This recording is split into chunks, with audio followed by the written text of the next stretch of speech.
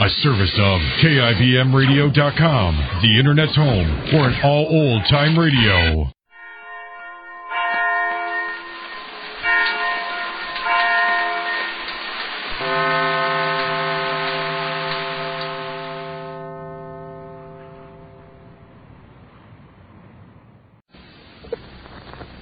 And now, the Goldbergs. Molly Goldberg is beginning to see something now which she never quite realized, despite all her understanding and sympathy. Sylvia Allison, the girl Sammy wanted to marry, the girl he then discovered was not for him, really loves him. And Sylvia has nothing left but this strange love. Without it, she said there would be nothing to live for.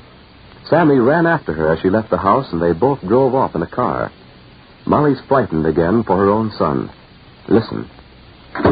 Allison, where did they go riding now? Where? Molly. Take, please. They must have gone over to Leah's house. They're trying to push to each other now, I suppose. But don't worry about Sammy, Mrs. Goldberg. You can well afford to hold your head up high and be proud of him. And you can afford to tell me how I failed. Well, you're a successful parent. I'm the failure. How much a parent is responsible for the failure of his children, who knows? You tell me it's my responsibility. All right? Maybe it is. You shouldn't have said what you said to him, Molly. I said what I had to say, Jake. What should have been said and what had to be said. And would that it was said to him long before I said it. A man don't live by bread alone. That's what I said. From the cradle, that must be so. I said he devoted his life to collecting something to leave to his children, and now that he has it to leave, he has no children to leave it to. That's what I said. All his energy and all his life went to taking care of his business. His children he would pay back later. That's what I said. Well, Sylvia's paying him before his time. Oh, yes. Oh, yes. Things aren't what we live for, Jake. Things are what we use to live. That's what I said. That's exactly what I said. Sentence by sentence and period by period. That's what I said. I wouldn't be sitting here with my heart ready to break in a million parts if Mr. Allison was an honest father. Mr. Allison raised his family without a wife, Molly. Without a mother for his children. Pa, Mr. Allison wants you. I'm going. Take care of your mother, Rosalie. But it's Sam and Sylvia go riding now. Over to Leah's house. I asked Mr. Allison more. He said so. How does he know? Well, that's what he thought. That's what he thought. That's what he thought. Why should Sammy care anymore? Why should Sammy have to go to Leah and Ed's house?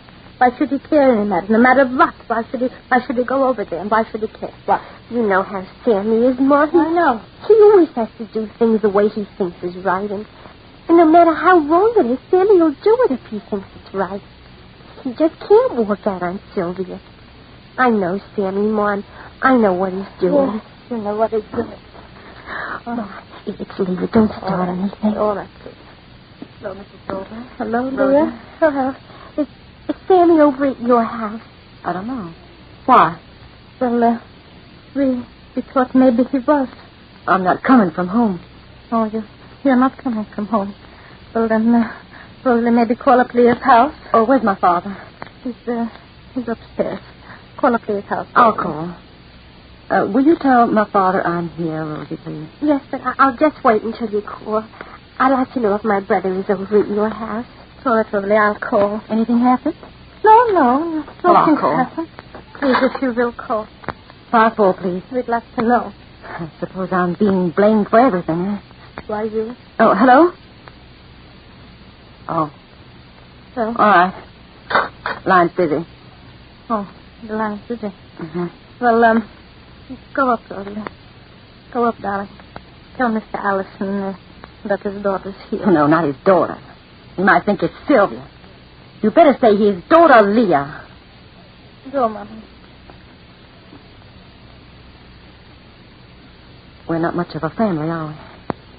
I don't know. Oh, you do. I'm sure you do. You mean, I know now why his family left? I do. I suppose that's why my father wants to see me. Well, he knows the truth. It's too late. For what? For it to mean anything to anyone except you. At least you can take your son back home with you. We have to live here with what's left. And that's nothing. You have your family, your children. Yes. Don't they mean anything to you? I don't know, Mrs. Goldberg. The way I feel, I don't know. People can't keep living in the past, Leah. We did. We couldn't be anything. Not even the best of us. If I forgot everything, what would I have? No matter what my sister did to Sammy, he has his whole life left. But with me, it's different. You're young. Young? In what way? In years? Oh, that kind of youth doesn't count. You're young when you've got something to hope for. And you have nothing? Will you call your house again, please, please? Yes, I will. But it's not busy now. 5-4, please. Mom. 1 minute, Rosalie, please. No. Busy yet? Hello? Hello? Yes? No? He is there? Thank you. No? No answer. Oh. Maybe they're out in the back garden and they can't hear the phone. Oh. Oh, Papa? Yes. Rosalie. Excuse me, please. Excuse me. Sit down, Leah.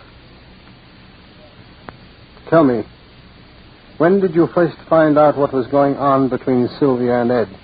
Now you believe it. Tell me, Leah. Now you believe it. Now. Now when everything is ruined and over with, you believe it. I asked you a question. When did you first find out? Maybe I always knew it. A woman isn't married to a man without knowing he doesn't love her. Who could I go to? You? Could I tell you what I thought or felt? You knew things weren't right with us, that Ed and I weren't happy. Did you ever come over to ask why? Did you care? You played favorites. Sylvia. Sylvia was the apple of your eye. It was always Sylvia this and Sylvia that. Always Sylvia. When you wanted to know something about me, you asked Sylvia. Well, Sylvia told you. And now you're sitting here with 2 daughters, one about to be divorced and the other not going to be married. Why didn't you come to me? Was I really such a bad father? You weren't good. What was my badness? You forgot that one child is never better than another. What harm did I do you? You married Ed against my wishes. I gave him a place in the store. For what? To humiliate him? To be less than your lowest employee? Was that my fault, too? Oh, what difference does that make? I'm divorcing Ed. You should never have married him the way I said. There's nothing wrong with Ed except that he doesn't love me. You were never right about Ed. You didn't like him because he didn't come up to your idea of smartness. He was easy and gentle, and he didn't care for the things that you valued. That's why you hated him. And that's why Sylvia pushed him off on me. Well, you're both wrong about Sammy, too, the both of you. You and Sylvia were both wrong. Because Sammy isn't what you thought. He doesn't care for your kind of success or Sylvia's kind of love. All right. He's not having my kind of success and Sylvia's kind of love. That's something I can't help now. Hello? Hello? Hello, Ed? Ed? Is it Sammy? Ed. Sammy and Sylvia there, Ed. Here, let me have that phone, please. Ed? I want you to come over here right away. Yes, please. Is Sammy and Sylvia there? No, Huh? they're not. No. What are you afraid of, Mrs. Goldberg? No. Everything is over between Sammy and Sylvia? You mean let's hope it's over?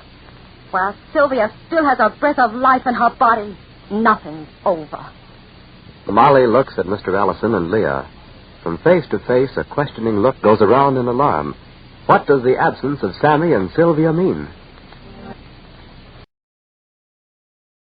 The Anchor Hocking Glass Corporation brings you Crime Photographer.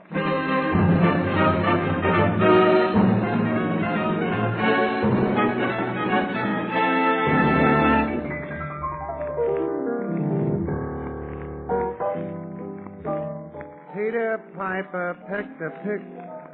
Peter Piper packed a peck. What are you mumbling about, Ethelbert? Well, I got a bet with Casey, Mr. Marvin. He didn't think I could say 3 times running. Peter Piper pickled a You know, it doesn't look to me as though you could even say it once, Ethelbert. That's why I got to practice. Peter Piper. Now, look, why not try an easier sentence, Ethelbert? You know, more useful, too. Like what, Mr. Marvin? Like, Anchor Hawking is the most famous name in glass.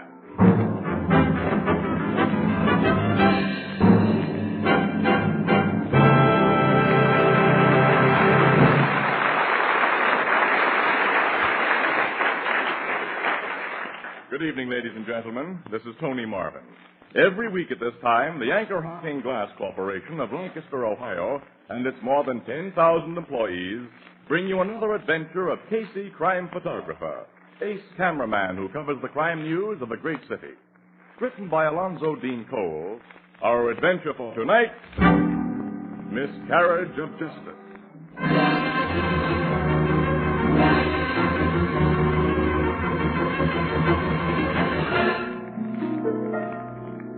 Afternoon, a busy downtown street. A darkly handsome, flashily dressed woman alights from a taxi cab. Mercedes. Huh? Mercedes. What's the idea of grabbing my arm? I don't know you. You know me very well. I never saw you before in my life. You say that to me? Your husband's father? If you don't let me go, I'll call a cop. No. I call for cops. Police! Police! Stop that. Let's go someplace and talk. No, you bad woman. Every day I pray and seen you sometimes, and all my prayers is answered. Let me go. Hey, what's going on here? This crazy old man, officer. Arrest him. Come to jail, Mr. Policeman. Look, I'll tell you the truth. She's Mercedes Domingo. I'm not. It's a lie. Now, hold it. Just who is Mercedes Domingo and why? 10 years ago, Mr. Policeman, my son Carlos was sent to prison for the murder of his wife. Only he and I know he's not guilty. Now the world will know. Because this woman is the wife he did not kill.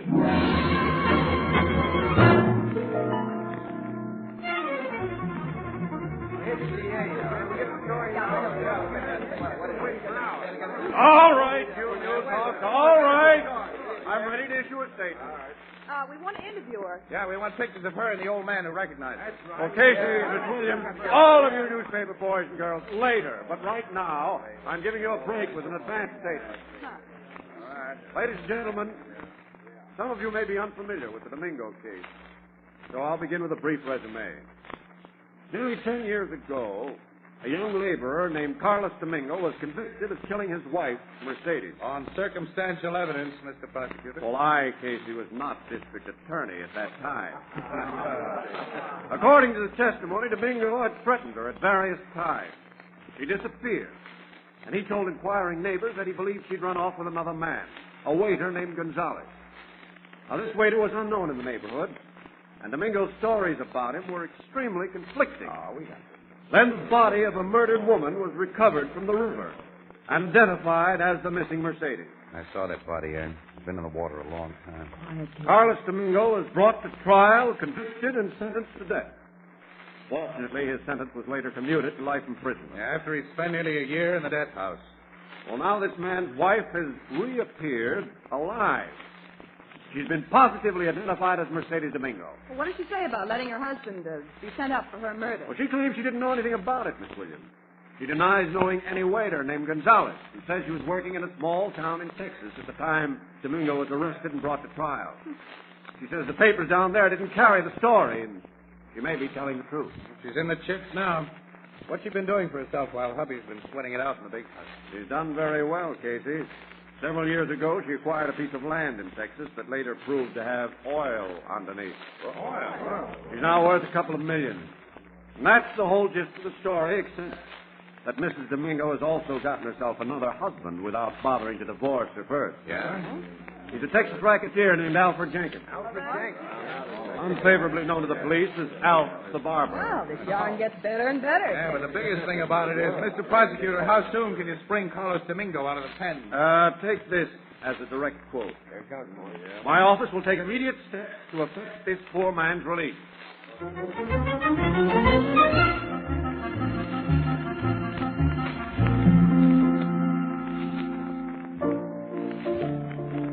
Good night, Mrs. Wheelbreaker.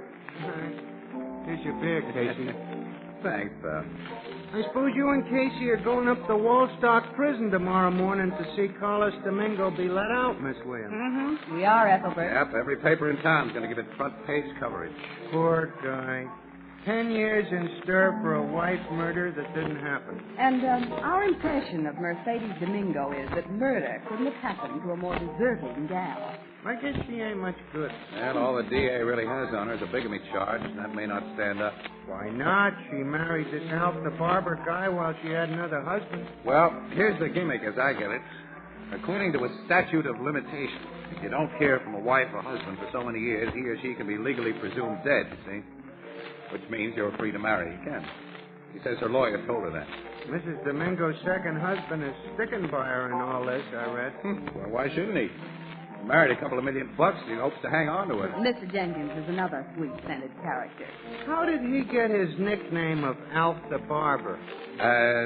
There's a very complicated reason behind that, Ethelbert. Yeah? His first name is Alfred, and he used to be a barber. I see. Oh. Yeah. Did he know she was married? She probably never told him what she'd done to her other husband, so all this has been quite a shock to the mug.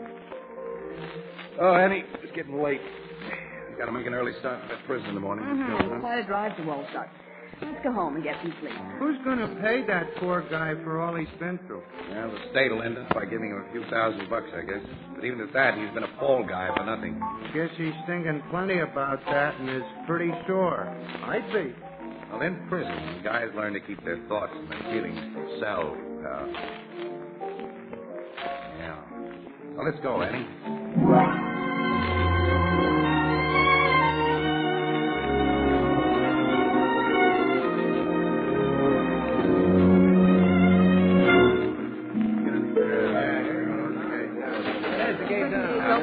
There's Harris, Domingo's lawyer. There's Domingo's father. There's Domingo. Say your reporter shoot your questions, Annie. While the camera mug shoots some pictures. Miss Domingo, we want to know what... Ladies and gentlemen, please, ladies and gentlemen. My client is anxious to cooperate with the press, but one at a time. Okay, Mr. Harris. Mr. Domingo, what are your immediate plans? My only plan is to go home with my father here. Carlos, at my house you will see no more high walls, no more barred doors. Oh, my son. Bud. Hold on, will you? Let father and son picture be a honey. Yeah. Mr. Domingo, your wife's a rich woman now. Do you intend to bring a civil action against her? Oh, excuse me, Miss Williams. That question should be addressed to me, not my client. Oh, okay. What's your answer, Mr. Harris? Well, civil action in this case must be an outgrowth of criminal action against Mercedes Domingo. The authorities are trying to establish a basis for criminal prosecution. But at the present time, I cannot reveal the extent of their findings. Well, fair enough, Mr. Harris. Only, you can answer this one, Mr. Domingo. How do you feel about your wife? Feel? I feel nothing, really. Well, you must. You'd be inhuman if you didn't. Since I was a very young man, I've been locked inside this prison. Once they came and shaved my leg and head to make me ready for the electric chair. All for a thing I did not do. Human? I forgot how a human being feels. Ask me, this boy's father, how I feel about that thing. I tell you, for what he has done to Carlos, my son, I like to cut her heart out. I like to see her die.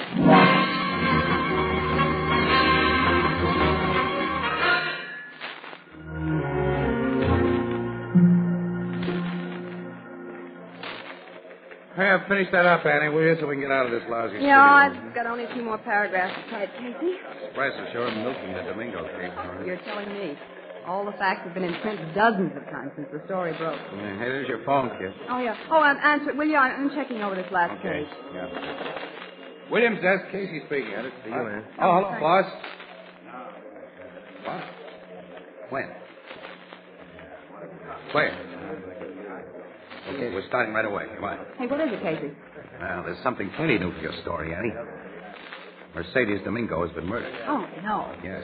Sometime last night, she was out on bail. Her body has just been found in her hotel room. She was slashed to death with a razor.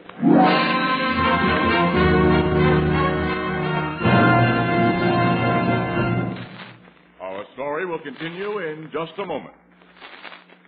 And now, a word about how to enjoy beer at its best. Right out of a clean glass bottle. Yes, a clean glass bottle. Because glass and glass only can bring you beer and ale as the brewer wants you to enjoy it. Clean, clear, sparkling, unaffected by any foreign flavor. That's it. Beer that's brewery bright. And now you have a new kind of bottle. The Anchor Glass one-way, no-deposit bottle. One way means that when it's empty, you dispose of it as you would any other food packet. You are the first and last to use it. No deposit means no empties to be returned. No deposit, no fuss. This bottle also saves space in the icebox. It's easy to open. Safe to drink from. And it protects the real brewery flavor. As only clean glass can protect it. Yes, the revolutionary new Anchor Glass one-way, no-deposit bottle is sweeping America. For perfect flavor, demand beer in glass bottles. For extra convenience, demand your favorite brand in the new Anchor Glass one-way, no-deposit bottle. The clean bottle, a product of Anchor Hocking. The most famous name in glass.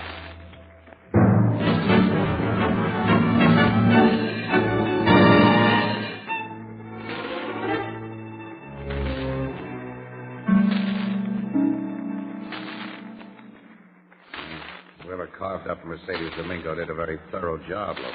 I'll say it was a thorough job, Casey. Put the sheet back over that body, Captain. I told you not to look, Miss Williams. The doc says she was killed last night. Yeah, about 11 o'clock. What have you found out? No, not much so far. Floor clerk on duty can't remember anybody visiting the Domingo woman last night. She was known here as Mrs. Jenkins at first. You found the murder weapon? No, we didn't find it, but Doc says only a straight razor could inflict such wounds. A barber's razor? Yeah. But we did find $10,000 in cash lying on this table where the killer couldn't have failed to see it. $10,000. Anything else? Yeah, and they tore up a good-sized piece of blood-stained cardboard and burned it in that fireplace last night. What kind of cardboard? Oh, heavy, good-quality stuff with a linen-like finish. Like they used to make paper collars out of. Paper collars? Yeah, my old man wore them when I was a kid. You probably never saw one, Miss Williams. I sent the pieces down to the headquarters lab, and that's all I've got, Casey. Outside of a perfect suspect. Yeah. It sure looks like a revenge killing. That adds up to Carlos Domingo. Or Carlos' father. Do you remember what he said at the prison, Casey, that he'd like to cut this woman's heart out? Yeah. I'm having both father and son picked up and brought down to headquarters. Logan, you know, this adds up so easy, I distrust the total. Yeah, frankly, Casey, I'm a little afraid of it. I'm having Jenkins, Alf the barber, picked up, too. You mean because the barber's razor was used? No, Miss Williams, because with this woman dead, Jenkins has a swell chance of inheriting all her dough. And it's that darn razor that makes him an unlikely suspect. Yeah, that fogs the picture. Well, I don't see why. He used to be a barber. Look, Annie, it isn't probable he'd use a murder weapon that ties up with his nickname and his former trade. He figured the cops would get ideas from that. That's 100% correct, Miss Williams. But, Captain, use of that razor has given you and Casey the idea that Jenkins is an unlikely suspect. Yeah, but... Clever, these women, love. Yeah. I'm starting for headquarters. Carlos, his old man, and Elf Jenkins had better have perfect alibis or else. Yeah, well, I don't think that or else can apply to Carlos so far. He's already served time for the murder of his wife and been unconditionally pardoned. And a man can't be tried twice for the same crime, can he? That's for the lawyers to argue out. I'm just a cop with a murder to solve. Let's go.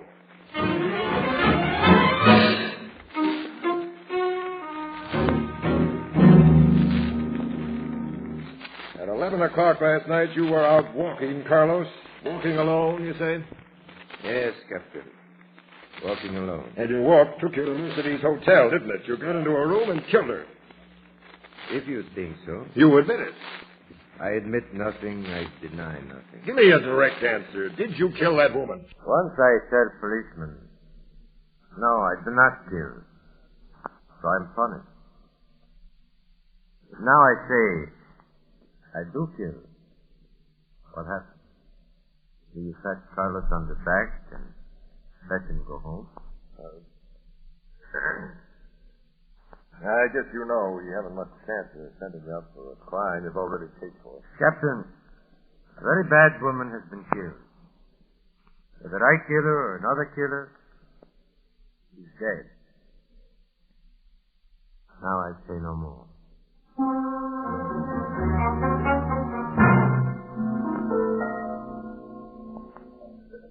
Domingo, your son says he was out between 10 o'clock and midnight. You can't prove you didn't leave the house, go to that hotel, and kill Mercedes. No. That I cannot prove. You did prove her. You did kill her. That can you prove. It was either you or your son. You think so, eh? All right, I let you think. My son you cannot make pay again for something he have paid for before. And I pay too when you people of the law took my only son away. Me, you cannot make pay again. For I am old and have little time to live. I laugh at you, Capitan. I laugh and say no more.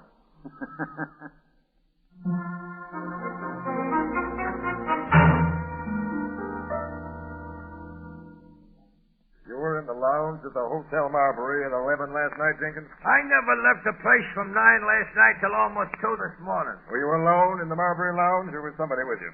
2 very well-known gents. I mean gentlemen were with me. My attorney, Louis West, and Lieutenant Brenner of your own headquarters police. Lieutenant Brenner? He was at my table constantly from 10 o'clock till after midnight. Okay, Jenkins. I'm afraid your alibi will be as good as you say.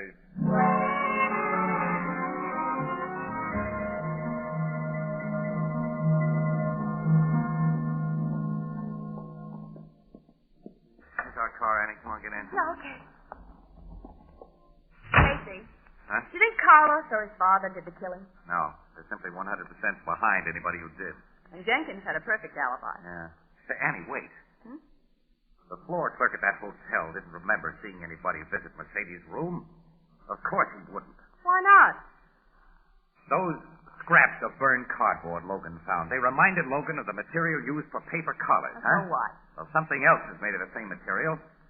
Paper dickies, Annie. Dickies? Yeah, those false shirt fronts, the starch kind. When it gets dirty, you throw it away and stick a fresh one under the collar button. Waiters wear them, Annie. Well, I don't see Waiters what that... wear them, Annie.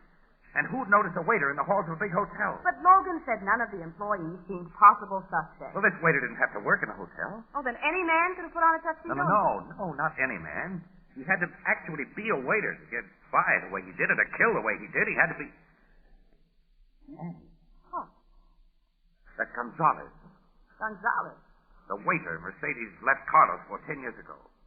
She walked out on Gonzalez, then double-crossed him as she's double-crossed every other guy she's known. Yeah.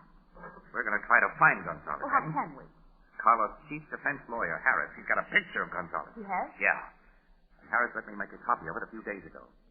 I thought City Desk might want to run it. Annie, we get that picture, and then we go to work.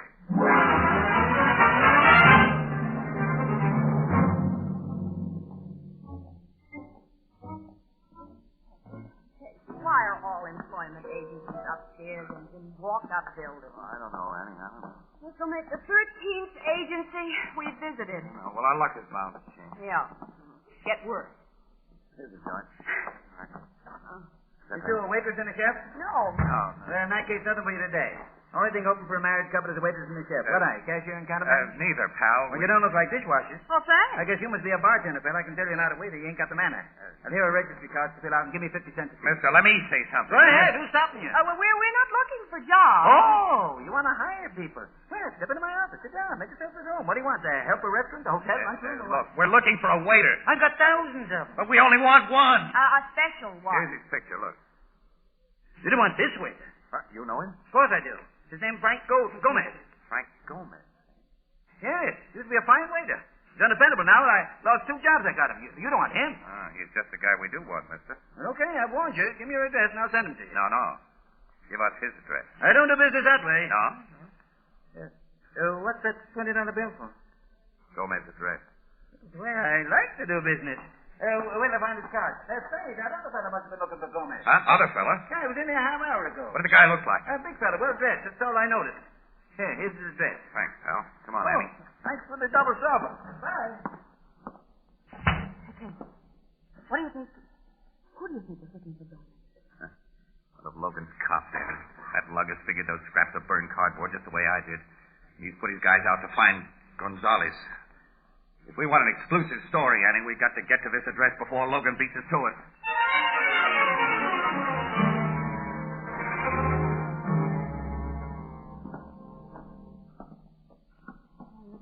terrible old tenement cases. Yeah, it's pretty bad. I think we're on the wrong track. An old man who lives in a place like this would have passed up Mercedes $10,000. We'll soon find out. Here goes.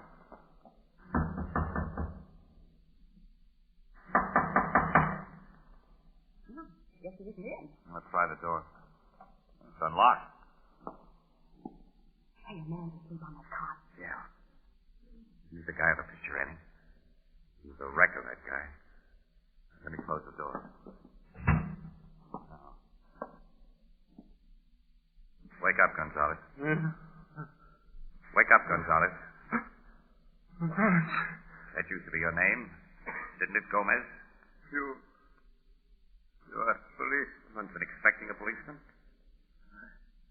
It was a dream. A pleasant dream. That everything was over. Tell me about Mercedes, though. She's dead. You killed her? Yes, at last. Why? Because I was once a man, and she made me a dog. You took her away from Carlos Domingo? Yes. I'm crazy mad for her, and I'm fool. She made me hate her husband because she say he bad to her. So when we read in the paper that Carlos is arrested for her murder, we think it's fine joke on him. We say let him go to prison or die, then we will marry. You and Mercedes were in this city? Yes. I give her all my money and send her away. I stay here but change my name and go no more where people know me. She write me letters for a while.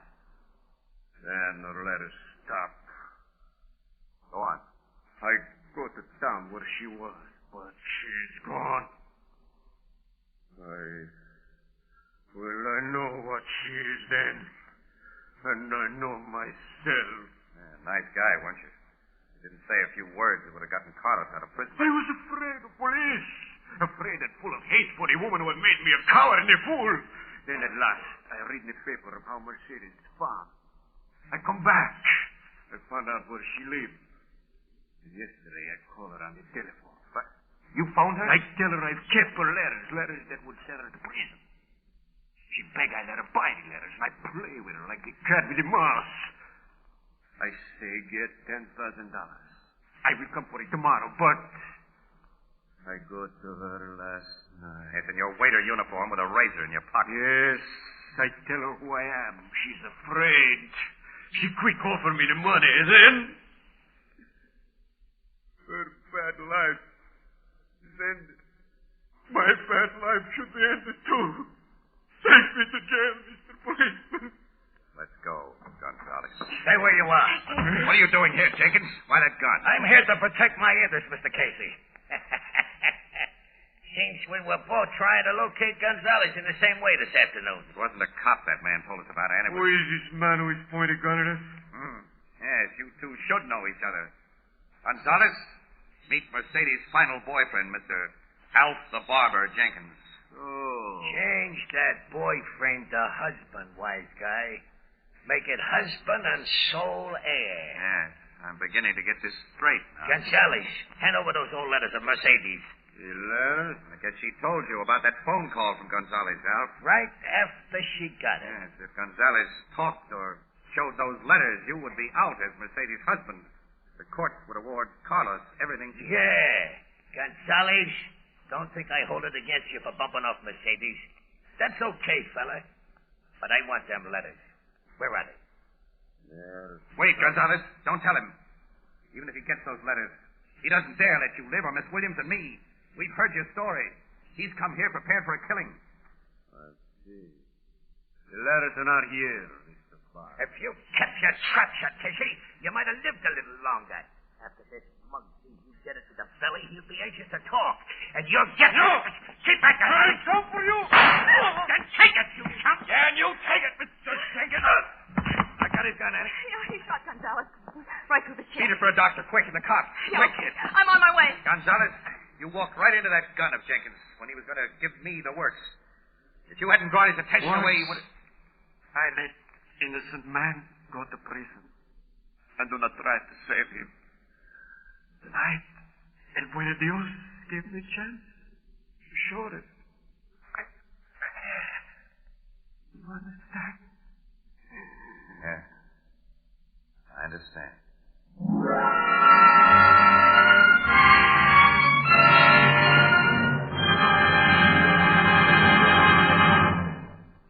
join the crowd of the Blue Note in just a moment. We've told you how much easier it is to prepare better dishes in Fire King oven glass. Now, let me tell you another reason why housewives prefer Fire King oven glass. Fire King oven glass is so easy to clean. Fire King has a special non-porous surface which is literally mirror finished. It's almost impossible for Fire King oven glass to absorb baking stains and odors. And that's why, unlike ordinary baking dishes, Fire King oven glass always comes clean, bright, and sparkling in a jiffy. Another of the many reasons it will pay you to insist on Fire King oven glass by name. Now remember, there's only one genuine Fire King oven glass. Today, you'll find a wide variety of Fire King casseroles, pie plates, general utility dishes in all sizes wherever household glass is sold, and at amazingly low prices. Every Fire King dish is guaranteed for 2 full years against oven breakage. Fire King oven glass is a product of Anchor Hocking, the most famous name in glass.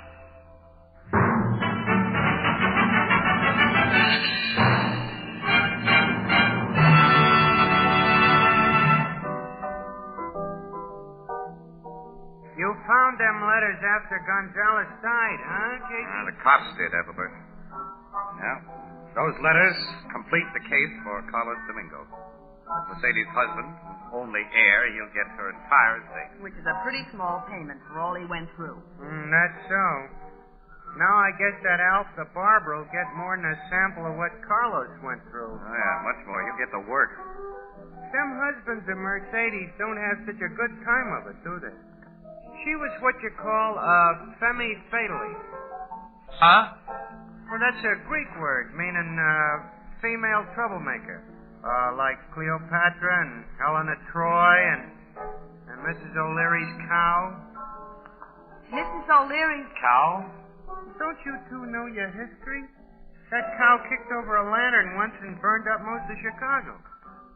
A femme fatally, Casey. Annie, a femme fatally. What's the matter? Ethelbert, tell us more.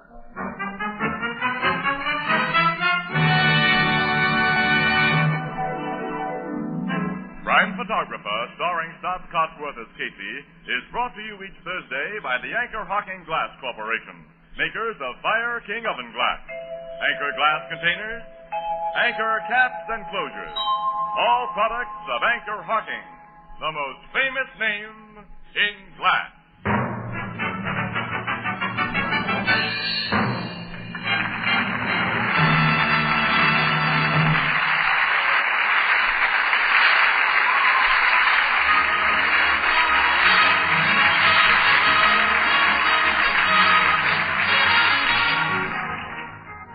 Crime Photographer is directed by John. And the program features Miss Jan Miner as Anne and John Gibson as Ethelbert. Herman Chittison is the Blue Note pianist. This is Tony Marvin saying goodnight for the Anchor Hocking Glass Corporation of Lancaster, Ohio, with offices in all principal cities of the United States and Canada. Thursday night on CBS is the biggest show in town, so stay tuned for exciting dramatizations on Reader's Digest Radio Edition, which follows immediately over most of these stations. This is CBS, the Columbia Broadcasting System.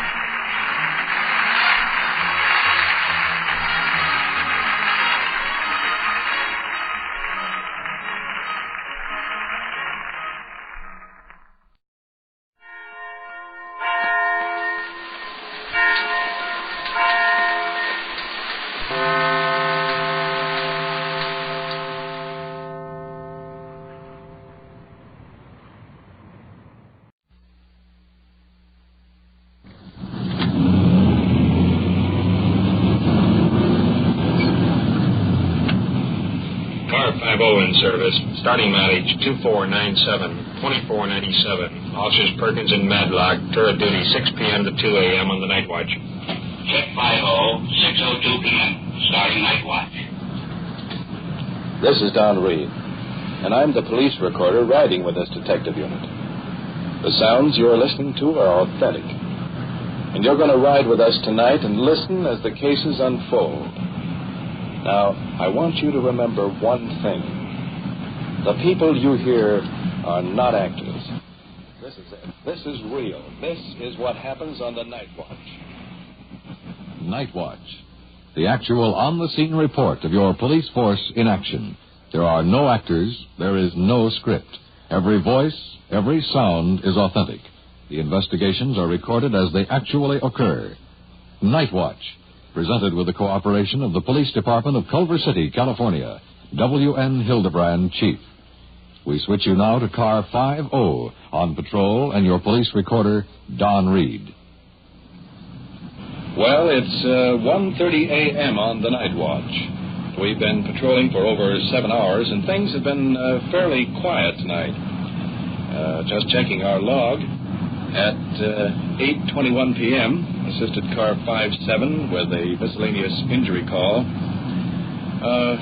9:30 until approximately 12:40 a.m., we staked out on the liquor store on a tip that it might be held up.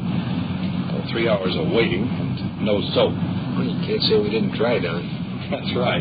You know, if people All really units knew that... All units in the vicinity and cars 50 and 52. At 2700 Burlingame, at the gas station, 459 there now. That's us. 50, Roger.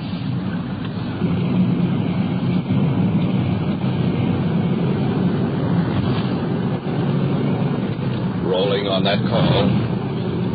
A 459 means there's a burglar there now. There's little traffic on the street, and we're actually in the vicinity at the present time. So, in just a matter of minutes, we'll be there. Rolling at a very good clip now, slowing down momentarily. We have a rather odd sensation here in the car. There's fog lying in patches across the street, and every few seconds we sort of burst in and then out again. And just for that split second, our visibility is zero. Here comes another one up. You probably can feel the car slow down just a bit as the sergeant instinctively hits that brake. There we're in second, and in the clear once again and rolling. Now, I'll try to fill you in on just a bit of this picture in this last few moments.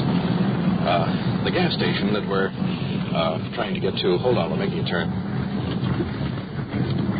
There we are, squared away. The gas station that we're going to, we've been there many times before, and if we can get there soon enough, we have a fighting chance of getting him, because the gas station is set on a large clearing, as I remember, and it's completely glassed in. So if he's in that vicinity, well, time will tell. Here we goes another turn. We're about 3 blocks from the station now. There goes off our headlights. We'll run in the dark the rest of the way. Try not to attract too much more attention than necessary. The street is almost empty as we're coming in from the opposite direction. There's calls coming over our speaker. Now, looking off in the distance, I can see the lights of another one of our cars coming in.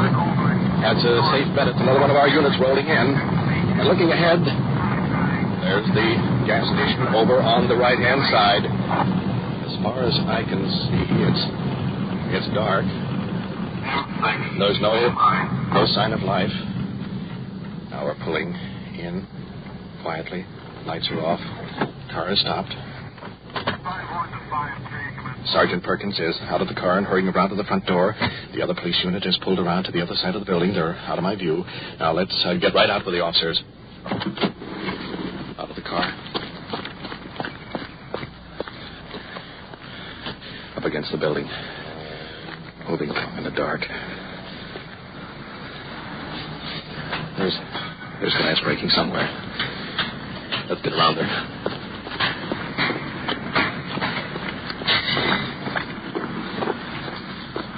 There he is. They got him. Popping through the glass window. He was trying to make a break for it. The officers are putting him under arrest. So let's get right over there. Hang up against the wall there. Who else is around here? Nobody? No. What are you doing at this gas station? The window was busted and What are you doing inside? Take a look at that hand here. How'd you cut your hand? On the window? Now put your hands around his back here. Don't mess around, fella. Put your hands around his back. Please don't take me in, please. I'm going in. Please don't take me in, sir. Please. Get the price. Put your hands around here now. Please don't take me in. Put your arm back. Hurry up. Please, my mother will kill me. Put your arm back here. Oh, don't take me in. All right, now. Oh, okay. Oh, please don't take me in. We're going in, son. You won't break into a place like this. Okay, I'm not going nowhere. No, right, you're not going anywhere. The only place you're going is the jail. Oh, please don't take me in, sir. Please. What are you doing in this building in here? I was just walking by. I saw the window broken. So you climbed in. So I climbed in. Take him in, Fred. Please don't take me in, sir. Please. The officers have the suspect handcuffed and are escorting him to a police car.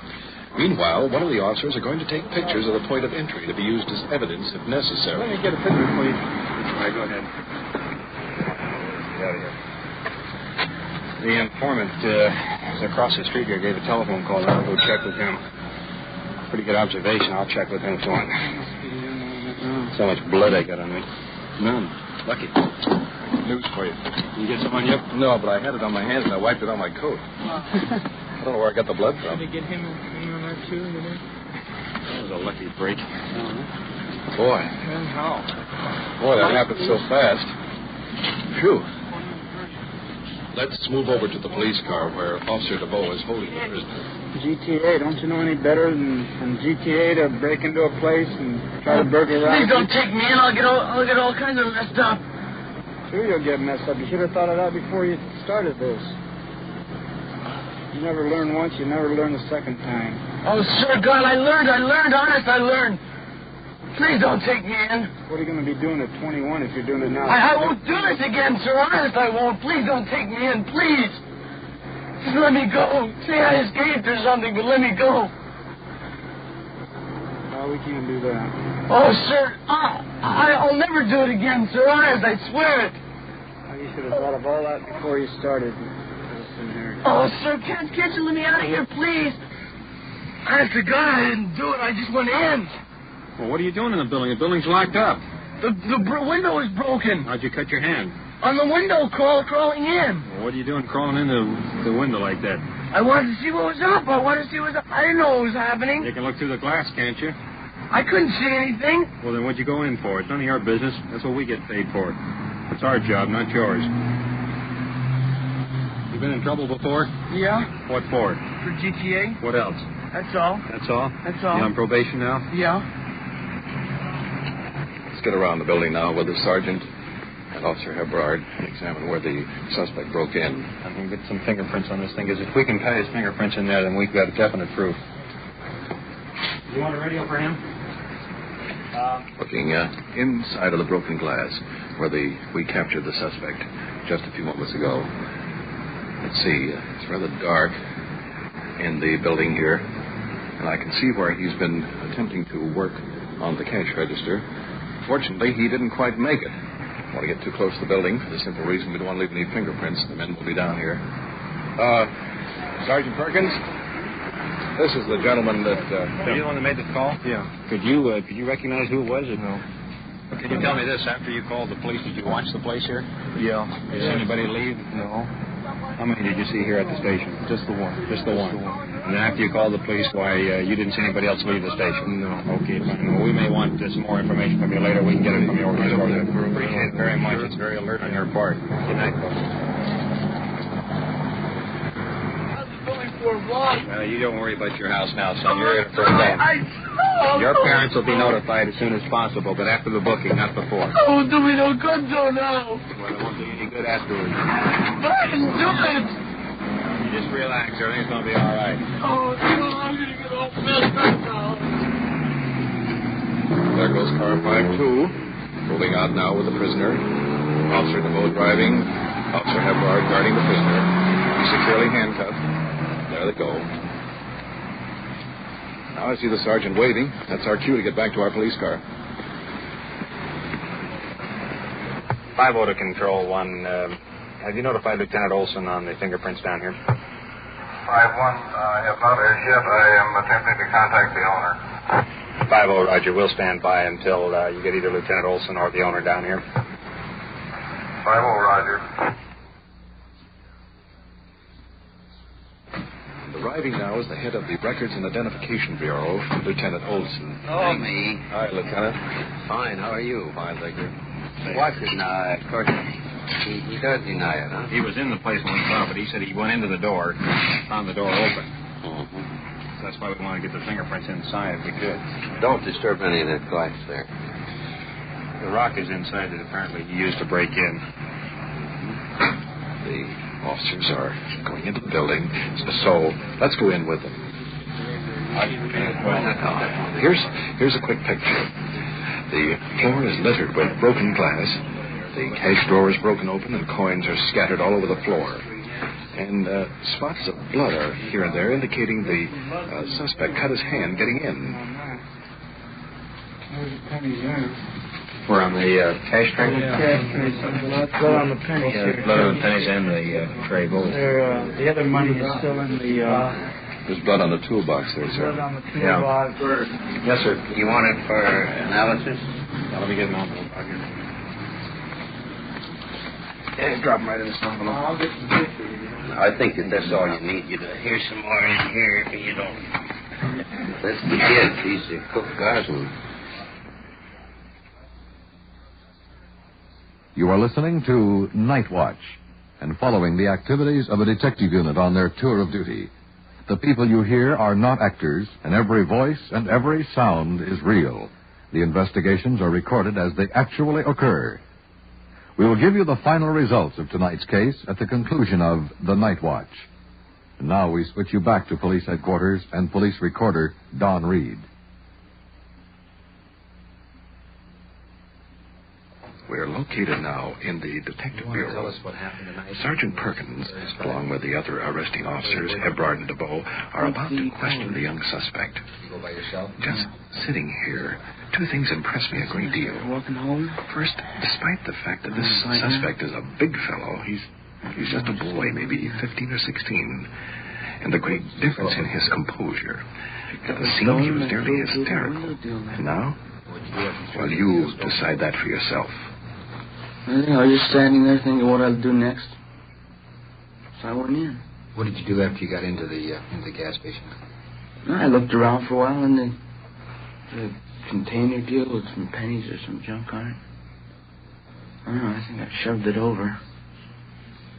And I was in the middle picking the things up when you people came.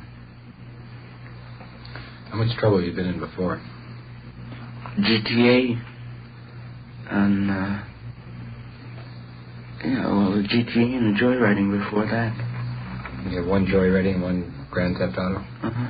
When you went to show tonight, did you have any intention of breaking into the gas station? No, I didn't have any intention. I just started walking by. And I don't know what happened, but after that I just picked up a rock and I threw it through. Did you try to get in the building at all before? Did you try to pry the window or pry the door? No, I didn't try to pry it. I walked over and I looked in. I think I wanted to check my watch or something. I think there's a little clock in there somewhere. I don't know what it was, but I went by there and I looked in. And then I walked over and I picked up a stone, a rock, whatever you want to call it. Heaved it. I don't know why, I just did it. Excuse me, Mr. Perkins. Okay. DeVoe. Green wants to see you.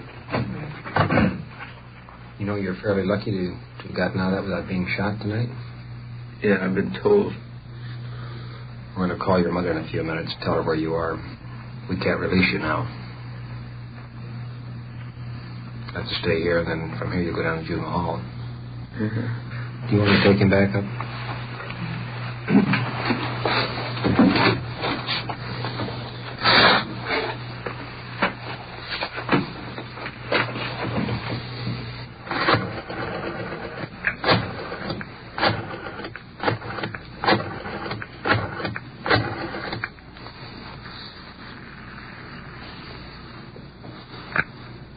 This is Sergeant Perkins. We have your son up here in jail. He broke into a gas station a little while ago. I don't know why he broke into it, but he broke into it. We caught him inside of the station.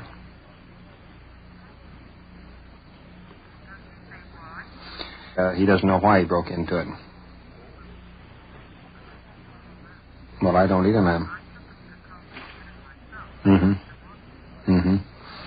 Well, I just wanted to notify you that he's here in jail and that he'll be here until tomorrow and transferred down to juvenile hall tomorrow afternoon. No, man, we can't release him, but you can see him if you want to come down and see him. Okay.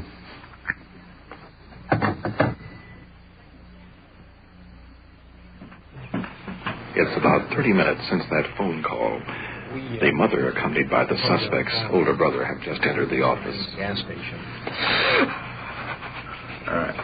Right home. What time did you pick him up? Just looking at the mother. What time was it? Well, the scene is a little hard to take. He was crouched behind the door inside when I got there. The window was broken and a lot of the things in the station were all over the floor. How many boys were there? Just himself, just one. He told us that he came by the station and he didn't know why he did it. He picked up a rock and threw it through the window on the side. I think the kid's become a mental case. Are you his brother? Yeah. We live about 4 blocks from the station. I mean, he could have just as well continued on home. There's no excuse for it.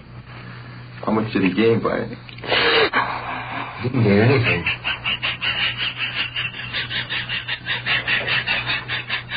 Why don't you go sit outside, man? You want to take us some water right outside there and talk to you? Come on. Get up, man. Let me sit here. I'll be alright. You're so busy, you can't watch you all night. I'll be alright. Would you like a glass of water? No, I'll be okay, thank you. You know, I'll just ship him up and lose the book of him. I don't know what to say. Well, we're going to have to find out what's causing him to do these things. Try to get it stopped before he gets himself into some trouble. I took him to the movies, and I said, when he calls me up, I'll pick him up. He never called. I've been laying and watching that bed. I figured any minute he's coming along. I see it's 2 o'clock. It's Tuesday. I figured he stopped. He goes to Hamilton. There's a little place there, an inn or something, that he may have stopped there. I wasn't going to go out at night and drive around and look. I figured I'll wait. This is what I waited for. I'll just ship him right back, if not even worse.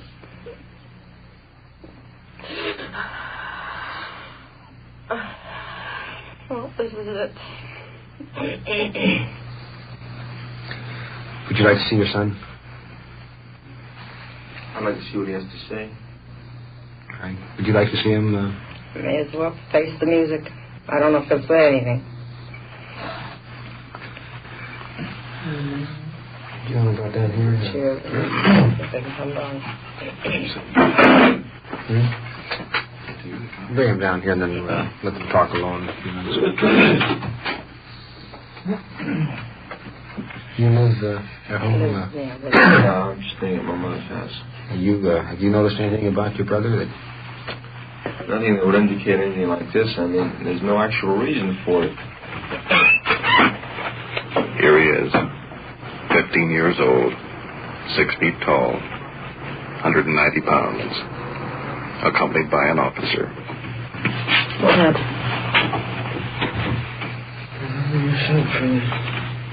You don't know yourself. You just go through a rock through the window. Where did you go after the movies? I started walking home. How come you were so late from the movies?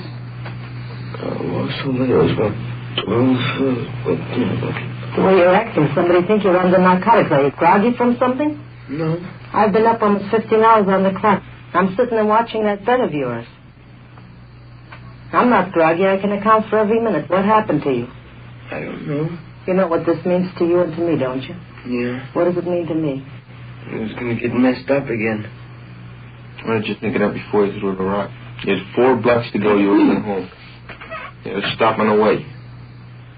You want to talk to him alone? You mind if we do? No, it's okay. Why don't you step right outside out there?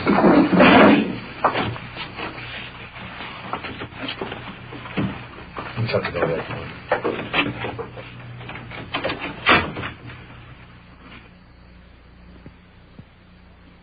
Regular examination. After having a few moments alone with the boy, he has been returned to his cell. And again, the mother and brother are talking with Sergeant Perkins. lengthy psychiatric examination and try to find out what's back of it. We're primarily interested in the boy and getting him squared away, getting him straightened out. He's just lucky tonight that he wasn't shot. If he'd gotten away with this one, maybe tomorrow night he'd try something else. Somewhere along the line, somebody was going to get hurt. The only thing we know about the boy is the last 3 hours. I don't think we know much more. We can't get deeper into him anymore. I stood out there and he didn't say one word. So, I don't know. Somewhere something is wrong. You have been listening to an actual capture and interrogation of a young juvenile suspect charged with burglary. And now back to police headquarters and Chief W.N. Hildebrand. Tonight's case of the juvenile burglar is very unique because it allowed you to follow the action from the very inception of the call. Although this case may be more or less routine as far as the records go, the important thing was the apprehension of this boy and the instigation of corrective measures. My department is cooperating in bringing you Night Watch because we believe by bringing into the open such cases as you heard tonight, we may help to deter some youngsters throughout the country who are taking the same chances and have not yet been caught. If we succeed in just reaching a few of them, then our efforts will be well rewarded in bringing you Night Watch. Thank you, Chief Hildebrand. You have just heard on-the-scene reports of your police force in action. Every voice, every sound has been real. Night Watch, brought to you through the cooperation of your police department of Culver City, California, is produced by Sterling Tracy and Jim Hedlock, with technical advice by Sergeant Ron Perkins, and described in the field by police recorder Don Reed. It's 4:30 a.m., and we've just pulled into the police garage after taking the mother and brother of the suspect home. Well, I don't know how you feel about it, but, brother, I've had it. I'm with you. You know, Sergeant, I can't help but think of that boy tonight. His mother breaking into that gas station. Yeah, but that isn't all he broke tonight. Let me have a cigarette, will you? Yeah, sure. Here you are. Control 1 to 5, are you still in service? 5001, we're just checking in now. Roger, 50, 4:36 a.m. End of Night Watch.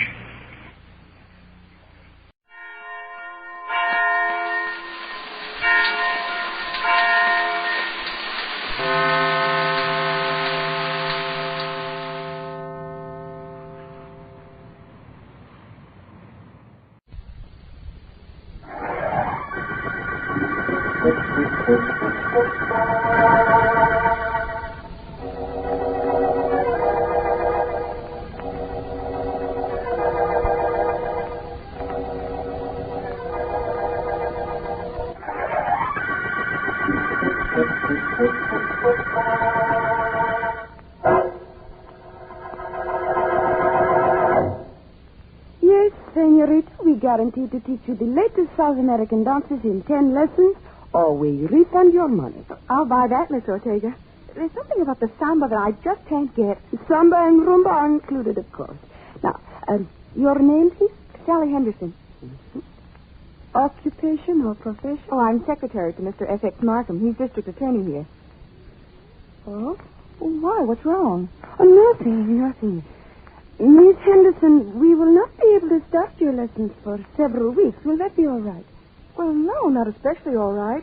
Well, you know how it is with these things. You make up your mind to do them, and then, well, once you do, you'd like to do them right away. If you are in a hurry, you might try somewhere else. I'm very busy. I have many people to give lessons to. Well, one more shouldn't make any difference. Excuse me.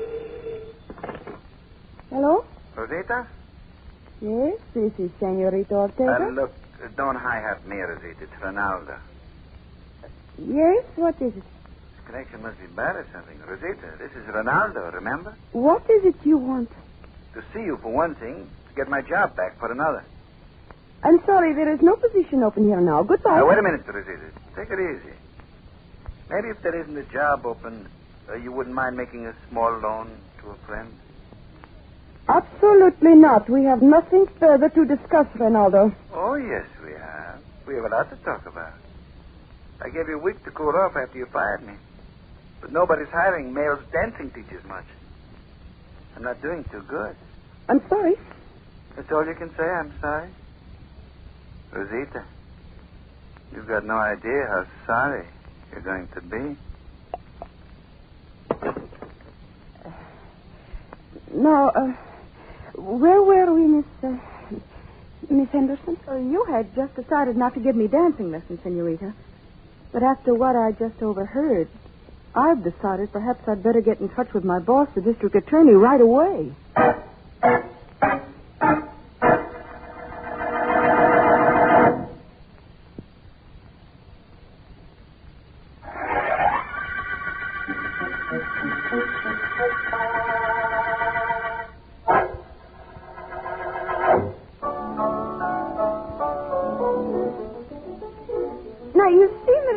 It is really quite simple. Now listen, watch.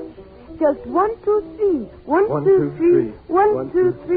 You see, the entire Rhumba is built on the 1, 2, 3 rhythm. Yes. Just like your American waltz. Is it, Rosita? Please, Mr. Cummings, pay attention to what I'm trying to teach you. Head up. No movement from the waist up. With the feet, 1, 2, 3. Come, we try it again. 1, 2, 3. You do it. I like watching you. You can do it if you try, Mr. Cummings. Come, try, eh? No, I'm a little too clumsy for that kind of thing. I realize that this is my 10th lesson and I haven't learned to dance. But I've learned something that's worth a whole lot more. I've learned about you. That's come to mean something to me. Stop playing, Manuel. I'll call you when I want you. Okay. Oh, this is what I like. You and I alone, Rosita. Of course, it isn't exactly an ideal setting, but it will do. And, the ideal setting, what is that? That's the kind of thing I wrote to you about, Rosita. Moonlight, away from people. Someplace where they never heard of Rhumba lessons. You are quite, romantic, Mr. Cummings. Your letters are very dear to me. Are they, Rosita? Yes. Mrs. Cummings must be a charming woman, Mr. Cummings.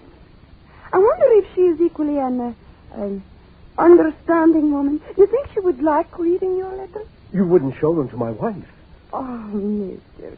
Cummings. How could you even think such a thing? No. In fact, I might even be willing to part with them, despite their great sentimental value to me. How much would you say they were worth? Oh, so that's it. Blackmail. Blackmail? Oh, no. I merely asked for a friendly estimate. How much would you say those letters are worth? Is that blackmail? You know it is. And you want to know what those letters are worth to me? They're worth a whole lot more than your life is.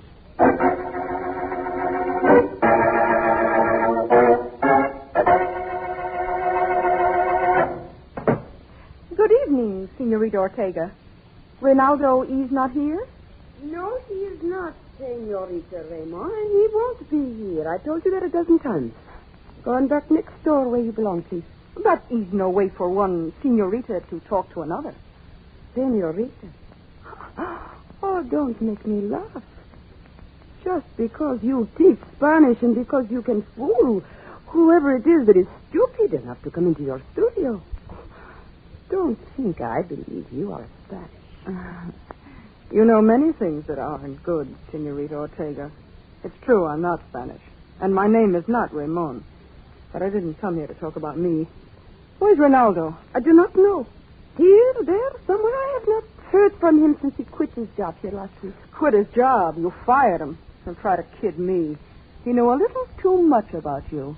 Knew the cute little blackmail racket you had going for you. That's one of the reasons you let him go. Is it? And what's the other reason? I'm the other reason. And you know it. He was starting to go for me. He was starting to overlook you. You're getting a little old, Ortega. A little tired looking. You can't blame him. Get out of here. You, whatever your name really is. Go on, get out. Get out or I'll throw you out. Better get somebody to help you. Help me? I need nothing to help me. I'll push you right out. Get your hands off me. Come out. You extradition. Huh? Oh, a nice You carry, do you? Well, you won't use it on me. I will get that from you. I will. Stop it. You're breaking my wrist, the knife. Drop it. Drop it on the floor. Ow. Drop the knife. My wrist. You've broken my wrist. You are lucky that isn't all I break. Now, get out of here. And take this knife with you. Okay, I'll get out. I'll take the knife with me. But you never can tell, Ortega. Both of us may be coming back.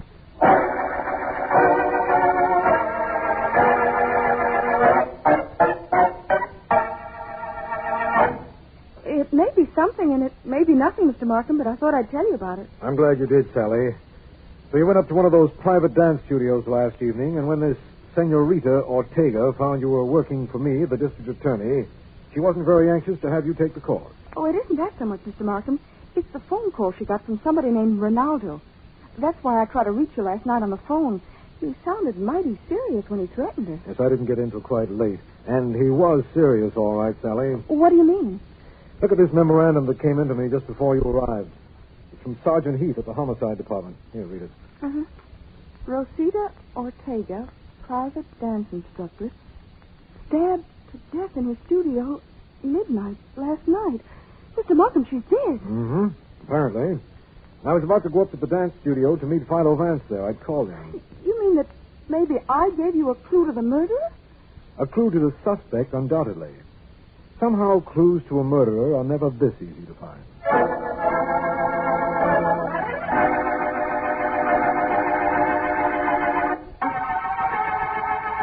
Well, Vance, Sergeant Heath has this Ronaldo individual in the late Senorita Ortega's studio. Shall we go in? No, not for a moment, please, Markham.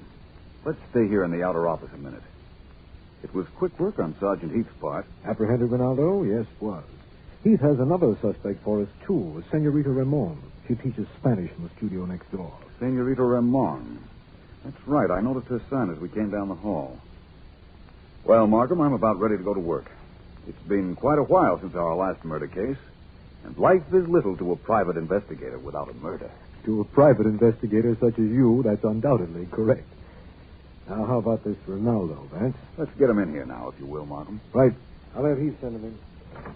Sergeant Heath, will you ask Ronaldo to come here, please? Sure. He's on the way, Vance. Good. I'm Ronaldo Alvarez. Right in this way, please, Ronaldo. Sure. What happens now? Ronaldo, I'm District Attorney Markham. This is Philo Vance. Vance? You heard of Mr. Vance? What? But I don't suppose he can want anything from me. I might, now that Sergeant Heath apprehended you so quickly. What apprehended? I walked in here this morning to see Ortega. Didn't know a thing about her being dead until then. Perhaps that's true. Ronaldo, why did Senorita Ortega discharge you? Why? Because she thought you could get along without me. That's why. Was that the only reason? What is going on in here? Why am I being held like a prisoner in the studio? It's all right, Heath. Let her come in. All right. Why am I being held in there like a thief? Why? And who are you, may I ask? Me? I am Senorita Ramon.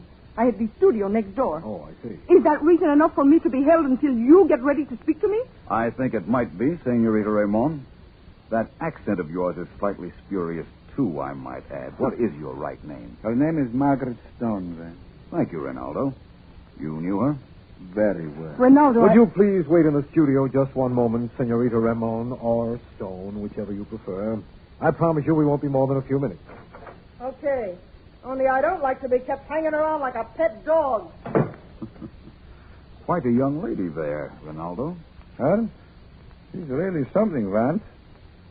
And, can I go now? Not yet. Ronaldo, I'd like you to tell me all you know about the late Senorita Ortega and who might have killed her. Look, Vance, I'm a dancer, not a detective. But Rosita did have something off the record going on with a guy named Cummings. Jack Cummings. He was married, and he had wrote us some letters. That sounds like something, Vance. Yes, it does. Where did the Senorita keep those letters, do you know? I should know. I saw her looking at them only last week. I got an idea that was one of the reasons I was fired. They're right in that desk Mr. Markham sitting at. Middle drawer. Yeah? Locked. Well, that shouldn't be entirely unexpected. That paper knife ought to be capable of prying the drawer open. Insert it right in the center, Markham. Right.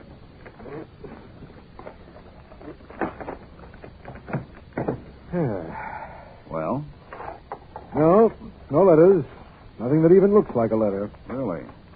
Like I told you then. Cummings killed Rosita for those letters. That sounds logical. And very pat. Where were you at midnight last night, Ronaldo? Midnight? I can tell you. I won a Rhumba contest over at the Shadowland Dance Palace, little after midnight. I was there all night. Mary Morgan, she's my dancing partner. Maybe we're going to do an act together. I'd like to know a little more about this Cummings man you mentioned, Ronaldo. What's his first name? As far as I know, it was Jack. He took lessons from Rosita. You know the name, Vance? Jack Cummings. No, I don't think I do. There is a quite wealthy merchant in this city named John H. Cummings. Ronaldo, was Cummings rather big, about 45, gray hair, parted on the sides? That's about right. You do know him then, Vance? Yes, I know of him, that is. I attended an exhibition of his wood carvings about a year ago. Wood carving's his hobby. He's quite good at it, too, as I remember. Vance, listen, the Ortega girl was killed by a knife. Cummings carves wood as a pastime. Certainly. And he had a motive. Those letters. If I know Rosita, she was using those letters, too. It adds up, Vance. I'm going to have Heath pick up Cummings at once. What we found out this morning practically proves it was he that killed Rosita Ortega. Does it, Markham? Personally, I'm of the opinion that what we found practically proves that he didn't.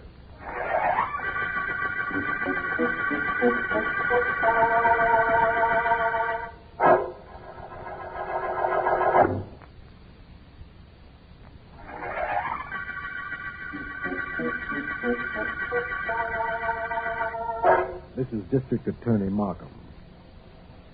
The Rhumba murder case began when Rosita Ortega, a dance instructress, was found knifed. Vance's suspects include a Spanish teacher, Margaret Stone, a dancer named Ronaldo Alvarez, whom the senorita had discharged, and Jack Cummings, merchant and amateur wood carver, who, we have reason to believe, was being blackmailed by Senorita Ortega. Ronaldo has told us that he had been at the Shadowland Dance Hall the entire evening previous, dancing with a hostess there named Mary Morgan. And I know that Vance checked the dance hall, found out her apartment address, and is there with her right now.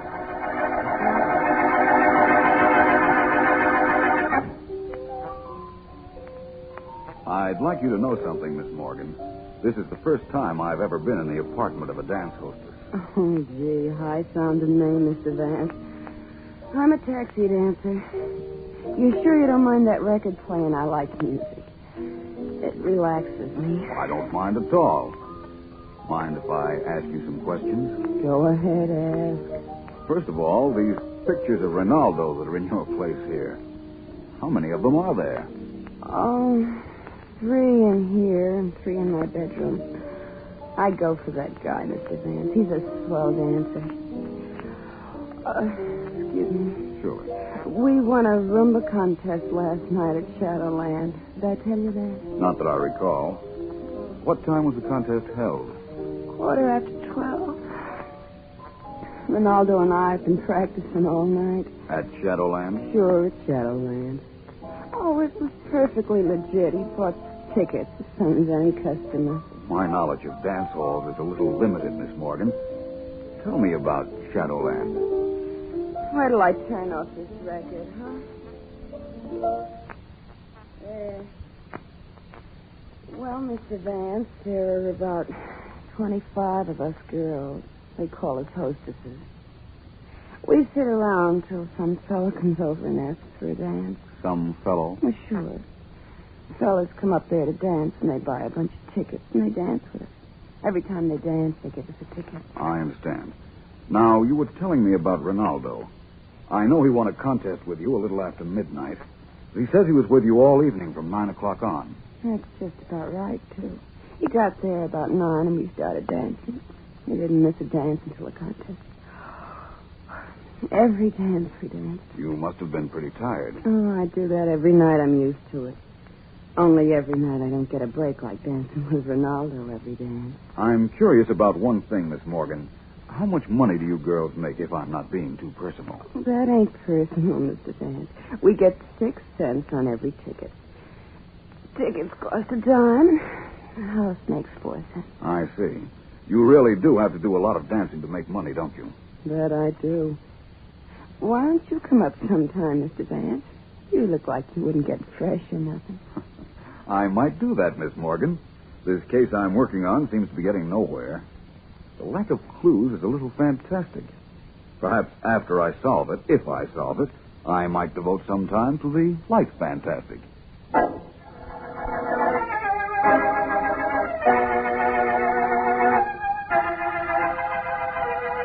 Yes, I know you.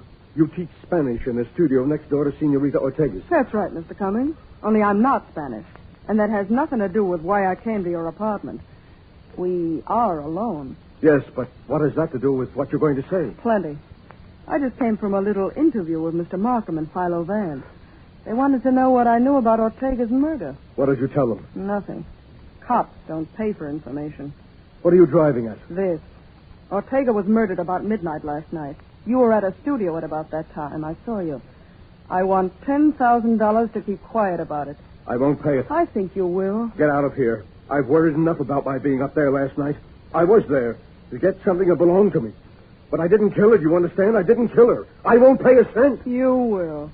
You've got a wife, respectably married children. You wouldn't want them to read about you in the papers? You'll pay. Get out of here. Get out. I won't pay a cent. Get out of here. Everybody throws me out. And everybody's sorry they did right afterwards. One more chance, Mr. Cummings. Are you paying?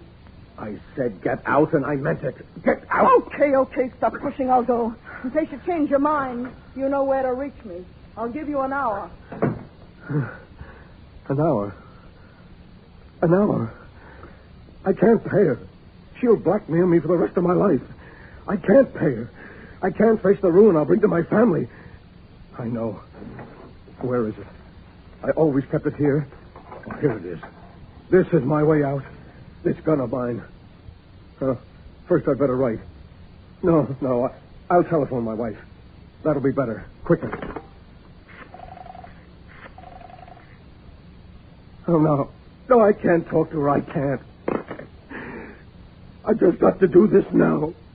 The longer I think about it, the longer I'll put it off. And I mustn't put it off. I've got to... I wouldn't if I were you, Mr. Cummings. Who are you? My name is Vance. Philo Vance. Mind if I take that gun? Here, take it. Take it quickly. Thank you.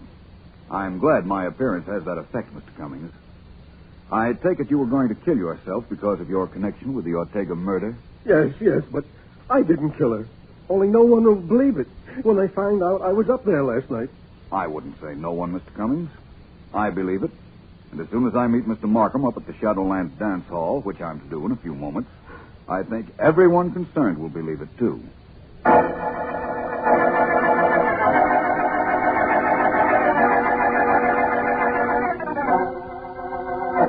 There's nothing quite so desolate looking as a dance hall during the day, is there, Markham? Oh, I don't know, Vance. Empty stadium at night, an office building on Sunday. They give this dance hall a little competition for desolation. Perhaps you're right. So this is Shadowland, Temple of Terpsichore. Hey, you two. What are you doing here? Watchman, Vance? I think not. Must be the manager. I phoned him a while ago. My name is Vance. Oh, yeah. You called me, didn't you? Who's your friend? This is District Attorney Markham. Hi. What can I do for you, Vance? Have you the records I asked for? Oh, sure. In my office. It's right here. Come on in. Not much doing around here this time of day. We figured that out for ourselves. I got the records right there in my desk. Here they are. Last night, Mary Morgan, the girl you asked about, Vance, turned in 40 tickets. 40, eh? Tell me something. How long does a dance last? All at the same time, and the music is continuous. We got 2 bands. Every dance lasts exactly 2 minutes. We do a minute break between dances to collect tickets and let people out and off the floor. What's that information for, Vance? Just general knowledge, Markham. All I'd say, that's what it's for. One thing more. How much did Mary Morgan make the night before last? I'll have to find that out for you, Vance. It won't take me a minute. Don't hurry. We'll be here when you get back. Vance, I've got something to tell you. We're picking up Jack Cummings, the man Ronaldo spoke to us about. He was supposed to have written some letters to Senorita Ortega, remember? Of course. And you picked him up, eh? Yes. You see, the girl who has the place next to Ortega's, Senorita Ramon, saw him near the Ortega apartment at the time of the murder. And she told you that? Definitely. Markham, I wouldn't overlook this Senorita Ramon if I were you. You mean you don't think that Cummings murdered the Ortega girl? No, I don't. I told you that once before. I know who the murderer is, Markham. And believe me, it's not Jack Cummings.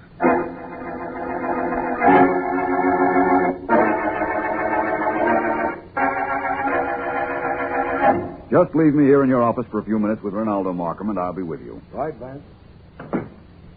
Well, Vance, what's eating you? Not a great deal. I've been over to see your girlfriend, Mary Morgan.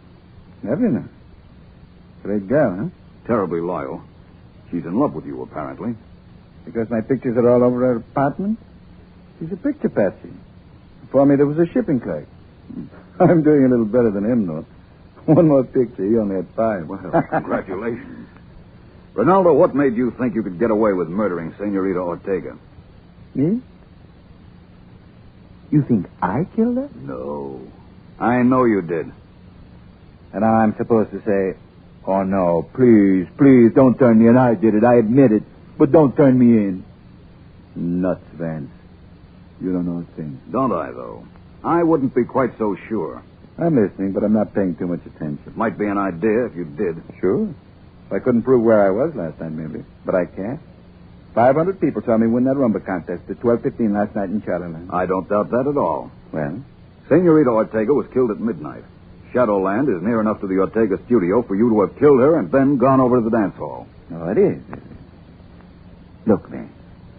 I was at Shadowland all night, from 9 o'clock on. I didn't leave the joint. Mary Morgan can tell you that. Yes, I know. In fact, she did tell me that. So you claim you couldn't have killed Senorita Ortega because you were at Shadowland all evening. Of course. You stick to that story, my boy. It's a perfect alibi. Perfect for me. You see, instead of proving that you didn't murder the Ortega girl, it proves you did.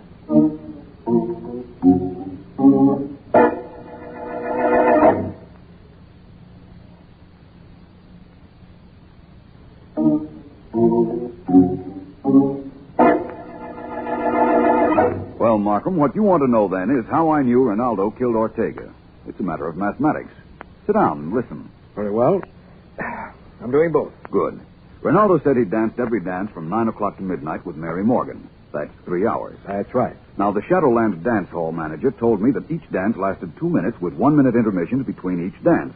In other words, there were 20 actual dances per hour. Can't argue with that either. All right, let's take it from there. 20 dances per hour for 3 hours makes 60 dances. In other words, if Mary Morgan had danced every dance with Ronaldo, as she claimed, she would have turned in 60 tickets. Mm-hmm. But she didn't. The manager told me she turned in only 40 tickets. So she only danced with Ronaldo 2 hours and not 3. Of course. That gave him an hour off to murder the Ortega girl. He thought he had a foolproof alibi because he knew Mary Morgan would lie for him. But they overlooked the detail of the tickets. Yes, they did. Silly of them, wasn't it? Our friend Jack Cummings was silly, too, going to a studio like Senorita Ortega's to learn to dance. There are hundreds of legitimate dance studios, recognized, licensed places. You're almost looking for trouble when you go visit someone like the Senorita. Fortunately, there are no others we know of, Vance. Well, Ronaldo has confessed in view of the way you broke his alibi, and it looks like the end of his career to me. To me, too. But, Markham, it also looks like the end of the Rhumba murder case.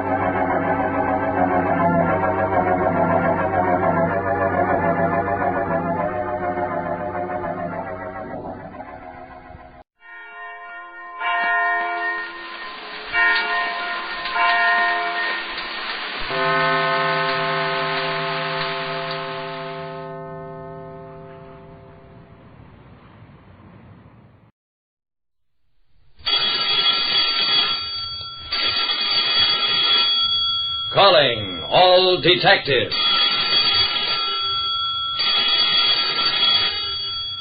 When a scientist was killed in an earthquake recording station, it took an earthquake to locate a clue to his death.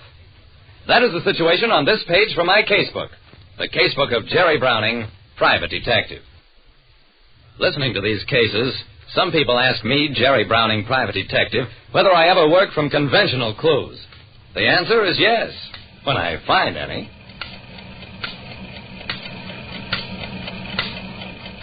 The instrument room of the Loudon seismograph station was crammed with tricky and impressive-looking gadgets. These instruments were so sensitive that they could record the slightest earth tremor in any part of the world. But at the moment, what I was interested in was the body on the floor. It was the body of a middle-aged man, Dr. Harrison Montrose, assistant director of the seismograph station. Somebody had crept up behind Dr. Montrose and stabbed him to death, pausing only long enough to remove the weapon. Lieutenant Dawson of Homicide was very unhappy about the whole thing. Jerry, these folks here are driving me crazy. Them all fussed about something happening to their instruments and helped me find out who killed this Joe. And anyway, what are you doing here? Dr. Alwyn, the station's director, answered that one. We've retained Mr. Browning. They'll be most grateful if you and your men will leave this instrument room as quickly and as quietly as possible. I tried to soften that. Dawson, these instruments are so sensitive they'll record even a heavy footstep. Dr. Alwyn's afraid of having all his calculations wrecked. Dawson fixed us with a fishy eye. I'll bet he is. And maybe the calculations he's afraid we'll mess up include murder. When the assistant director of a seismograph earthquake recording station was killed, I was called in on the case. I persuaded Dawson to move the body out of the instrument room. I shall have to recheck every instrument to make sure nothing has been thrown out of balance. Dawson gave Dr. Alwyn a dirty look, said nothing. I asked, "Are you going to run an autopsy, Dawson?" You bet your sweet life I am. I don't like the smell of this place or what anybody here has told me. My instruments.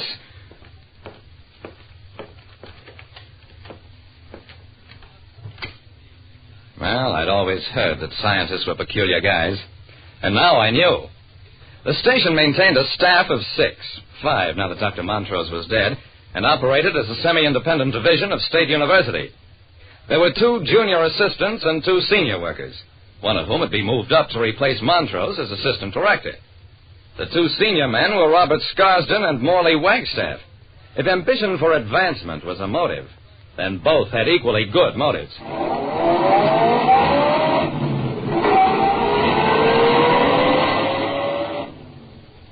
At the police lab, Dawson told me, Montrose died of the stab wound, all right. About 10 hours before he was found. That would set time of death, let's see, 11 at night. That makes sense. Montrose was on duty in the instrument room from 9 at night to 9 in the morning. Was killed about 2 hours after he took over. Dawson nodded. Yeah, and all of them have alibis from 9 o'clock on. Alwyn was in a meeting at the university across town.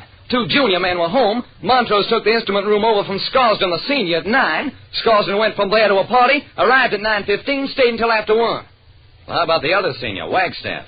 He was sick, a bad cold. That station's so air-conditioned, it's practically refrigerated. It's the weakest of all the alibis. I shrugged. A weak alibi doesn't make a guilty man. Whom do you suspect? Alwyn's my man. Montrose had powerful friends. He wanted to be director of the station. Would have got it, too, after a while. I'm working on Alwyn's alibi now, and if I crack it, he'll be put under arrest.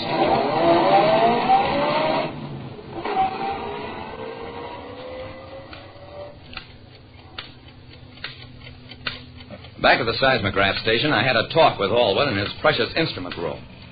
Sit in one place, Browning, and don't fidget. Look, Doctor, you don't realize how serious this is. Dawson is trying to crack your alibi, and he'll do it. Alwyn stared at me. Nonsense. Half the faculty at the university will testify that I attended a board meeting from 10 in the evening until well past midnight. That's fine. But where were you, say, at 9:30 o'clock last night? Why'd you ask that? Because Dawson has the wrong time of death.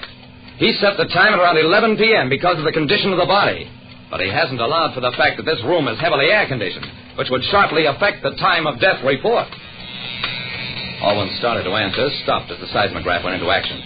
There wasn't a sound or a tremor in the room, but someplace in the world the earth was shaking, and this instrument was recording it. Alwyn bent over the instrument, finally straightened up, sighed. Probably a subterranean shock in the vicinity of the Sea of Japan. Mr. Browning, I love my work. I live for it. Montrose saw it merely as a means for personal advantage. At 9:30 last night, I came here, intending to ask for his resignation. I found him already dead.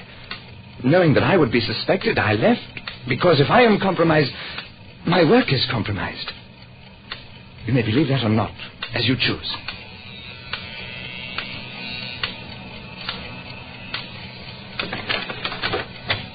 Dawson walked into the room. Dr. Alwyn, I have a warrant for your arrest. Wait a second, Dawson. I know you're onto the air conditioning angle. Just the same, Dr. Alwyn isn't guilty, and he can help us find out who the killer really is. Dawson never took his eyes off Alwyn. Yeah? Where? With that seismograph. It took an earthquake to make me realize it. If it's sensitive enough to record a heavy footstep, it should certainly be sensitive enough to record a body falling. Alwyn's face lit up. You're right, Mr. Browning. Of course you're right. I'll check the graph from 9:30 last night backward. And if we find a peak unrecorded by similar instruments elsewhere, that must mark the time when poor Montrose was murdered.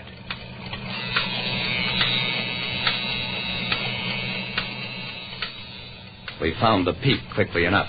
Registered at 8:47 the previous evening. A peak that should have marked a tremor of reasonable intensity. Yet it had not been reported on the station chart. We checked with 2 other seismograph stations, and that settled it. Dr. Montrose had been killed at 8:47, while the senior, Robert Scarsden, had presumably still been on duty.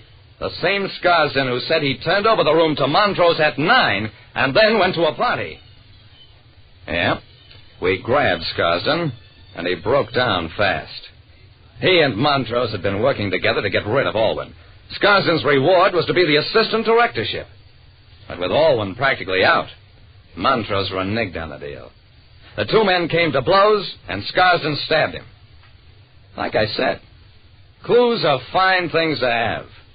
But sometimes it takes an earthquake to make you realize you've got them. Listen next time to Calling All Detectives, mystery drama, mystery quiz, and a chance for you to match wits with yours truly, Jerry Browning, private detective. This is WGN Chicago, serving the Middle West.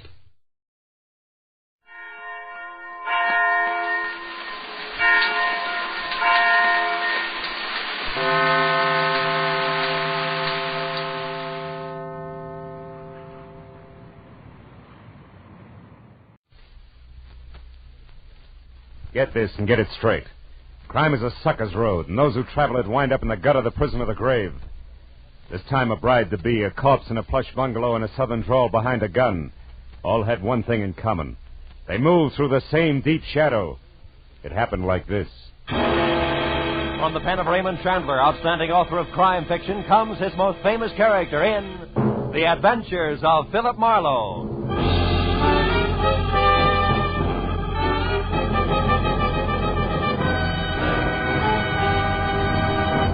Now, with Gerald Moore starred as Philip Marlowe, we bring you tonight's exciting story, The Deep Shadow.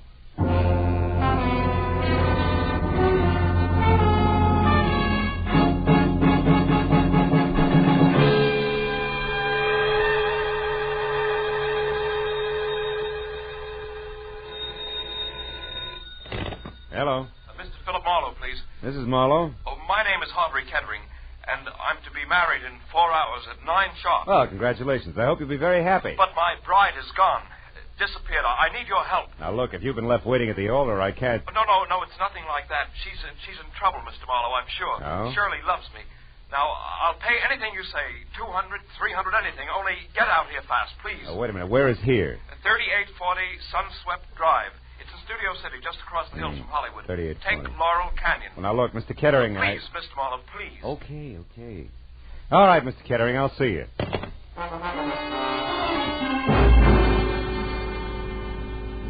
The address he gave me turned out to be a healthy chunk of old Spain. A whitewashed house that spread out for at least 100 yards under a pink-tiled roof.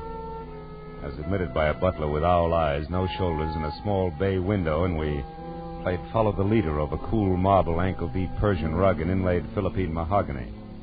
Finally, I was ushered into the ballroom, which was big enough for a highlight match. It was decked out for a wedding, from the champagne buckets and dead-over-ice lobsters to a pink rose-covered canopy at the center. And in the middle of it all, chain smoking while he worried, was my new client, Harvey Kettering. Well, Mr. Marlowe, I'm afraid there isn't a moment to lose, so I'd better tell you what I know quickly. But let's step outside on the patio. All right, Mr. Kettering. Mr. Marlowe, last night, Shirley and I What's went your to full name, Mr. Kettering? Doyle, Shirley Doyle. Oh, yes, here. Here's a snapshot of her. Mm-hmm. She's 25, blonde, and as you can see, Mr. Marlowe, very attractive. You're so right. You started to tell me about last night. Oh, yes. We were out together at a nightclub, the Blue Chip. On Ventura Boulevard? Oh, yes. Now, we'd never been there before, yet I think that's where it started. What do you mean, started? Well, when we were leaving the place about midnight, I called a cab. I was just giving the driver Shirley's home address, the Moore Park Court Apartments, when suddenly she told me to get in and told the driver to start at once. You know why? No, I thought perhaps she'd seen somebody coming from the club. But when I asked her about it, she said it was just her nerves, since tomorrow was her wedding day. I see. Then today she was supposed to call, but she didn't. At 2, I called her. Talk to her? No, she was gone. But I talked to the daymaid. She said when she arrived, she brought in a note that had been left outside Shirley's door. There's one of those leave-a-message pads in a box on her porch rail. Mm-hmm. She said it seemed to upset Shirley terribly. Mr. Marlowe, what are we going to do? Now, look, have you been over there to Shirley's place? No, I haven't. Got a key? Yes, I do. All right, Mr. Kettering, you have the key, so let's go. But what shall I do about the guests? The Nothing right now. We may be lucky.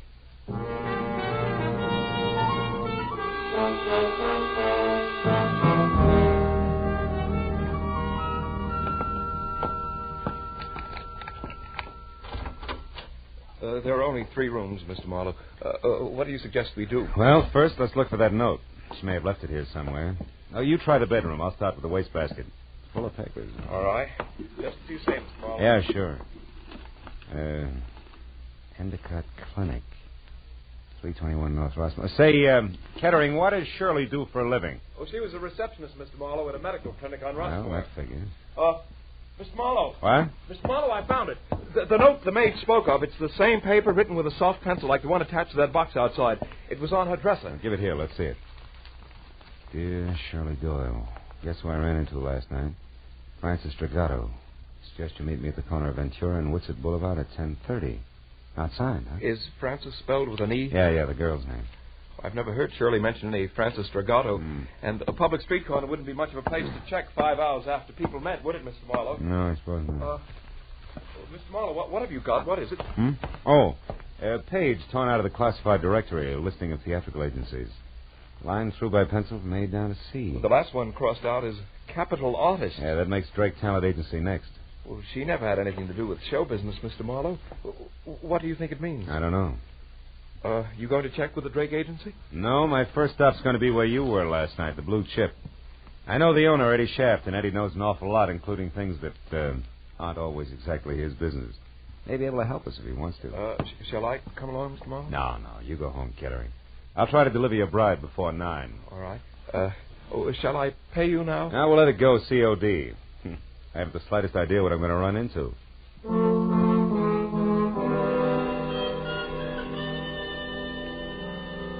The snapshot of Shirley Doyle my client had given me reminded me of the kid you went to school with. You know, she had the kind of well-scrubbed look you knew was quick to smile, but I knew that she could be in a lot of trouble if she was tied in at all with the dapper Eddie Shaft.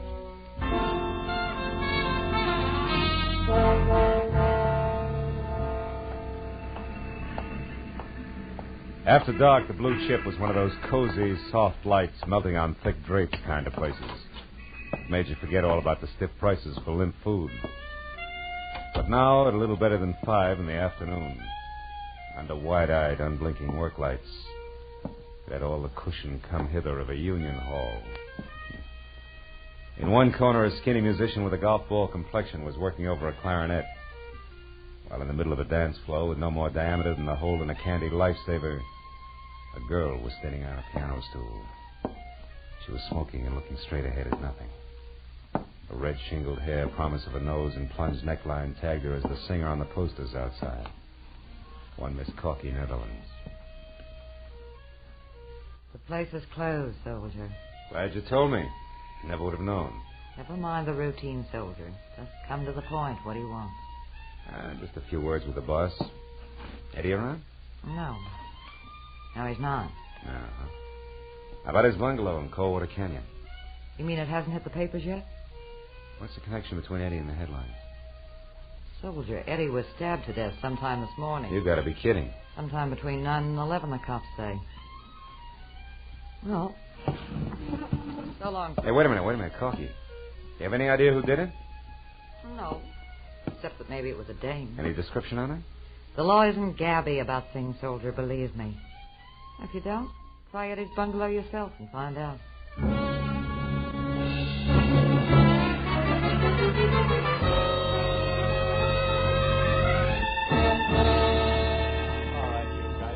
Up, will you? Oh, yeah, and Mooney, don't forget to have that fingerprint crew go over his other car on that back porch rail. Okay, Lieutenant. Hey, can they start the body downtown now? Yeah, I guess so. We're not going to get any smarter staring at it. Hiya, Matthews. Huh? Oh, hello, Phil. What brings you up here? Curiosity. I was in the neighborhood. What's the setup? I hear it's supposed to be a woman. Could be. Where do you hear this?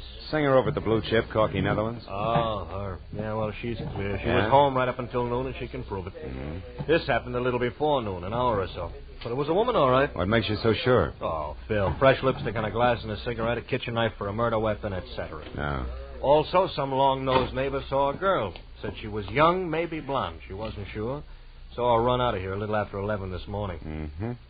All this adds up to somebody in particular, huh? Well, it should, Phil. Norma Mayetta. Who? Norma Mayetta is her name. She was Eddie's dearest, you see. It should add, but it doesn't. She left town last night for Chicago in the 1 a.m. plane. We checked it. Of course, Eddie Shaft went with a lot of girls. Excuse me, That's so right. We just got hold of that night cashier over at the Blue Chip. Yeah, what do you say, Mooney? Shaft took $50,000 in small bills out of the office safe last night. Oh, what time? About 2 a.m. Had it in a large manila envelope. Yeah. Nothing even close to manila envelopes turned up here, has it? No, Lieutenant, but that gives us another angle to shoot at. All right, Mooney, pass the word to the boys. Okay, Lieutenant. Look, Marlowe, just a passing thought. What? You sure you're just curious? You sure you don't want to play 1 and 1 makes 2 with me? Yeah, I'm sure, Lieutenant. Well, look, I'll see. I'll give you a call if I... Huh? Wait a minute. Yeah? Look, I know all about your professional ethics, relations between client and private detective. Yeah. We won't go into that. We're going to go into something else very briefly, Phil. The law on many points is quite clear, Marlowe. Clear like what, Matthews? Clear like the status of an accessory before or after the fact in a murder case. And like aiding and abetting a criminal. Like a lot of things you know all about, Phil. Keep them in mind, will you? Okay, Matthews. Yeah, I'll see you.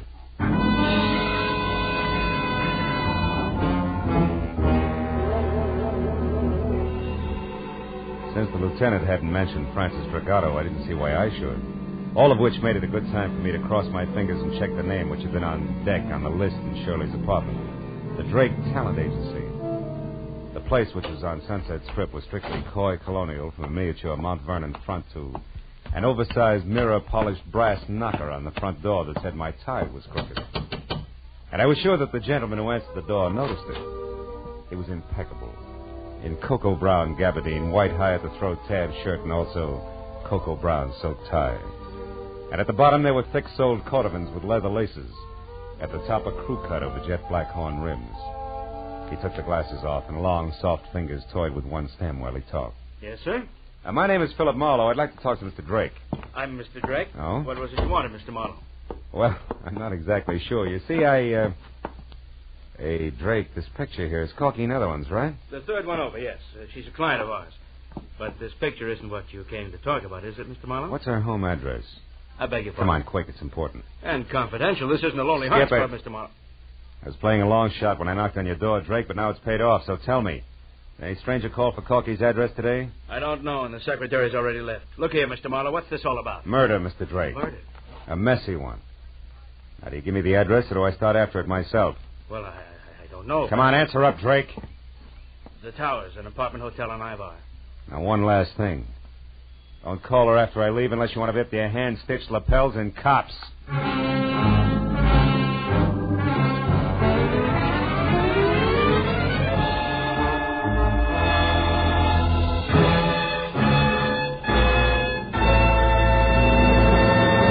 In just a moment, the second act of Philip Marlowe. But first, You might think that after several years with Gracie Ellen, George Burns had seen everything, done everything, been everything. But this Wednesday night, you'll find George in a brand new role, that of a Florodora girl, with costume and complications by Gracie Ellen.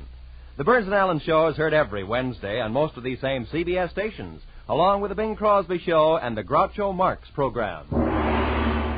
Now, with our star, Gerald Moore, we return to the second act of Philip Marlowe and tonight's story, The Deep Shadow.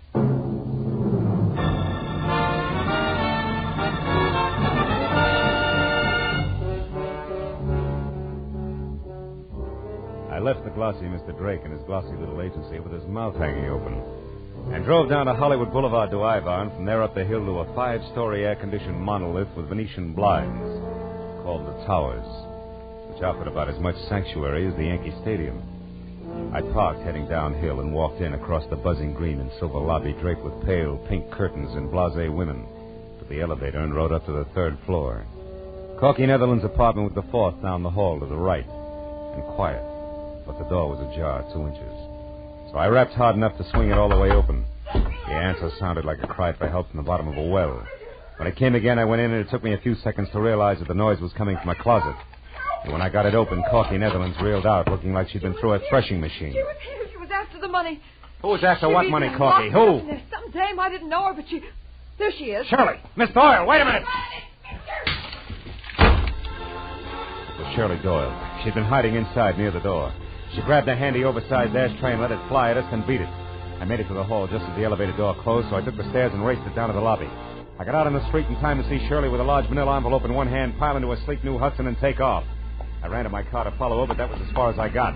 I was stopped cold by a nasty little gun in the hands of a southern accent behind a pair of strictly Hollywood dark glasses. Be a good boy, honey, and hold it. Now, look, right sister, there. who do you think you are? What do you... I'll ask the questions if you don't mind.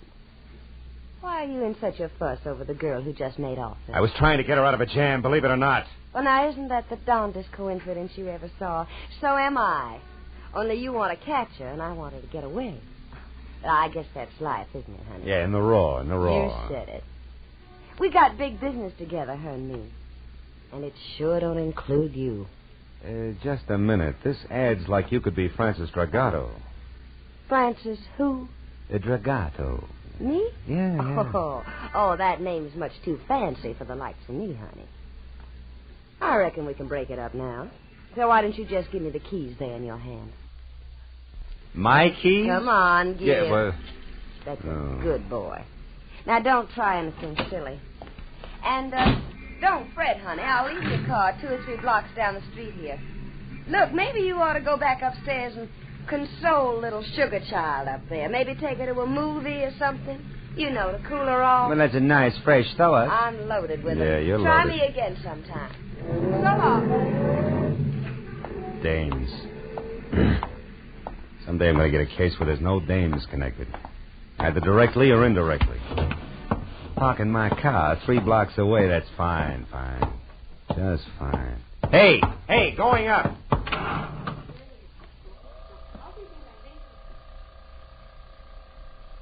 Flower, please, sir. 3. Did you catch her, Marlowe? Did you get her? No, she got away. Which leaves you and me, Corky, to make cozy conversation about that mention of dough you slipped on when I let you out of the closet. Come on back in the room, honey. What money? Now, look, you worked for Eddie Shaft as a singer in his club, but what else was Eddie to you besides boss? Just a minute. I don't see what business that is of yours. It's easy. He was murdered. The cops have already talked to me, soldier. I'm clean. Those negotiations can be reopened at any time. For one thing, you forgot to tell them anything about dough, and yet they're very interested in 50,000 missing bucks. That 50 grand was right here in the apartment, wasn't it? Well, you can't blame a girl for trying, Marlowe. No, not unless she tries too hard. Now, what does the name Francis Dragato mean to you? Francis Dragato? Okay, skip it. Where'd you get the dough? Eddie gave it to me to keep for him. Why you?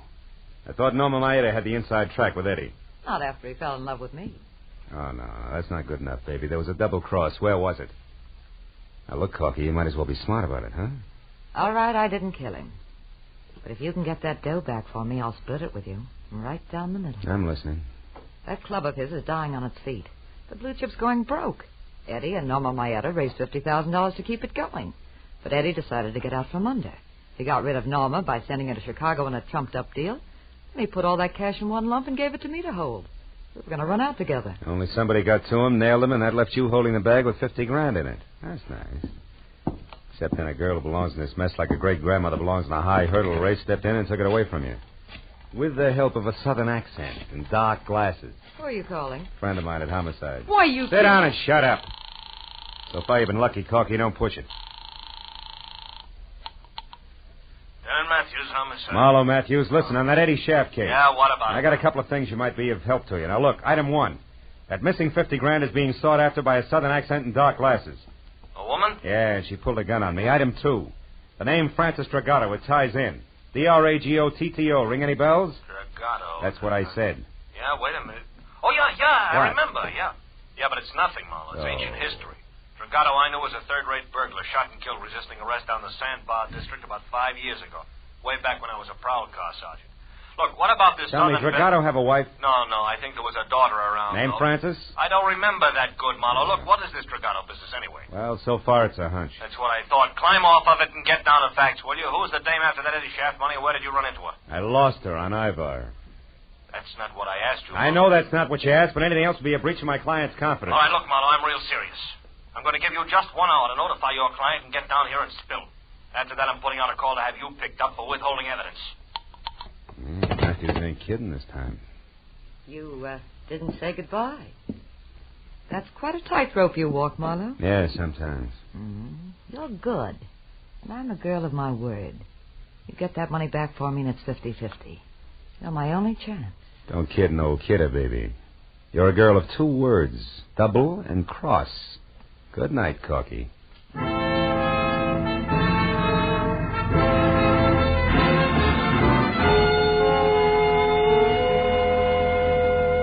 I found my car all right, a half a block from Sunset Boulevard. It took 20 minutes to get from there to the Sandbar district. It was downhill all the way. It was a neighborhood squeezed and cramped in by a solid wall of massive factories, and as festered as the bottom of a bent garbage can. At the corner of River Street and 3rd, I found the house. 3 sagging, rotten stories of tenement that squatted in the eternal shadow of a huge gas tank like a sick, dirty old man. The proud, gleaming giant of City Hall was only 7 blocks away. Might just as well have been 70 miles. I went up to the door and knocked, and finally it inched open, just far enough for a face the color of dishwater to peek out.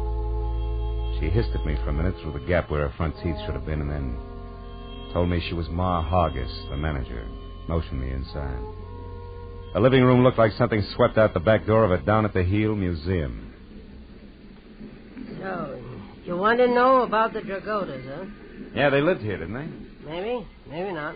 Cops got the old man about 5 years ago? Possible. What became of his daughter? Where's Francis Dragato? Why? What are you being so cagey about, Ma? Because a bird that asks questions has got an angle, always. And the one who knows the answers has got a price, huh? Always. Okay, how far will a couple of bucks go? From here to the door. $2 won't even buy a buzz on beer these days. All right, we'll make it 5. Here. Oh, that's better.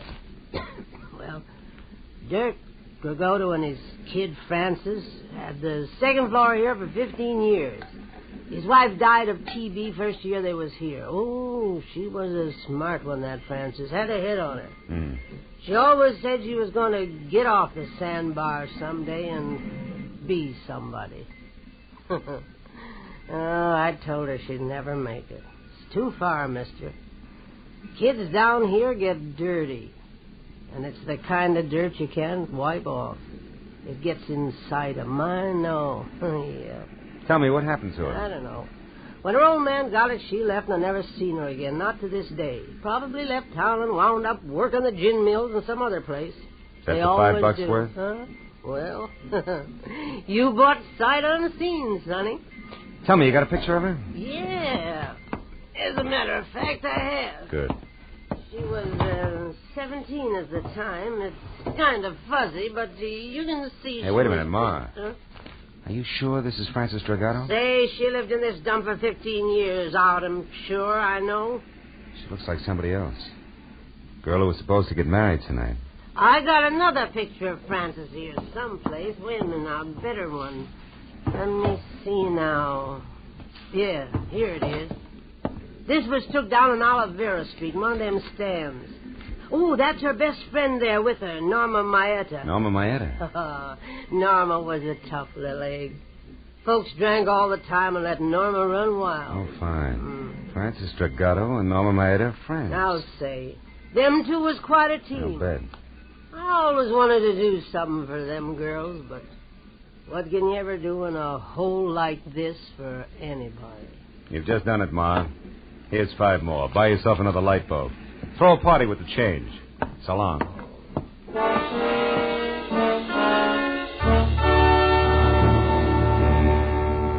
The eyes of one young woman and the chin and mouth of another, side by side, smiling into a camera, had cleared up a lot of questions. But there was one more that needed an answer fast.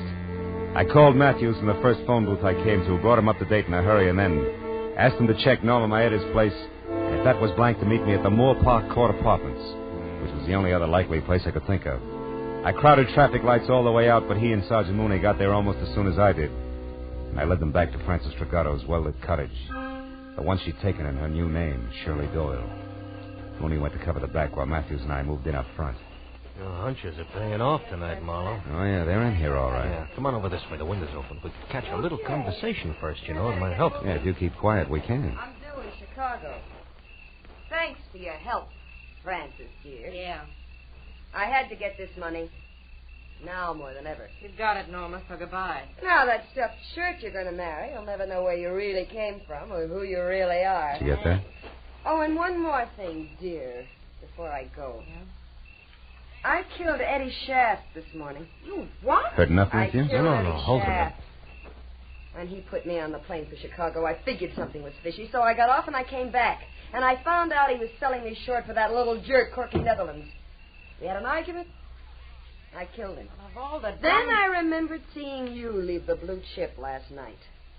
I needed someone like you to get the money for me, Francis. Yeah, there's your tie-in. I couldn't afford to be seen here in L.A. when I was supposed to be in Chicago. Not with a murder on my neck. But you were seen by that man who chased me at the hotel. Who, Marlowe? He's still looking for a southern drawl and dark glasses. You're the only one who knows the truth, and you're in it with me now. I'm not going to let you involve me in a murder, Norma. Getting that money was one thing, but I'm not going to be mixed up in a killing. I don't care what it costs me. I'm going to tell the whole thing. You're a fool, Francis. I got a good alibi for one murder. It'll work for 2. Let's go, Matthews. Yeah, You're fast. Come not on. going to stop me now, Francis. Oh, no. Nobody is. And who's that? All right, hold it, girls. We're police. You're not taking me! Back, Matthews. Yeah. Mooney, stop her! Hey, stop! Stop it, lady. No! Come on, Marlowe. I think she's dead, Lieutenant. She wouldn't stop. She was shooting at me, but she's a woman. It's all right, Mooney. That gun in her hand, she was a killer and nothing more. Yeah, I suppose she was. If you'd asked that kid inside, she could tell you what made her that way. Oh, well, let's get out of here, Matthews.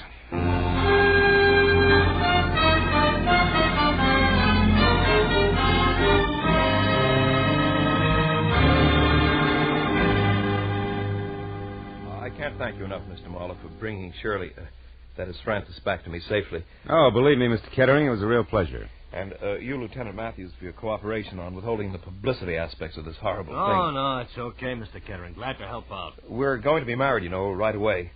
Shirley told me the story and wanted to postpone the wedding, but I wouldn't hear of it. Good. After all, I'm not marrying her for the past. I'm marrying her for the future. Yeah. Best wishes, Mr. Kettering. Yeah. Maybe tomorrow when Shirley's calmed down.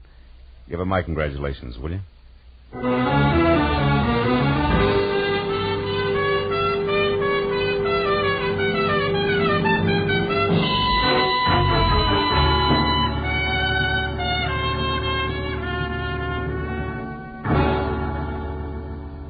Well, after a long cup of coffee and a lot of conversation about people with Matthews, I finally got in my car and headed home to my apartment on Franklin Avenue, which isn't the best street in town, but it is lined with palm trees instead of garbage cans. And the sun hits it all day long. Yeah, but that reminded me again of River Street, the deep perpetual shadow that hangs over it. A dirty shadow that Ma Hargis said could never be rubbed off. A shadow that spawns the Norma Maedas of the world. I was still thinking about it while I got ready for bed. I knew Ma wasn't 100% right. I'd seen the exception to the rule. But she was 99% right. Just enough to disturb my sleep. Oh, well. One guy can't change things. Can he?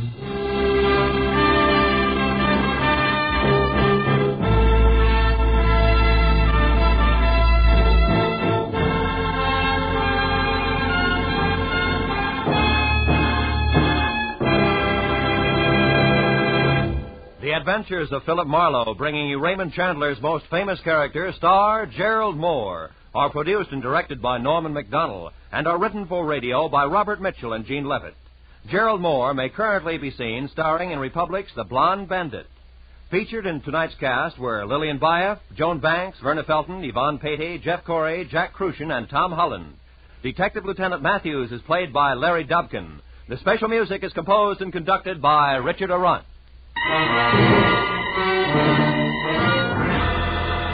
Be sure and be with us again next week when Philip Marlowe says... This time I started with a Romanian from left field. Got misled in the Philippine jungles, chased an English accent clear to Venice, and wound up at a Shinto shrine with a friend from Siam. All without ever leaving Los Angeles.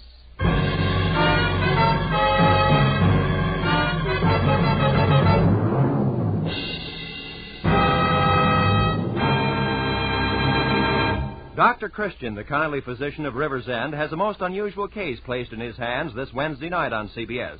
His patient, a 16-year-old girl who's in love with an older man, and the man, Dr. Christian himself.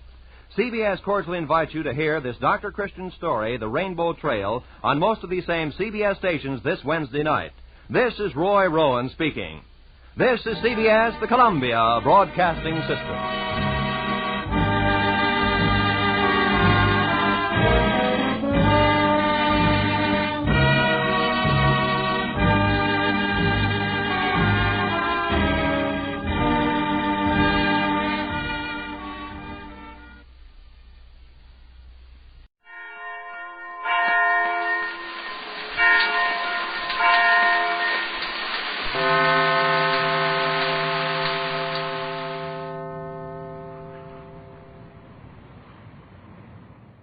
The National Broadcasting Company delays the start of this program to bring you a special bulletin. From the NBC Newsroom in New York, Henry L. Stimson, former Secretary of State and Secretary of War, is dead at the age of 83. Stimson died at his home in Cold Spring Harbor, Long Island. Keep tuned to your NBC station for the later news. The National Broadcasting Company presents Counterspy.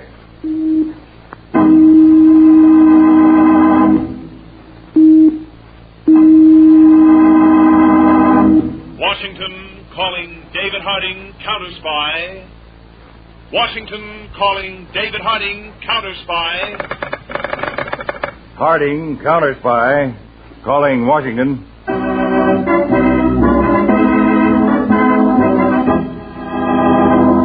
United States Counterspies, especially appointed to investigate and combat the enemies of our country, both at home and abroad.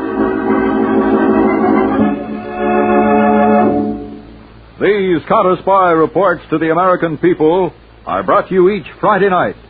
Tonight, Case of the Curious Conspiracy.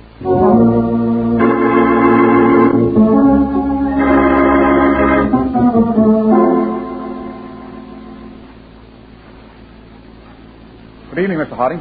Evening, Conway. Through this door, Chief. No.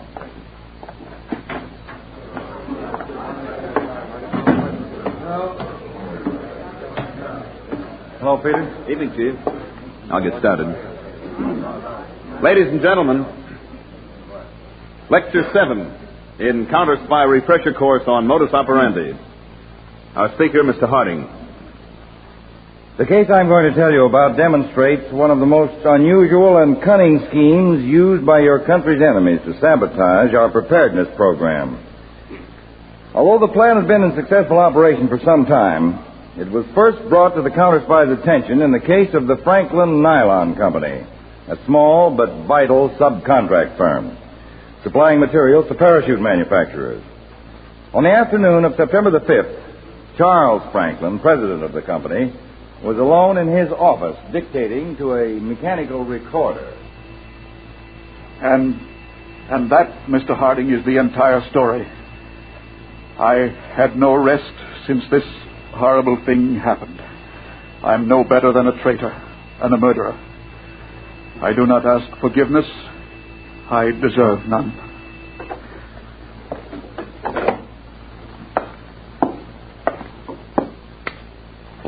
Yes, Mr. Franklin? Will you please come right in, Miss Brewster?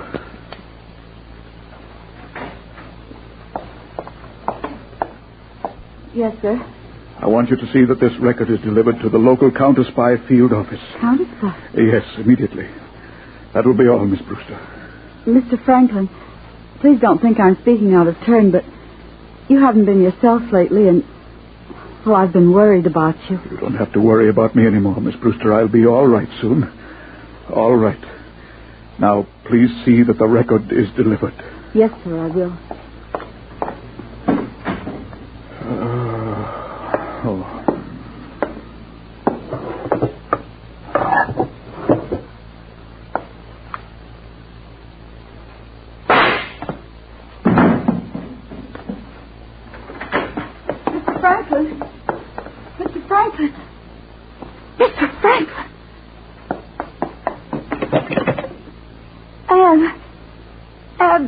Call the police right away. Mr. Franklin has just shot himself.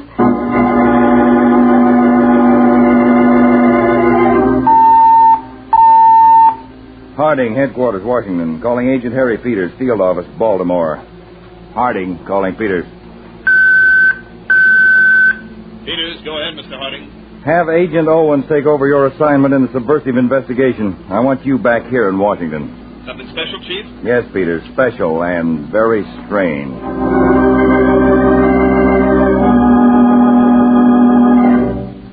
Well, Mr. Harding, from what I've heard so far of that recorded confession of Mr. Franklin's, I don't find anything so strange about it as special. Yes, that's right, Peter. So far, it runs along the usual course. A businessman falls in with a scheme to get extra allotments of critically short material. So after a while, this larceny in Franklin's heart goes to the conscience in his head, and he takes his life. The usual pattern. But now we'll get to the unusual, the rest of the record. Then, Mr. Harding, on the afternoon of September 2nd, I went to Albert Langdale's apartment to discuss the first shipment of raw nylon to my plant. Langdale's sister Marion was not present this time. We had been talking only a few minutes when the rear door opened suddenly and a man with a gun came in and identified himself as one of your Counterspy agents. What? The agent was about to put us under arrest when Langdale grabbed his gun.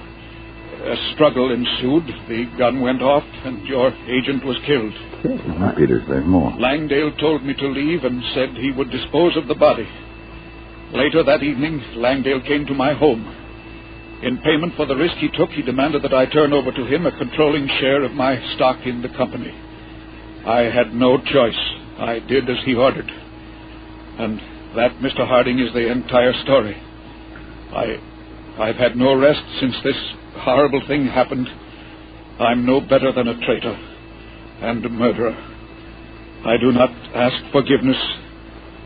I deserve none. Well, Peter? Strange is right. We've no previous record of this case, have we? Not at all. Certainly none of our agents has mysteriously disappeared. Blackmail by a phony murder setup. Old as the hills. Yes, and as old as espionage and sabotage.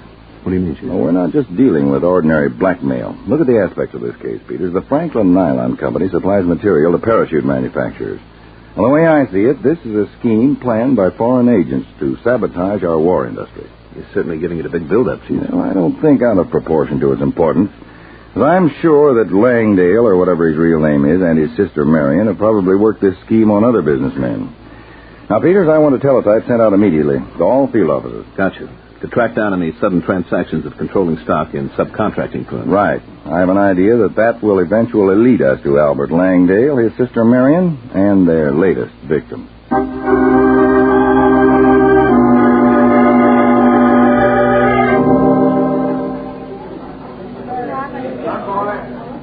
Yes, sir? I believe there's a reservation at this hotel for me. My name is Albert Langley. Oh, yes, Mr. Langley. Please sign here, sir. Miss Langley is down the hall from you, just a few doors. Oh, good. She asked me to notify her as soon as you arrived. I'll call her now, sir. Thank you, but if you don't mind, I'd rather surprise my sister.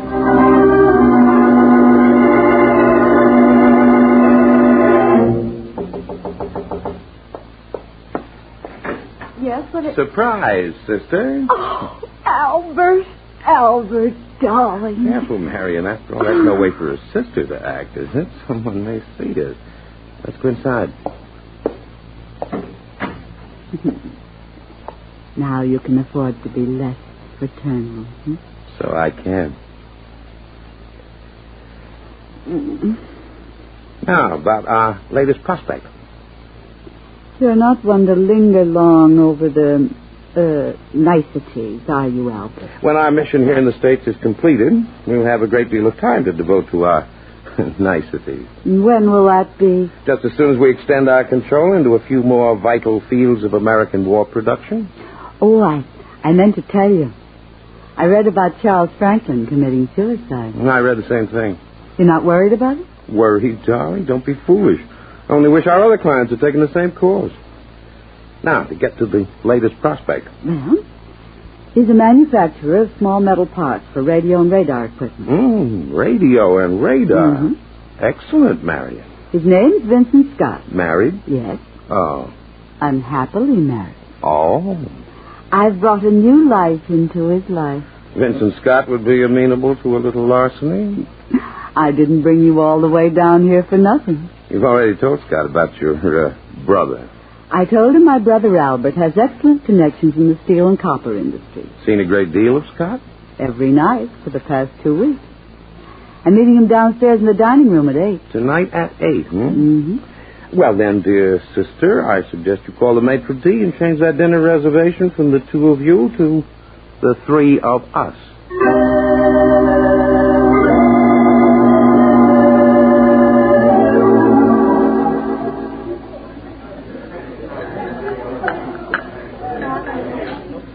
Mr. Langley, I was very surprised when Marion told me you were to have dinner with us here this evening. Well, Mr. Scott, I just stopped by on my way down from Washington. I'm only remaining for a day or two.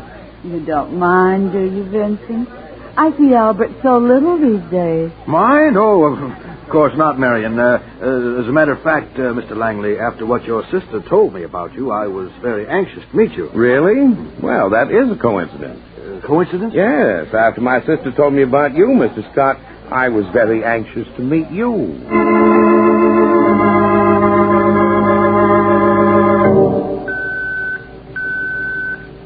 Agent Conway, Mason City Counterspy Field Office to David Harding, Headquarters. Report on war production subcontracting firms. Controlling stock of Raleigh Electrical Equipment Company, this city, transferred August 2nd to an Albert Langston. Harding to Agent Conway. Continue investigation.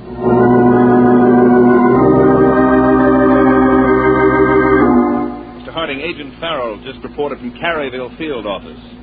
Controlling stock of Caryville plastic products transferred September 17th to an Albert Lewis. All right, Peters, wire Farrell. Continue investigation and submit to me daily progress report.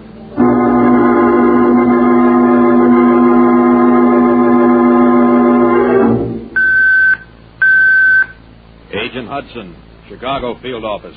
To David Harding, Headquarters. Controlling stock of Abbey Glass Fiber Company transferred August 30th to an Albert Lamar. Harding to Agent Hudson. Stand by temporarily for further instructions. Will do, Chief. Well, Peters, what do you think now? Looks like you pegged it right, Chief. The pattern's there, all right. Yeah.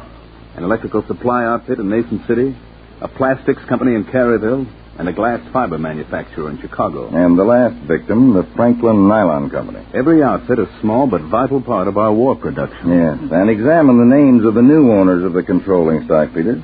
Albert Langdale, Albert Langston, Albert Lewis, Albert Lamar. All one and the same person. No doubt about that at all. But where to locate him now? Or the woman who works with him? Yeah, it's going to be tough, I know, but we've got one thing in our favor. Like what? Our understanding of the psychology of people like these. They set up a pattern, it works for them, and they stick to it without major variation. Well, Peters, you and I are going to examine that pattern at close range, personally.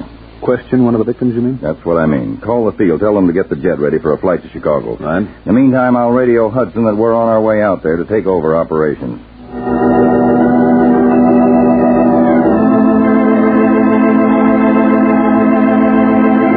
Well, Marion, everything is ready for me to take over operations. You had no trouble selling Scott the idea, Albert? I sell him the idea. Don't be ridiculous. Should know by this time I never operate on such a clumsy level. You let him sell you the idea. Of course. I merely mentioned my supposed contacts, my ability to procure certain critical materials for my friends. And naturally, you included any friend of your sister's, a friend of your own. Naturally. Albert, you're wonderful. Am I not? And impossibly conceited. Well, I see no reason to be ashamed of my talent. Oh, you. Come here. Wouldn't you like me to kiss you? You know I would. But not like a brother.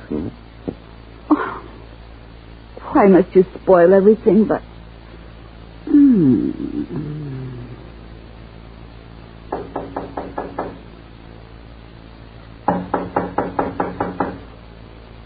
Albert, better let me go. The door. Let it wait. Maybe Scott. It is. Go answer. You're under arrest by the United States Counterspy. What's the matter, Marion? I scare you? Oh, no, not much. Max, you fool, you gave me the fright of my life. Hello, Max. Come on in. Hello, Albert. Sorry I'm late. My train was held up. You knew it was Max at the door. Of course. I could see. Oh, you need a drink, darling. I'll have one, too. Max? A pleasure. And you needn't rush, Marion. Max and I will talk over our business first. All the tricks. All the low-down, dirty, despicable tricks. What's eating her? And no sense of humor. Well, Max, you all set to go to work? All set, Albert. Got a nice new set of credentials. When and where? Tomorrow night at 11. The Scott Company warehouse on River Street.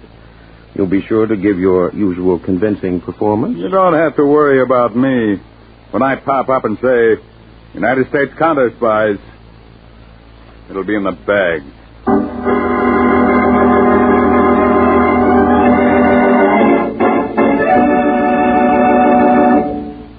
You are listening to the case of the curious conspiracy on Counterspy. Later tonight, William Bendix stars as beleaguered Chester A. Riley in the delightful Life of Riley. Mom, Babs, and Junior will be on hand to help Pop out of his many predicaments.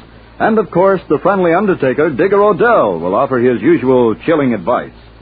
Another Friday night chime favorite is Bill Stern's Sports Newsreel, with authentic and dramatic stories of the people who make front-page news. Friday night chimes mean laughs later with the Life of Riley and drama with Bill Stern's Sports Newsreel. Now, back to Counterspy.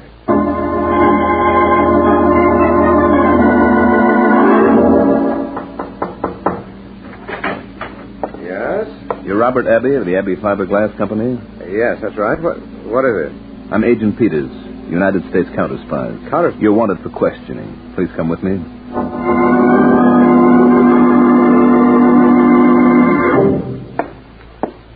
This time I want the truth, Mr. Abbey. You were forced into turning over the controlling shares in your company to this Albert Lamar. Now, isn't that right?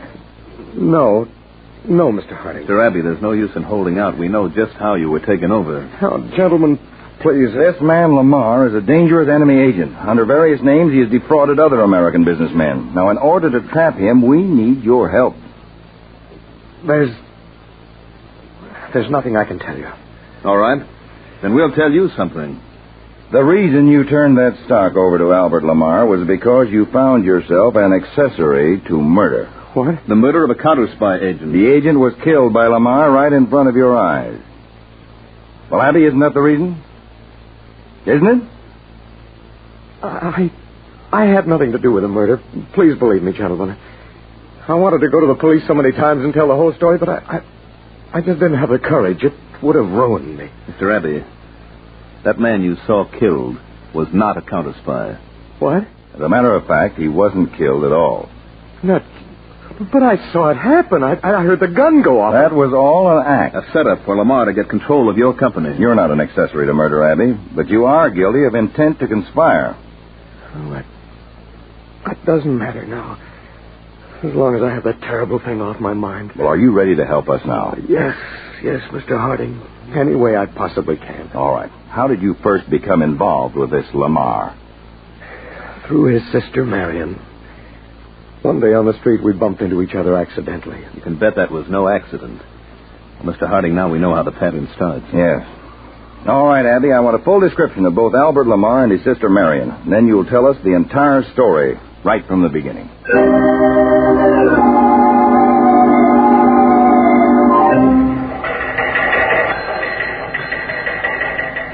From David Harding to all Counterspy field officers, Blue Alert.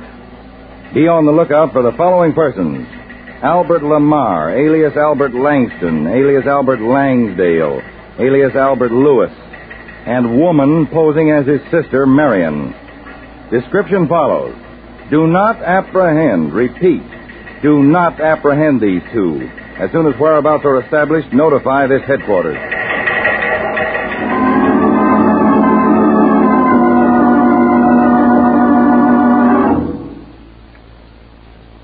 Now, Scott, you're sure there's no one in this warehouse but you and me? Yes, I'm positive. What's taking them so long? Oh, it's not 11 yet. The truck with the metal will be here on time. I've never done anything like this before. It's the first time for everything, you know. I have a feeling this isn't going to turn out right. I'm sure it'll turn out exactly right. Just as I planned it. Langley, someone knocked over a case. Be quiet. There's someone in this warehouse. We've got to get out before it's too late. Too late now. What? Both of you stand right where you are. Why? One move from either of you and I fire. What are you doing here? This is Mr. Scott's warehouse. Yes, I know. I followed you here. You're both under arrest by the United States Counterspies. Counterspies? For conspiracy against the government. We've been waiting to catch you, Langley. I told you, Langley. I had a feeling all along. All right, you two, let's go. Come on. Could you wait a moment? For what? For this. Let go of that gun. Let go. Not until I get it. Not until...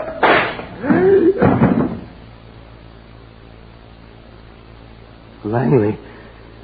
He's dead. You killed him. The gun went off accidentally. I didn't mean to... You murdered him. Stop it. Yes. Stop talking that way. Yes, you did, yes. You're in this as much as I am. Don't you forget that. Not for a single minute, Scott. What are we going to do? You're in no condition to do anything. Get out of here. Go home. I'll call you later. Yes, but they'll find out. No one will find out anything. I'll get rid of the body. You go home and wait for my call. Don't worry. I'll take care of everything. Now hurry. Get out of here. Yes, sir. All right. All right.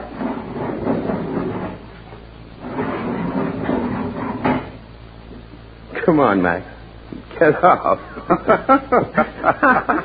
Well, Albert, did I bite the dust good enough for you this time? Max, you were magnificent. Absolutely magnificent. Thanks.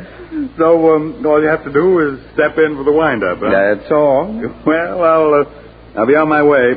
I'll be hearing from you. Of course, Max. You'll be hearing from me just as soon as Marion and I set the stage for another one of your Counterspy entrances.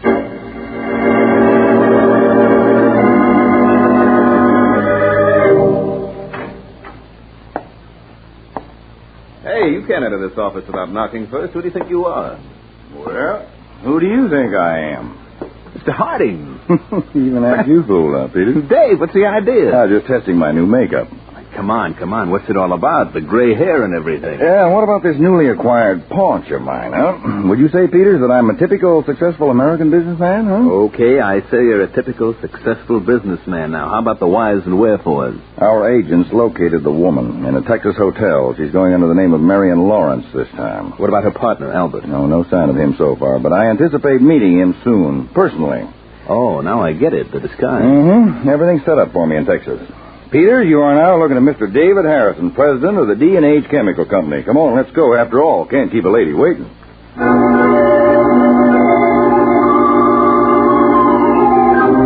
Harrison, eh, Marion? That's right, Albert. David Harrison, president of the D&H Chemical Company. You told him about your loving brother's influence in obtaining critical chemicals? Yes. And he's very receptive, I'd say. Then, darling, I'd say it's just about time for me to come to Texas and meet your receptive Mr. Harrison.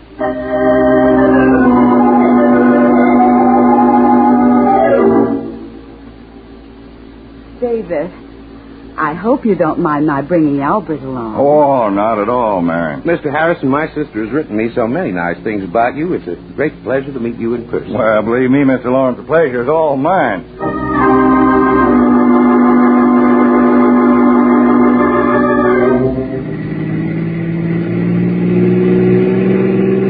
How'd it go tonight, Mr. Harrison? Fine. I really sold myself to them, Peters, all the way down the line. Good. Then you ready for the wind-up? No, not yet. We're delaying arrest until we're sure of getting the third member of the ring, that phony Counterspy agent, and all their records and the stocks they've swindled. You figure it'll take much longer, Chief? No, not much, Peter.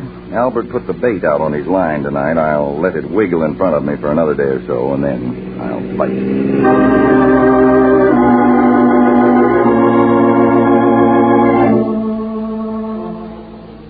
I'm all set to go to work, Albert. You have everything straight, Max?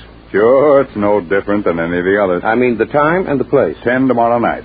Harrison's private office over his factory, right? That's right. Here's a drink. Oh, thanks, darling. Max? Thanks, Marion. Well, here's to another one, huh, folks? Let's drink to it. To another one. Well, by the way, Max. Yeah? You were wrong before. Wrong? When you said this was going to be no different than the others. Max, I've the most wonderful feeling that this Harrison deal is going to be the smoothest operation of them all.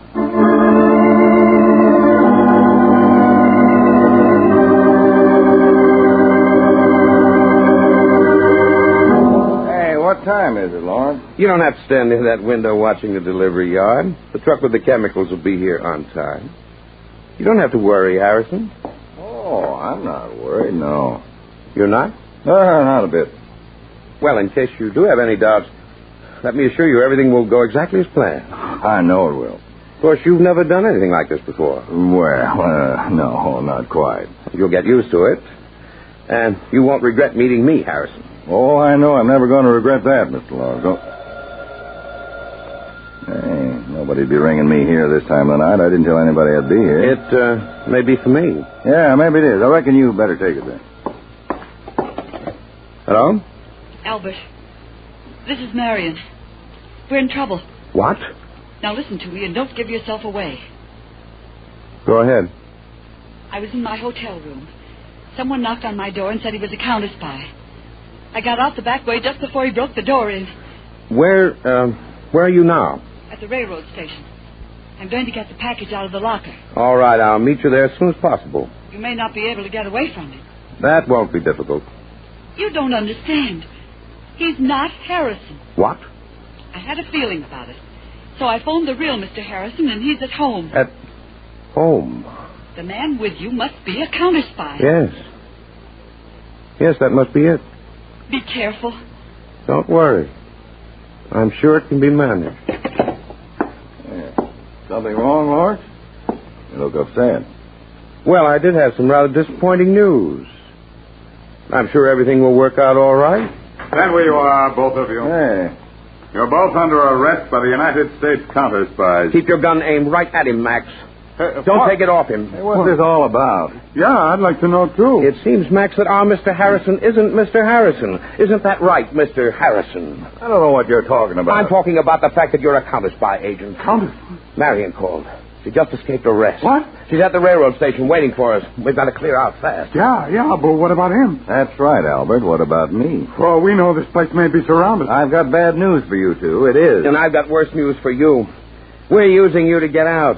And if we don't make it, you don't live. Nothing doing, Albert. I'm not getting my head blown You're off. doing exactly as I say. Don't you see, you fool? He may be bluffing. What if he isn't? We'll take that chance. You stay right behind him with a gun. Behind him, I said. Okay. Now let's go. Hold it. All right, we'll go down these stairs.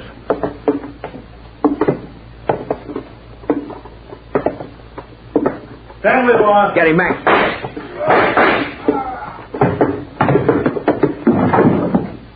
Don't move, Lawrence, or you get the same as Max. He's not moving, Peters. Sorry I had to wait so long, Chief, but I had to make sure you were out of my line of fire. To be honest, I was getting a little jittery. Marion called, Just as we planned it. Planned? That's right, Lawrence. We let her get away. Howdy, Agent Braden just radioed us from the railroad station. They picked up the girl just as soon as she got a package out of a public locker. Everything we wanted in that package, Conway? Everything, sir. Their records and the stocks. Good. Well, Mr. Harding, that winds it up, To put it formally, Lawrence, you and the girl are charged with conspiracy and espionage against the government. And this is no phony. This is an official arrest by the United States Counterspies.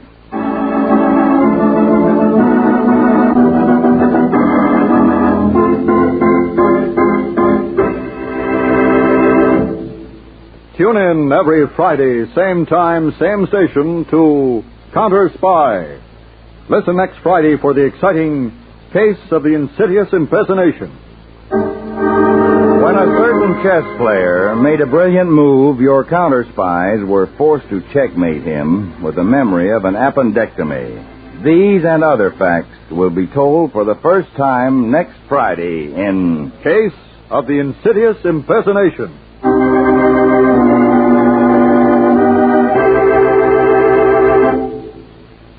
Tonight's Counterspy program originated in New York, was directed by Marx B. Loeb, dramatized by Edward J. Adamson, and featured Don McLaughlin and Mandel Kramer. Counterspy is produced by Phillips H. Lord.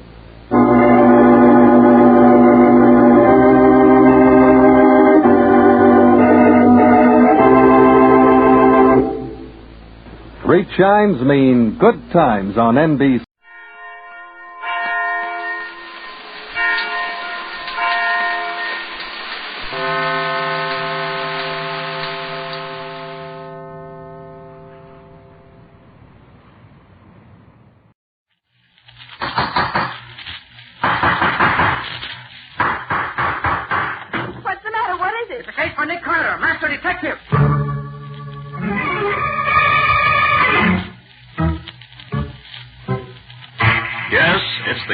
Another case for that most famous of all manhunters, the detective whose ability at solving crime is unequaled in the history of detective fiction, Nick Carter, Master Detective.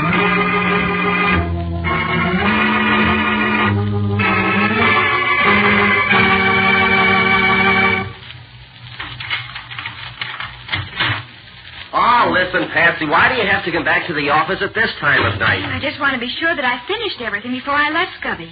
With Nick away, it sort of leaves the responsibility on my shoulders. Okay, but shake it up, will you? The last show starts at 8:40, and it's 8:20 now. This won't take but a minute, Scubby. I simply want to have everything in order for the morning. That was a good feed we had, wasn't it? That sound was out of this world. Oh, doggone it. I knew we should have stayed away from this place. Nick Carter's office, Patsy Bowen speaking. Mr. Carter there? Not at the moment. Who's calling, please? Art Bradley, manager of the Red Goose. When do you expect Mr. Carter? I can't say exactly. Can I do something for you? I'm his assistant. Maybe you could help me out. I'll be glad to if I can. Suppose you tell me why you called. It's like this. My girl singer has just died very suddenly. Oh. She was all right a half hour ago, but when I stopped in her room just now, she was slumped on the floor dead. Looks very odd to me. Well, why don't you call the police? Well, I was going to, but the police visiting my nightclub would hurt business. And she may not have been killed, so I wondered if Mr. Carter, you see, I met him the other evening at one of his lectures. I see. I wondered if he wouldn't come over and see what actually happened before I do anything further. If you have any suspicion that her death wasn't natural, Mr. Bradley, you'd better call the police. Yes, I suppose I had. Who shall I call? Can you tell me? Oh, look, Mr. Bradley, leave it to me. I'll take care of it for you. Well, that'll be fine. Thank you so much. Goodbye. Goodbye. Now what? More trouble? Oh, not for us, Gubby. I have to call Sergeant Matheson. Then it's us for the movie. Oh, swell. I thought for a minute we were going to miss that Western. Oh, no, sir. Homicide. Sergeant Matheson. Oh, hello, Sergeant. This is Patsy. Oh, hiya, Patsy. What's up? Art Bradley, manager of the Red Goose on West 7th Street, says his girl singer is dead, and he thinks maybe she didn't die naturally. You better take a look and see what's what. Nick going over? Oh, no. Nick's out of town for a few days. You'll have to solve this alone, if you can. What do you mean, if I can? I solved murder cases before you was born. Just because Nick has helped me out once or twice. I apologize, Sergeant. Happy hunting to you. Bye. Come on, Patsy. We just got time to make it. Right with you, Scubby. Let's see how the movies do it, just for a change.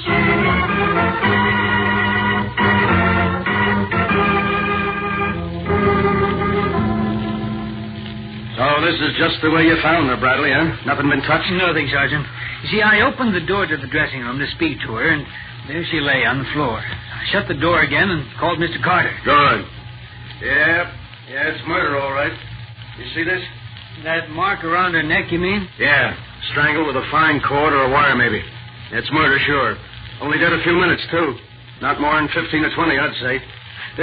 How did you happen to come to her dressing room, Bradley? Well, it's payday today, and I brought up the payroll sheet for her to sign.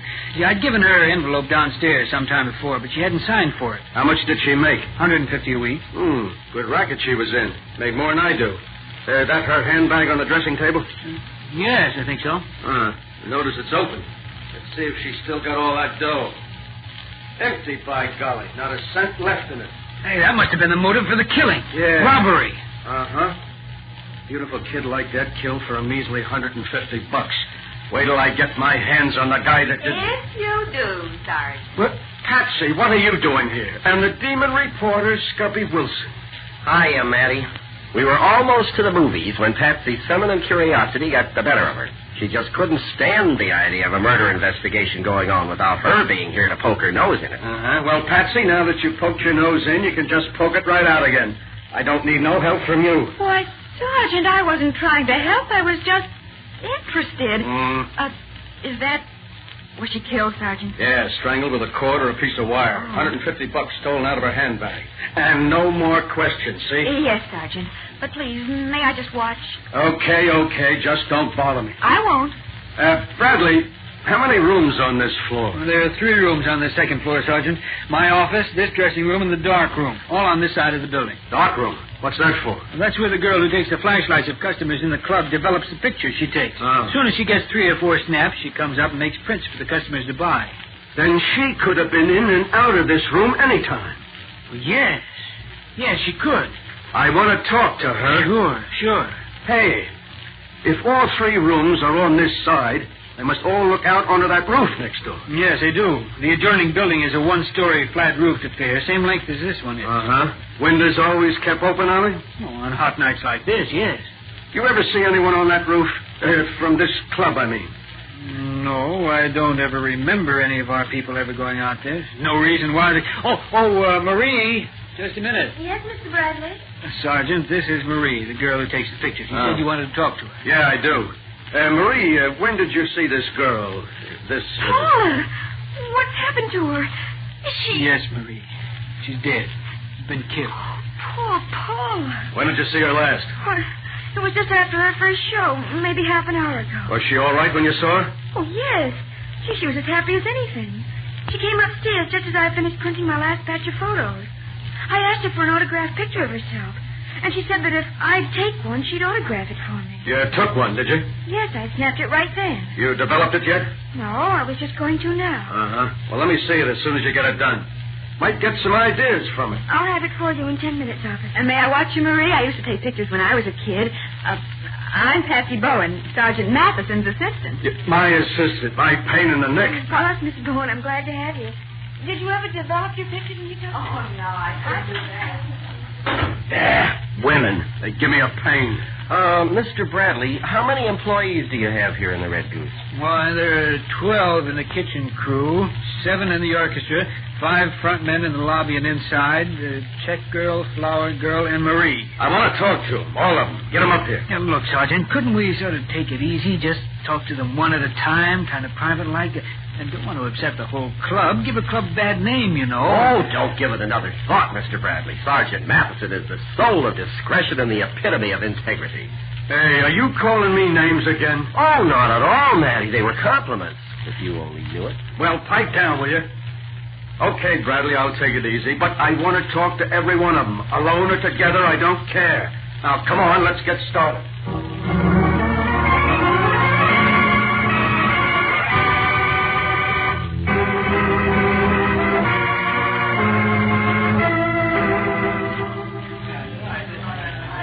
Hey, Sergeant. Yeah? Got some news for you. Yeah?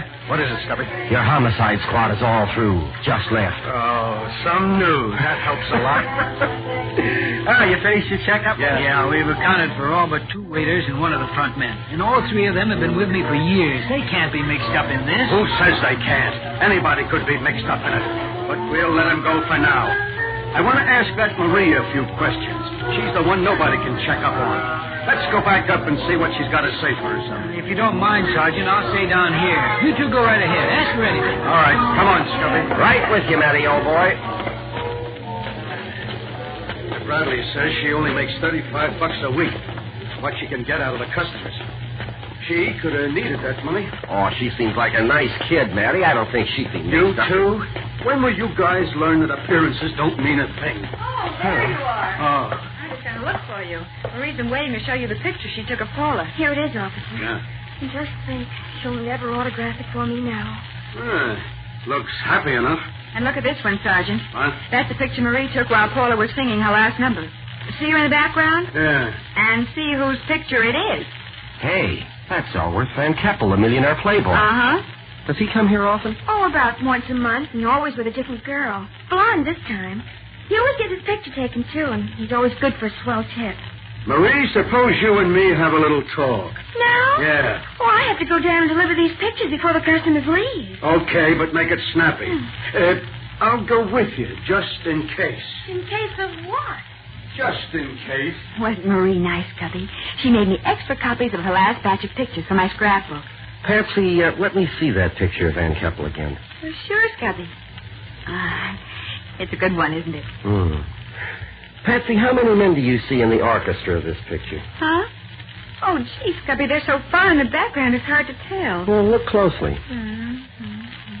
5, 6. 6, why? Well, Bradley told us there were 7 men in the band. The picture shows only 6. Huh? I wonder where the other one was. How are you folks making out? Find anything yet? Oh, Mr. Bradley, you said there were 7 men in the band. Yes. Well, this picture taken during the first show tonight shows only 6. That's so. Well, let's see. Yes, the guitar player, Steve Dawson, isn't there. See, that's funny. Any idea why he wasn't there when this picture was snapped? No. I know he was there when the show started, and he's there now. I saw him as I came up. I don't understand it. Scubby. Huh? Do you suppose he could have... Oh, Bradley, Marie tells me this was Paula's last night here. She was going to work for another club beginning tomorrow night. Yes, that's true. Well, how come you didn't tell me about that before? I guess it just slipped my mind, Sergeant. Why was she leaving? Well, she got a better job. More money than I could pay her. That's all. Sergeant, while Paula was singing her last number, the guitar player was missing from the band. Do you suppose he could have come up here and done this? A guitar player, huh? Hey, Bradley, do these musicians have a dressing room here anywhere? Yes, they do, on the 3rd floor. They keep their stuff in lockers up there. How much longer are they going to be playing? Let me see, it's 9:10 now. They break at 9:30. Uh-huh, so we got 20 minutes. Let's have a look at this guitar player's locker. Maybe he knows something about this.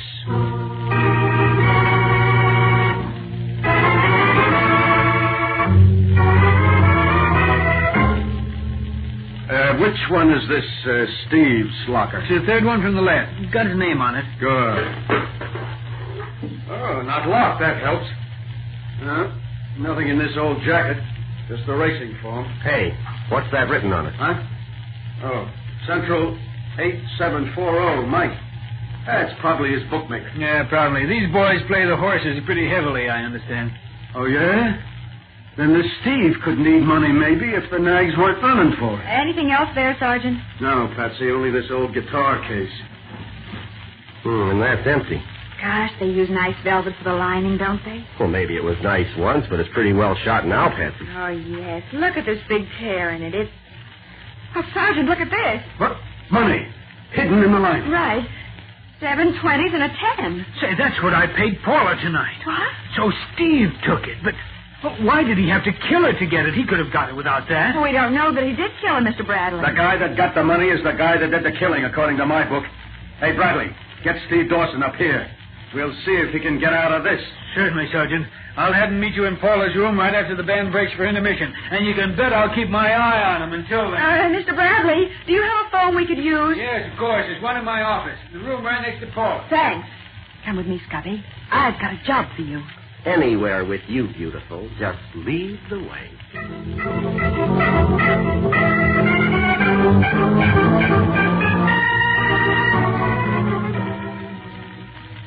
You say you want me to call this number we found on Steve's racing form? Right, Scubby. And ask for Mike. Oh, do you want me to ask him anything special? Oh, no. Just say it's Steve Dawson calling. Yeah. Then stroll around and see if maybe he won't let something slip about Steve's finances. Okay, what can we lose? Here goes. 8, 7. Oh, I wish I knew what this Steve's voice sounds like. Well, just talk a little husky, as if it were a bad connection. Mike will never know the difference, I hope. The Purple Pig. Good evening. Oh, hello. Is Mike there? This is Mike. Who's talking? Steve Dawson. Oh, yeah, Dawson. You got the money ready for me? Well, I've got part of it. Part of it? Hey, listen, you know what I told you. You have it all when I call for it tonight, or else. The whole $300 you borrowed, and the $100 interest for the 2 weeks you had it. Well, isn't there some way I can let you have part of it now and the rest Got a little... the stalling, Dawson. 400 smackers in a bunch by 1 o'clock tonight for trouble. And I mean trouble. Okay, Mike. Goodbye. So Steve did need money. He sure did. $400 by 1 o'clock tonight, and no fooling around either. So Steve might have needed that money so bad he'd be willing to kill Paula to get it. Well, it sure looks that way from where I sit. I wonder Scubby, what's that on the floor over under the window? Huh? Oh. Looks like tar. Tar? Yeah. Tar off somebody's heel. Maybe somebody was out on the roof and got some on a shoe. Mr. Bradley said nobody ever went out there. But look here. Here's a smudge on the windowsill, too, Scubby. Do you suppose... Have you got a flashlight, Patsy? Yeah, I swear one's here in my bag. I think I'll have a look at the roof outside this window. There might be footprints or something. If you're going out there, I am, too. Give me your hand. Okay, beautiful. Here. Easy now. There you are. Hey, tar on this roof is soft, isn't it? Yeah, tar roofs generally get that way on warm days. No, I don't see any prints here anyway. Well, that doesn't prove anything, of course. Soft tar wouldn't hold prints very well. Scubby, this fireplace must fire escape. Oh, I'm getting all mixed up. Must be the one that goes up to the musician's locker room. Well, it probably is. I remember seeing one when we were up there before. Is Paula's body still in her room? No, they took it away after the homicide boys finished their investigation. Oh, I'm glad of that. I don't... Oh. What's the matter? I tripped over something. Caught my toe in it. Why, there's nothing here, Patsy. Oh, wait. Huh? Ah, here's an old guitar string. Maybe you tripped on that. An old guitar string. And Steve plays the guitar. Funny, isn't it? How do you mean funny? The sergeant says Paula was choked with a cord or a piece of wire. Of course. And finding this guitar string here is no coincidence at all. I wonder. What do you mean, I wonder? Huh? Oh, I don't know, Scubby, but that's what Nick always says when he's not sure of something. Oh, his master's voice, huh? Something like that. I'm just trying to think the way Nick would do it if he were here. Oh, I wish he were here, too. Oh, I don't know. It looks pretty open and shut to me. I know it does, but that's always the time Nick says to... Scubby, there's one of the musicians just coming into Paula's room. That must be Steve Dawson. Yeah, come on. I want to hear what he has to say. You want me, Sergeant? Yeah, come on in. Have a chair. Mind if we join you, Sergeant? For the love of Pete, what are you two doing out there on the roof? Oh, just looking at the stars, that's all. Do you mind if we come in? I don't mind what you do so long as you don't get in my way. Thanks. Help me up, Scubby. Right, here you are. Now, easy. Watch the sill. Thanks, Scubby. Won't you come in, too, Mr. Wilson? Oh, delighted, Miss Thorne. So kind of you to offer, Nick. Will you two ever stop clowning? This is a murder case. Murder? What have I got to do with a murder? Everything, if I ain't mistaken, Dawson. Where were you at about 8 o'clock tonight? 8 o'clock? Yeah. Playing with the band, same as always. That's so. Patsy, where's that picture you had? Here it is, Sergeant. Thanks.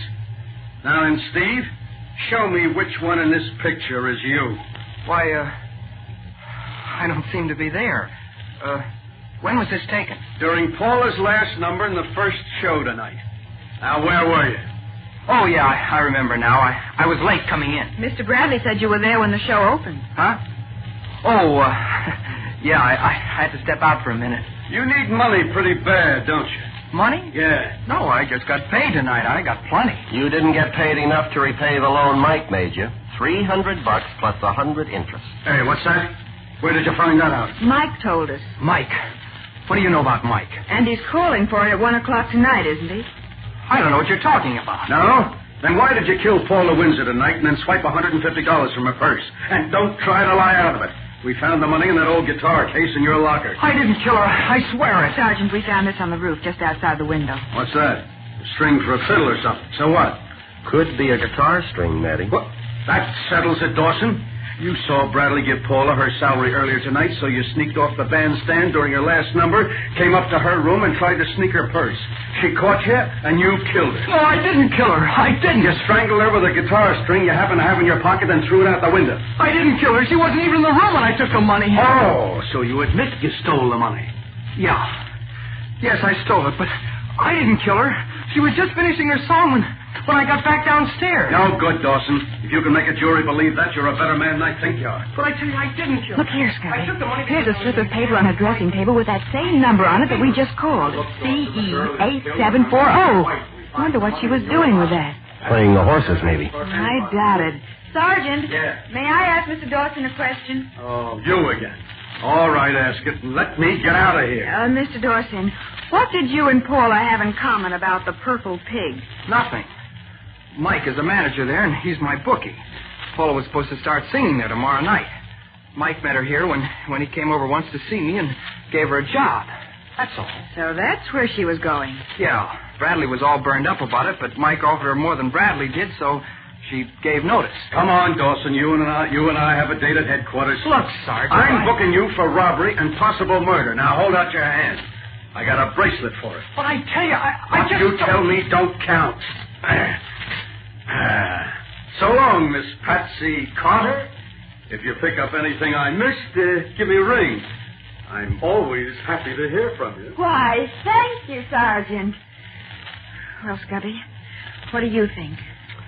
I think if I killed a girl with a guitar string, I'd never throw it out the window where it would be found first thing. Well, that's the way I feel. And it seems to me that if Paula did catch Steve Dawson stealing her money, he wouldn't be likely to go fishing around in his pockets to see if he had an old guitar string he could kill her with. Gosh, you're right, Patsy.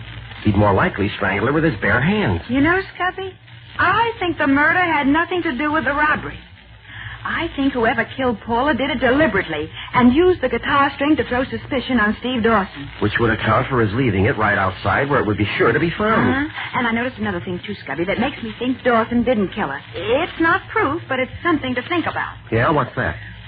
Well, when I saw Paula's body, I noticed that she had unzipped her dress as if she were going to take it off. And her shoes were off, and one of her stockings was unfastened, which means she'd been in her room long enough to start changing her costume. Good girl. And if she'd been leaning over and fastening her stockings, the killer could have crept up behind her without being seen. Yeah, that's what I was thinking. Oh, poor kid.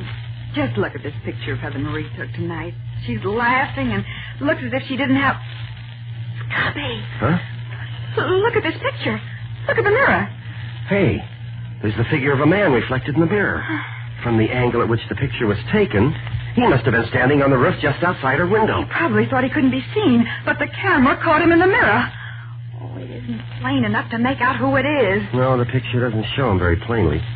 But it's definitely a man in a black coat, and the musicians wear white. So it's not the guitar player. Scubby, this man has a flower in his buttonhole. It's the right buttonhole instead of the left, the way most men wear them. Hey, let's ask Bradley. Maybe he'll be able to recognize who it is. Right, Scubby, come on. We'll show Sergeant Matheson yet.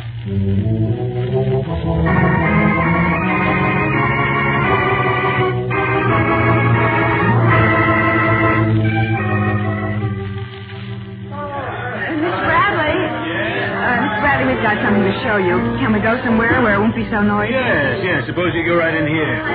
With the door closed, you can at least hear yourself think. Yes, this is better. Now, what have you found that would interest me? Mr. Bradley, this picture was taken this evening in Paula's room right after the first show. Oh, yes, I remember Marie saying that you took one. If you look in the mirror, you can see the reflection of a man standing outside her window on the roof. What? Yes, I see.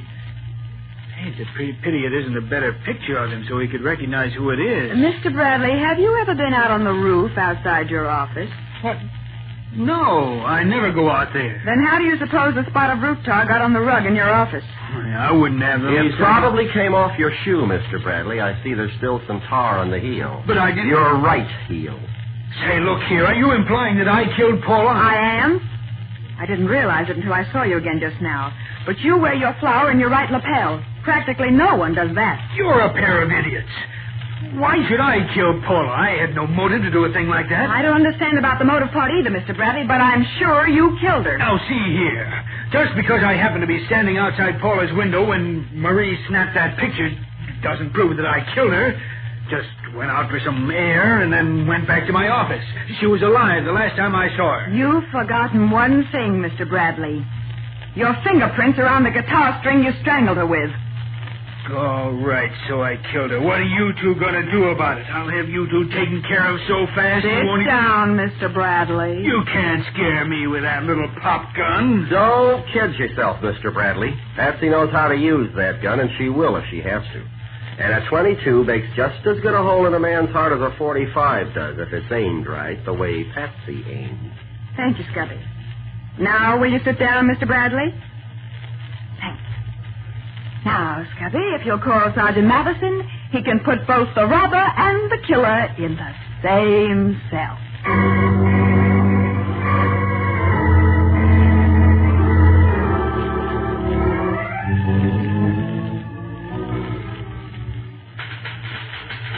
You mean you're going to be at that typewriter for another hour yet? I'm sorry, Scubby, but I have to have a full report ready for Nick when he comes back. And I want to get it down in black and white while it's still fresh in my mind. Okay, I quit. I'm going home. I'll see you again sometime, I hope. Why, I hope so, Scubby. Give me a ring sometime when you're free. Oh, darn you, Patsy Bowen. If I wasn't in love with you, I'd wring your neck. Good night, Scubby, dear. Good night. Oh, poor Scubby. Let's see. Where was I? Oh, yes. Nick Carter's office, Patsy Bowen speaking. This is Matty, Patsy. Oh. I just wanted to tell you Bradley made a full confession. He did? Yeah. Oh, that's good. I'll put that in my report, too. What'd he say? He said he planned to kill Paula tonight, so he waited on the roof outside her window for her to come back from the floor show. Uh-huh. It was while he was standing out there that he saw Steve Dawson swipe the money out of her purse. Oh. Well, that gave him the idea that he could have a perfect alibi by making Steve the goat for the killing as well as the robbery. So he went up the fire escape to the musician's room, found an old guitar string Steve had thrown out, and got back outside Paula's window just in time to see Marie snap her picture. I see. And then, while she was changing her clothes, he crept up behind her and strangled her. And threw the guitar string out on the roof where it'd be found by the police. Or by someone else. Yeah. Did he say what his motive was? Yeah. He loved Paula, but she turned him down cold. He discovered her, you see, gave her her first job. He felt she owed him something, but she told him to his face that he had done nothing for her and that she was leaving him for a better job with a better man. Well, that made him so mad, and the fact that he really loved her desperately, that he decided if he couldn't have her, nobody else was going to. Oh, the poor guy. Love is an awful thing sometimes. Yeah. Especially if it's not returned. Yeah, but look, Patsy, there's one thing I don't understand. You said you told him his fingerprints were on the guitar string. Now, what was the idea of that? Well, Nick always has something to clinch the case with, so I happened to think of that. But you ought to know a guitar string wouldn't take any fingerprints. Well, sure, Sergeant, I knew it. But Mr. Bradley didn't.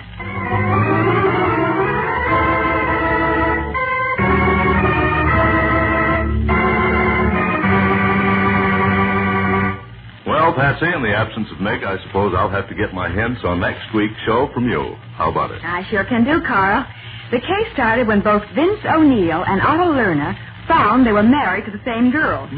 What did Nick do about that? Well, he started out to find the girl and straighten things out, if he could. And he found her, I suppose, knowing Nick? Oh, yes, he did. But when he located her finally, she could no longer give him any information. She'd been using a new jar of cold cream and taking a bath. Well, what did that have to do with it? Why, everything. That and the fight on the train. Yeah. All right. What's the name of the story? We call it The Case of the Extra Husband.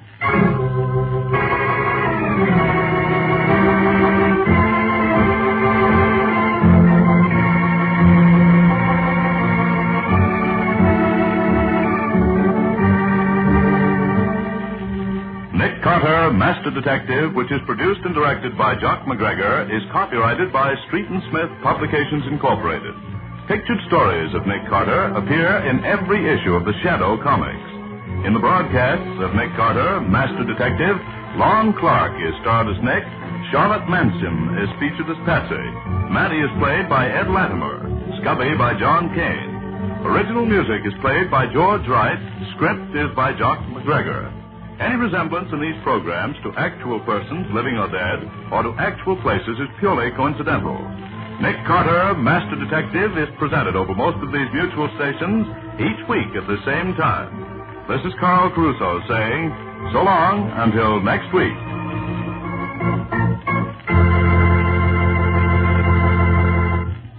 Auctions are exciting, but we've never heard of a public auction where the bidding went up to murder.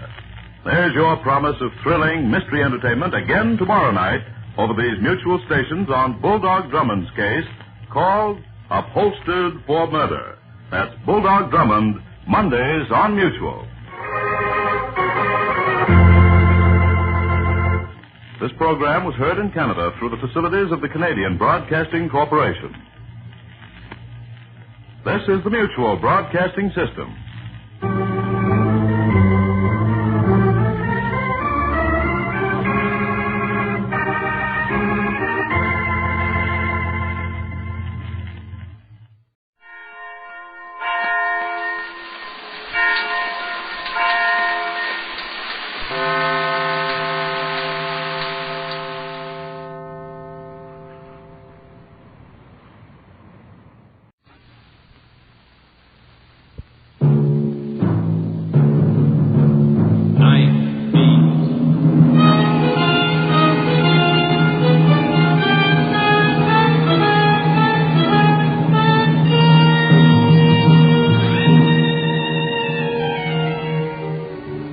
Hi, this is Randy Stone. I cover the night beat for the Chicago Star.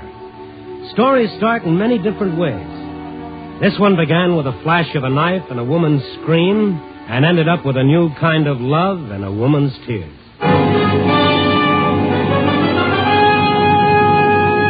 Night Beat, starring Frank Lovejoy as Randy Stone.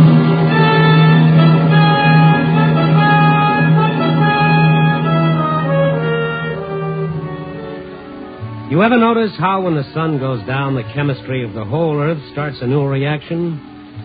The flowers close with the shop doors, sunshine leaves town with the buses, and the birds settle down like the dust covers on the department store counters. At night, perfume replaces the flowers, neon takes up the task of the sun, and the birds that take flight are the hearts of people looking for love and the good tomorrow. Someone said the night is a mantle that covers the weary and a cave of excitement for the adventuresome. He forgot to add that the night is also a mask for the evil. I was out making my rounds, covering my beat for a story. I talked with a bootblack here, a hat-check girl there, a head waiter or two, assorted cabbies, and came up with nothing but a few shreds of scandal that were better left unreported. When I turned onto Harding Street, there was a story for me, ready-made. But it was a story I was sorry I had to report.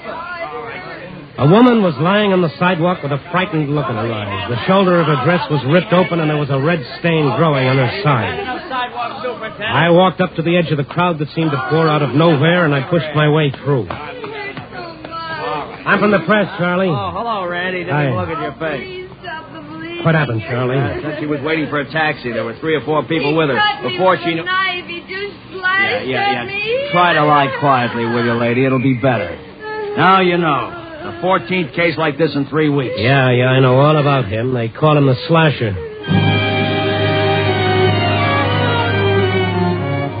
Like a good newspaper man should, I got the names, the places, the what, why, and how, and then I phoned them in. Whoever did it moved into the darkness so fast nobody could get a good look at him. And the man the whole police force had tried to find for 3 weeks had come and gone like a vampire phantom. And another woman, they were always women, lay on the ground wounded. The whole thing disgusted me, and after the police had cleared things up, I went into Mike Creshaw's place for something cold to take the hot, dry taste out of my mouth. Yeah, wouldn't that curdle your hair? Yeah? Right on this very street. I'd like to get my hands on that screwball. Just one hand. I'd fix him so he wouldn't be able to cut paper dolls. I hope they catch him soon. Why don't you newspaper men do something? You got the power in this town. Well, nobody knows what he looks like, where he comes from, or where he goes. What would you do if you were a newspaper reporter? Well, now that you mention it, I don't know. But sometime, somewhere, they're going to catch him. And things are going very bad with this gent. Very bad indeed. Here, let me put a head on it. Thank you. Mike, tell me, where'd you get those new murals on the walls? All right, huh? Yeah, we had them done just last week. The place looks like a magazine cover, huh? Mm-hmm. And look at those legs. Who did them? Oh, some joker named Rick. Rick Bennett. Works over at the Hofbrau now. I got him the job. Me. That's pretty good-looking art for a bar. Hey, you owed us a tab. We let him pay it off that way. What's the matter with the face of that girl, the one on the right? Hey, you know, I've been wondering about that myself. I think he must have made a mistake somewhere. What do you think? Maybe he did make a mistake. Yeah, but look at that shape. Rick Bennett at the Hofbrau, huh? That's the guy. Does sketching. Thank you, Mike. I'll see you later. I didn't tell Mike what I was really thinking because it sounded too far-fetched to be true. But that mistake on her face looked to me like a scar. Why would a guy paint a scar on a beautiful woman's face? I dropped into the Hofbrau to get a look at this Rick Bennett. He was sitting in a corner booth with a pad of sketching paper, some charcoal, and some pastels. None of them were busy. I walked over. How much does a sketch cost? $1. Mm-hmm. Well, that's a deal. Here's your buck. Caricature or serious? Oh, serious. I'm going to give this to my girl. Don't waste your time. Turn your head, will you? A little more. Okay. You been around here long? 3 weeks. You been here all night?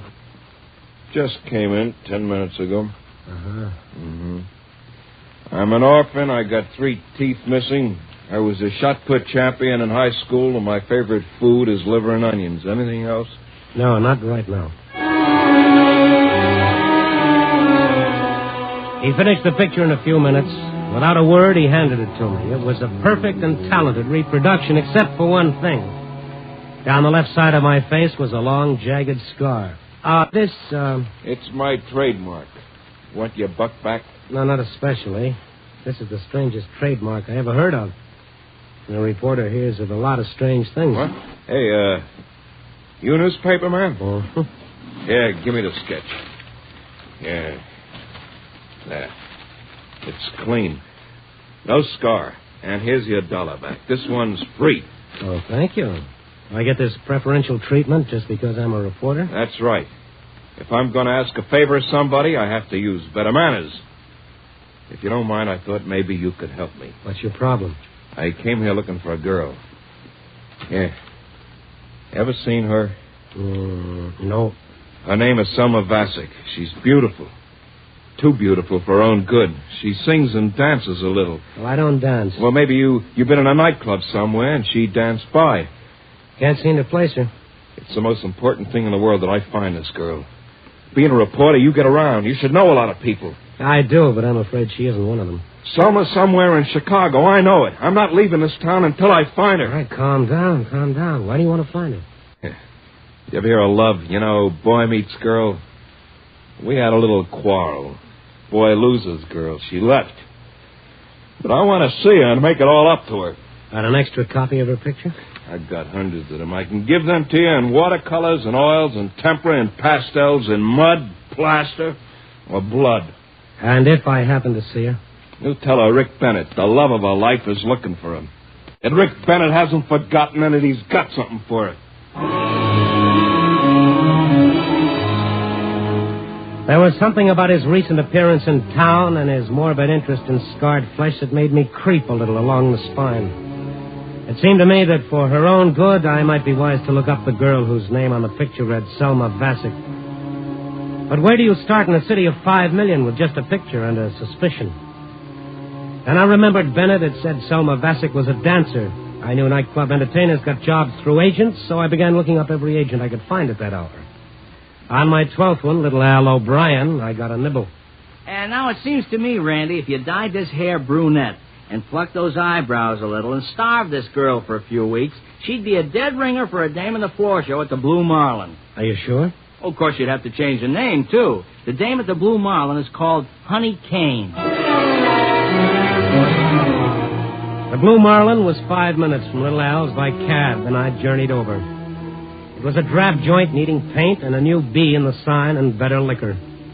I cased the chorus once, spotted Honey Kane, and went in the stage door.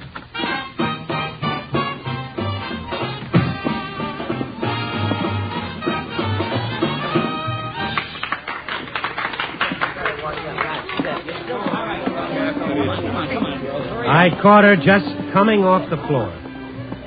All right, one side, Buster. Selma. My name is Honey Kane. Didn't it used to be Selma Vasic? Go on, stop bothering me before I call some of the boys. All right, maybe I made a mistake, honey, but if you are Selma Vasic, I have a message from Rick Bennett.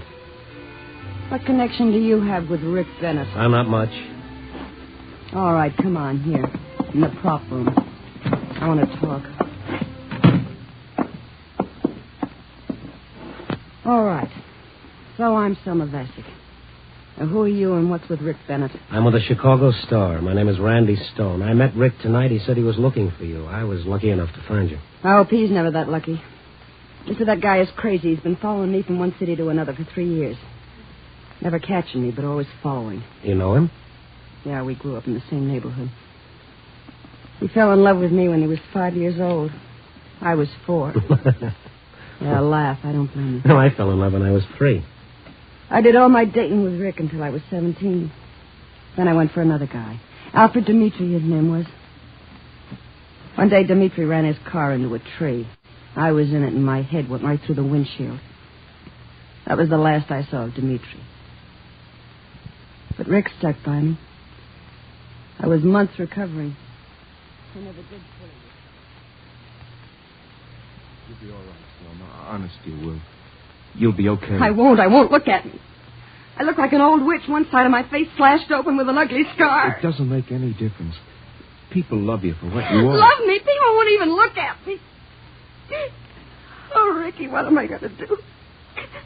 What am I going to do? I might as well kill myself. Don't say that, Selma. I meant it when I said it won't make any difference to me. I'll take care of you for the rest of your life. I'll always take care of you. I love you like nobody else could. Oh, Rick. Rick, please be nice to me, please. Oh, don't worry any more about that scar, Selma. If it's the last thing I do in this world, I'll fix it. I promise you. Kept his word, because as far as I can see, the scar's completely removed from your face. Oh, there isn't a trace of it left. Look at me. I'm supposed to be a beautiful girl. You are? Don't make fun of me. You know how I lost the scar? Ricky worked like he never worked in his life. For 16 months, he sweated over his first important oil painting to enter into a competition. He was poor and hungry and couldn't even buy enough oils. And he won the competition, $5,000. And that was the money that fixed your face? It took every cent. It was quite a sacrifice. Rick never had another success. He just went on struggling, and I couldn't stand it anymore. Couldn't stand watching him suffer or never having anything for yourself?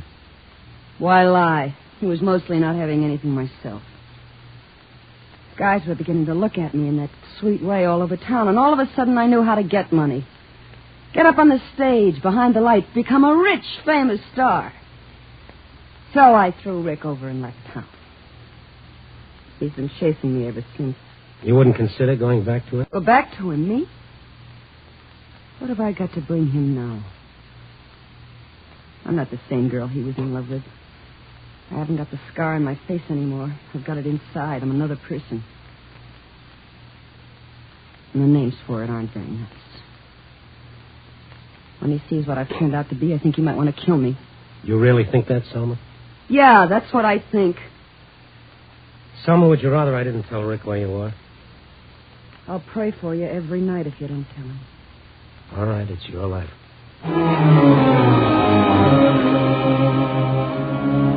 I took it slow and thoughtful back to the Hofbrau.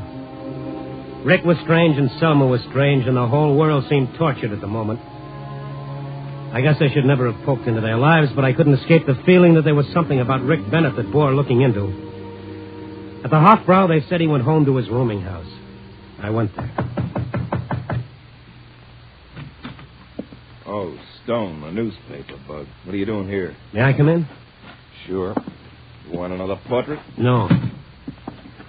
I think you know why I'm here, Bennett. Yeah. I don't suppose you had any luck. As a matter of fact, I did. I found her, just like that. You found Selma? Selma, you found her? Well, where is she? Come on. Well, come on, where is she? I can't tell you. Can't tell me after I've been looking for months and months for her? Well, come on, spit it out, will you? Don't waste time. If you'll sit down and be quiet, I'll tell you about it. You tell me about it right now, or I'll tear you inside out. This is going to get you nowhere. Talk. Talk! I'll break every bone you have. Now, you want to get up and talk sense now?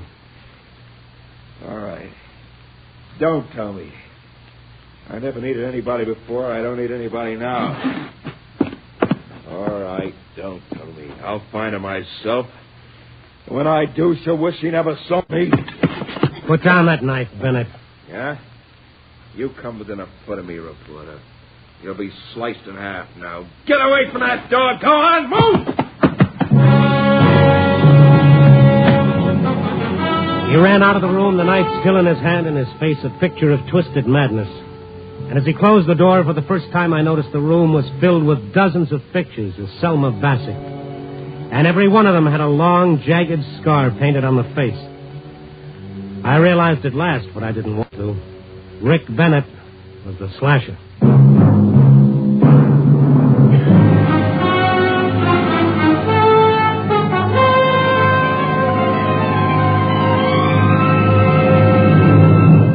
NBC is bringing you Night Beat, starring Frank Lovejoy as Randy Stone.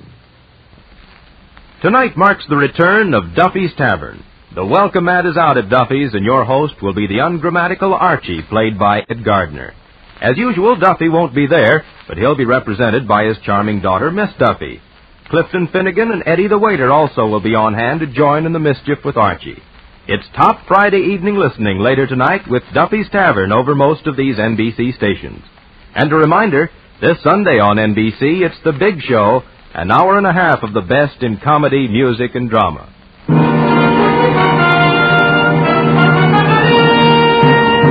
And now back to Night Beat and Randy Stone. As I stood in Rick Bennett's miserable room looking at the scarred picture of Selma Bassett everywhere, my first fear that he was going to run right out and find her disappeared after a little thought. Rick Bennett had no way of knowing where I'd interviewed her. I didn't think he should be running around the streets with a knife in his hand, so I called the police. Central Division, Sergeant Friends. Sergeant, my name is Randy Stone. I'm with the Chicago Star. Can you take something down? Height, about 5'11". Weight, about 170. Late 20s. Hair, black. Eyes, gray, I think. The last seen wearing a dark blue suit, no hat, no gloves. His name is Richard Bennett. He's the slasher. He's the slasher. I just tangled with him, and he was carrying a knife. Also, I ran into him 2 blocks from where a woman was slashed tonight, and also, I've talked with him long enough to think that he thinks he's got a good reason for slashing people. Who'd you say this was? Randy Stone, Chicago Star. You sober? Yes. Where does this Bennett guy live? Well, he used to live where I'm calling from now, but I don't think he'll be back here. Okay, Stone. Thanks for the tip-off. We'll get an all points out on them right away. Shouldn't be hard to pick them up. After that, I jumped into my car and headed for the Blue Marlin to have another interview with Honey Kane, alias Selma Vasic. The neons were out when I got there, but a grizzly old man with a red face was mopping the floor. Everybody's gone home, mister. Open again 5 tomorrow afternoon. Come back then. We'll really be twirling then. Look, Pop, I'm trying to get a hold of one of the girls in the show. Who isn't? And who you calling Pop? All right. If I could land something better than mopping floors, I'd want to get a hold of one of them myself. Oh, please. Look, her name is Honey Kane. Do you know her? Sure. I do it up in my tails and haul out my Cadillac and take her out champagne drinking every night.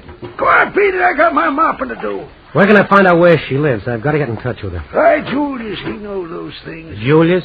A stage manager. Real short, yellow-livered guy. He don't let me stand in the wings and watch the last show.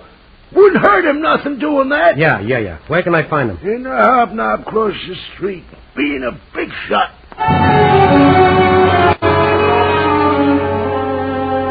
I found Julius across the street being a big shot. It was intermission for the little orchestra that was playing there, and he was standing behind the vibroharp playing lost chords. A bored bartender and a drunk passed out in an empty booth were his audience. Nobody looked up when I came in, most of all Julius, but he did answer me. Yeah, I'm Julius.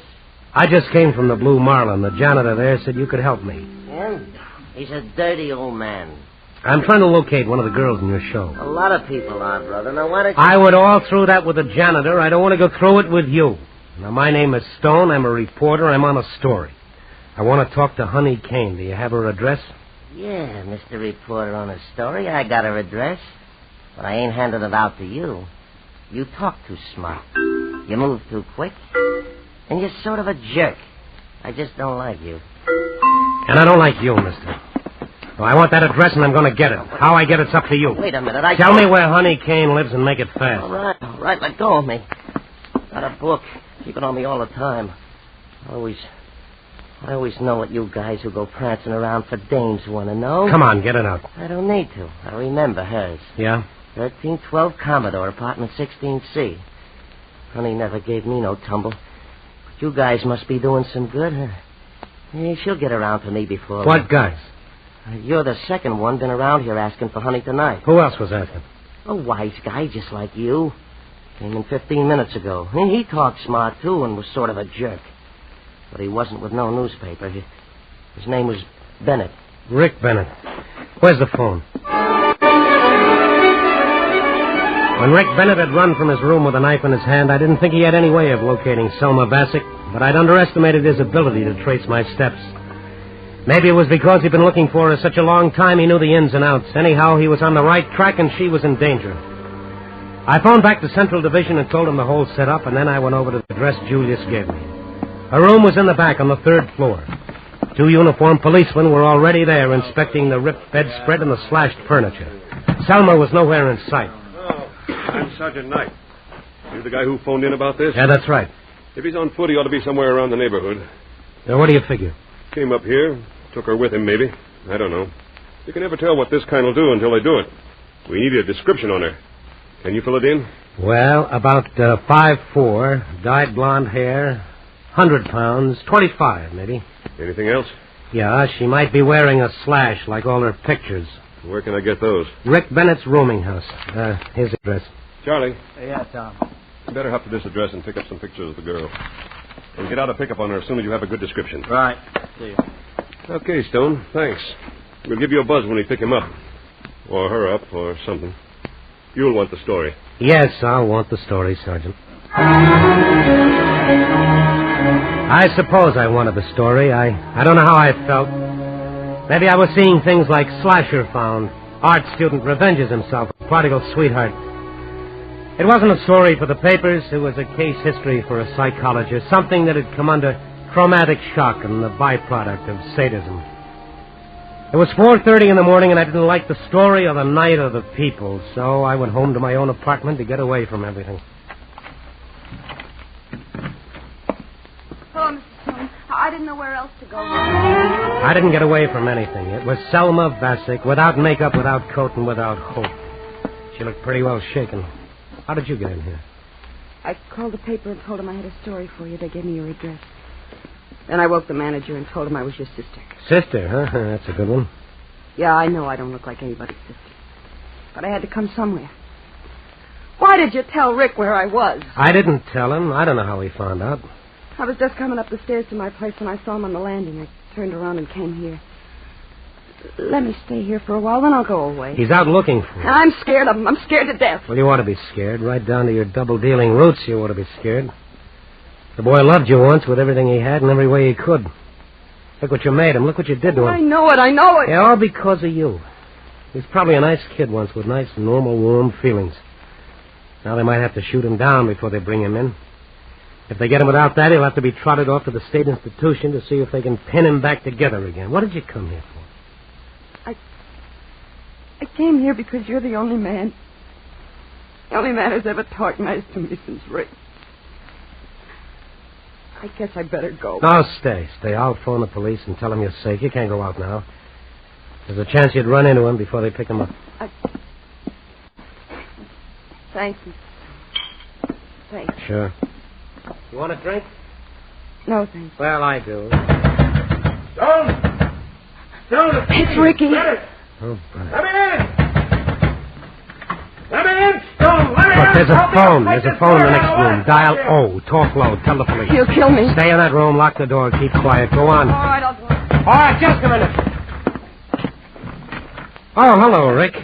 Now, you've had a big night. Where is she, Stone? Where's Summer?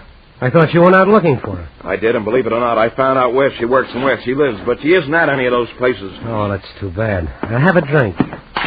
Listen to me, wise guy. You phoned her or warned her that I was after her, and you know where she's hiding. Now, tell me. Tell me where she is, Stone, or I'll carve you up. The same knife I'd seen him grab from the table in his room was still in his hand. This time it looked about 3 feet long and several shades shinier. He held it waist level, cupped in his right hand, and he walked toward me. I didn't know whether to take a chance and try to get at him or stand my ground and try to argue him out of it. Either way, he was a madman. He had a knife, and he looked like he was going to use it. Ricky, stop it. What? Selma. I'm the one you want, not Mr. Stone. He's never done anything to you. I'm the one who's hurt you. Selma, use your head. You shut up, Stone. She's right. Come here, Selma. You've changed. Your eyes are tired. You're different. Yeah, You're Ricky. different. Yeah, I'm different. But you're still you. I used to love you, Selma. Now I hate the sight of your pretty face. Pretty face. Pretty face? Do you call this pretty? Yeah. It's still pretty enough. Stop it, both of you. Let him go, Mr. Stone. I deserve it. Well, Ricky? Yeah. You deserve it, Selma, and you... Well, go ahead, Ricky. There's nothing anyhow. Nothing. I can't, Selma. I can't do it. I've looked for you all this time. I've wanted you so much. And hated you so much for the thing you did to me. I can't, Selma. I still love you. Well, that did it. I've run into some weird ones in my time, but this was the topper. I put in a call to police headquarters. The same people answered. Central Division, Sergeant France. Sergeant, Randy Stone again. I got your boy for you. He's in my apartment. The address is... We're drunk. What? Hey, what is this? We picked up the slasher a half hour ago. And, brother, your description. He's blonde, short, wore a light suit and drove a tan convertible. Sleep it off, Stone. But I tell you, I got him right here. He almost slashed... Almost. Yeah. We caught our guy doing a job. But... Sleep it off, Stone. Good night.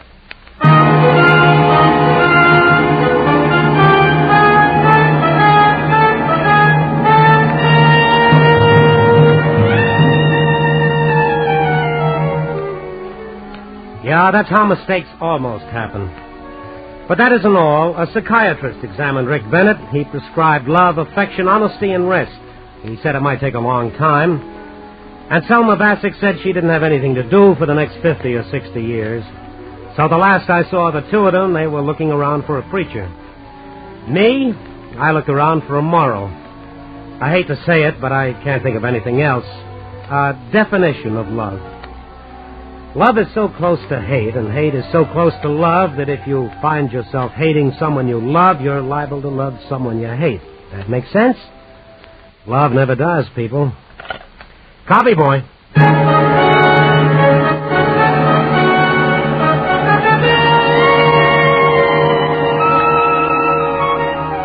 Night Beat, starring Frank Lovejoy, is produced, edited, and directed by Warren Lewis. Tonight's story was written by E. Jack Newman and John Michael Hayes, with music by Frank Worth. The part of Rick Bennett was played by Jeff Corey. Selma was Joan Banks. Others in tonight's cast were Sid Miller, Nestor Paiva, Jerry Hausner, and Lou Krupin. Frank Lovejoy can currently be seen in the Warner Brothers picture Breakthrough, co-starring with David Bryan and John Agar.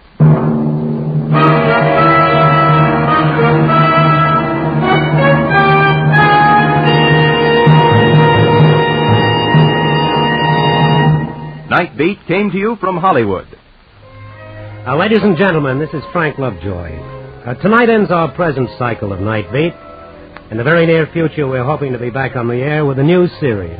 Would you watch your local paper for the time and date? And meanwhile, if you've enjoyed our stories as much as we've enjoyed bringing them to you, perhaps we'll hear from you. Until then, good night.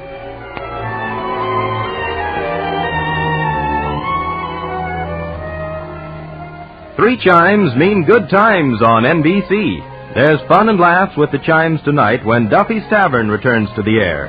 As usual, Duffy won't be around, but Archie, played by Ed Gardner, will definitely be on hand to spread his doubtful advice where it does the most damage. And, of course, Archie's colleagues in comedy, Miss Duffy, Clifton Finnegan, and Eddie the Waiter will be there. And a reminder, for Mystery, it's The Man Called X on Saturday nights. Stay tuned for Monty Woolley as the Magnificent Montague on NBC.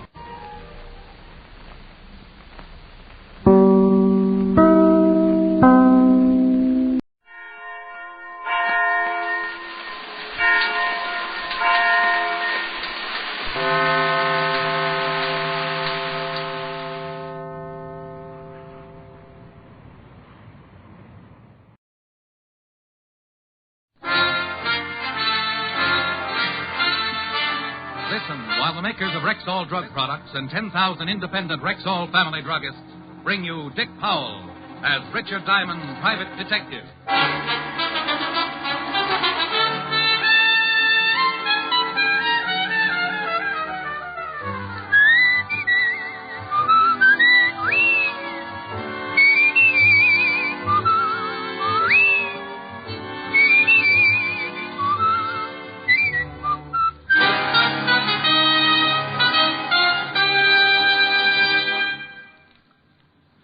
Good evening. This is your Rexall family druggist with a welcome from the 10,000 independent druggists who have made the word Rexall part of our own store names. We've done that because we recommend and sell the 2,000 or more drug products made by the Rexall Drug Company. Like Rexall Mineral Oil, for example. This is the mineral oil specially refined for extra heavy body. What's more, Rexall Mineral Oil is tasteless, odorless, colorless, non-irritating, and non-habit-forming. Quality like that is what we family druggists are talking about when we tell you you can depend on any drug product that bears the name Rexall. Now your Rexall family druggist brings you a transcribed half hour with Richard Diamond, private detective, starring Dick Powell.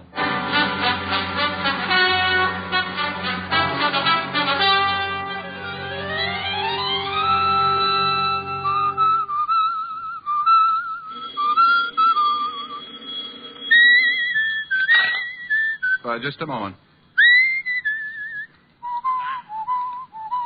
Diamond, pick up the receiver and speak to me, or I'll... Walt, is that your blood pressure I hear bubbling, or are you calling from Niagara Falls? What's the big idea keeping me waiting like that? Well, the big idea is that it's a beautiful day and I'm happy. When I'm happy, I whistle. And when I'm happy and whistling, I don't like to be interrupted. I'll remember that the next time you're unhappy and you ask a favor from me. You can whistle then, too. Oh, the great, big, important police lieutenant wants a favor from poor little old Richard Diamond. I want you to go to a funeral. Yours? No, it's mine. Say, I'll live to dance the Charleston on your grave, wise guy. No, they're burying Bigfoot Grafton this afternoon. How do you know? How do I know? How do I know what? That it's Bigfoot Grafton they're tucking in. The way I read my paper, the Harbor Patrol fished out a guy presumed to be Bigfoot Grafton, boy racketeer. We're satisfied with the identification. Huh? Fingerprints? Fingerprints. Look, the body was in the Hudson River for nearly a week.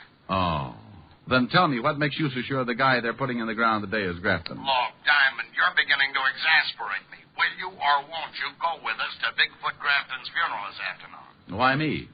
Maybe you can show the boys how to dig the grave. Oh, Walt, that's silly. I don't know a grave from a hole in the ground. So why me? Because you once told me about a little business matter you had with some of Grafton's gang out west. And because some of those same hoods may attend the funeral. And because if any of them do, you'll recognize them. And I can point them out to you. Say, you are a detective. Otis and I'll pick you up in about an hour. Goodbye, Diamond. Goodbye, Bright Eyes. Come on, Billy. How many times have I got to tell you this is the only thing left to do? It's all wrong, Marge. I tell you, there's no need to call in a private eye. Well, hello, girl. Who are you? The name's on the door. You're Diamond? You see something you don't like? Yeah, you. Oh, you'll never be lovely, be engaged, or get to use ponds with an attitude like that. It's a waste of time, Marge, a waste of time. Lay off it, Billy. I know what's right. We came a long way to see you, Diamond. All the way from West Frampton we came. We're ducklings. Well, first impressions are so deceiving. I almost thought you were girls. Now, look, there's a psychiatrist just down the hall who... Get this, Billy. The guy thinks we're nuts. Well, maybe you are a couple of ducks, and I'm the one who's crazy. Not ducks, ducklings. Oh, well, then if you have that kind of a problem, go to the Audubon Society. You never heard of the Long Island Ducklings? All we done was win the pennant last year. Pennant? Oh, baseball? Now it's coming. We're a girls' softball team. We got our own park out in West Frampton. I play third base. Who's on first? Me. Come on, let's get out of here, Marge. We'll stay. We gotta find Lottie, and he's gotta help us. Lottie? Lottie Wyrachek, our second baseman. She's been missing almost a week now. We can't win without our second baseman. Oh, yes. I can see where it must leave quite a gap between first base and shortstop. We ain't gonna win the pennant again unless we get Lottie back, Diamond. We gotta have her. You're elected. Elected? I'm not even sure I accept the nomination. See? Let's go, Marge. You don't want the job, Diamond? Well, I've never looked for a missing second baseman before. I wouldn't know where to begin. A fine detective. Here, you begin by looking at her snapshot. Oh, no, girls. Really, I'm terribly busy right now. I've got to go to a funeral and help the police department with it. Look at her picture. But I tell you,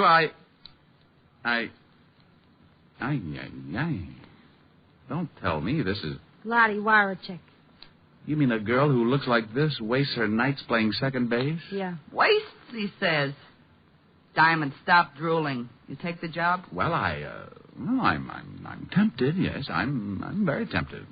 Now let's get some answers first. Ask Billy. She's her roommate. All right. Now think back, Billy, to a day or so before she disappeared. She seemed worried about anything, nervous, upset. No. Why, she even hit 2 home runs the very last night she played. She did, huh? Oh. I wonder if... Oh, no, that isn't possible. The Dodgers do a lot of things, but they wouldn't kidnap people. You say she's been with the team 2 years? Yeah. Diamond, what sort of questions are these? Please, Lefty. It's my turn at bat.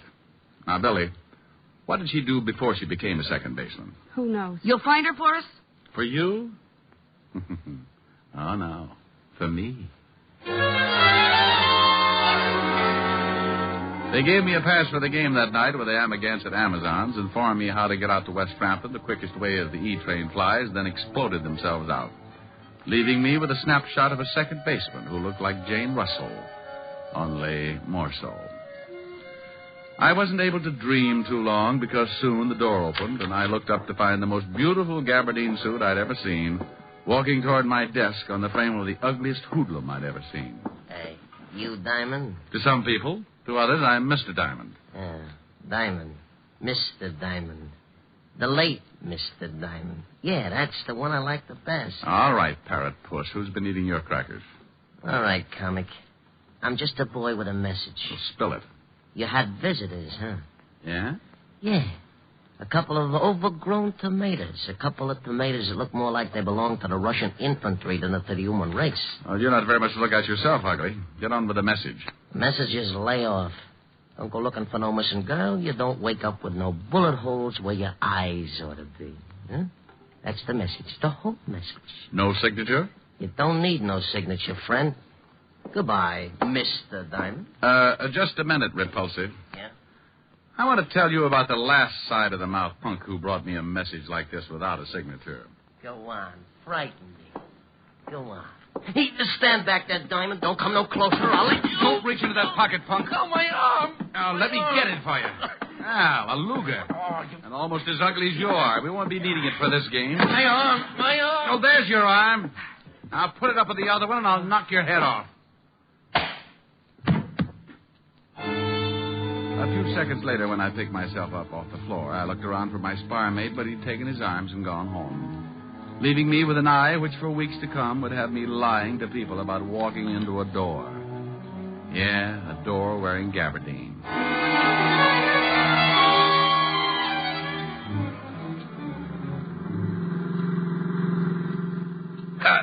How'd you get that shiner, Diamond? I walked into a door, Walt. A door with a fist at the end of it. Where is this cemetery? South Carolina? We'll be there soon. Bigfoot Grafton won't mind waiting a little longer. Assuming, Sergeant Otis, that it is Bigfoot Grafton they're planting. Oh, no, you're not going to start that again. I told you on the phone. We're satisfied with the identification. What identification? Laundry marks on Grafton's shirt, cleaning marks on Grafton's suit. Go on. What do you mean, go on? Look, Walt, suppose you're wanted for murder. 2 murder raps, and you don't have a chance of beating. And suppose that next to the mailman with the income tax refunds, you're the most looked-for guy in the country. Yeah, I know what you're going to say, Diamond. You think maybe Grafton finds a sucker with his same general build, shoots him in the spine, changes clothes with him, and then dumps him in the big bathtub. That's right, Walt.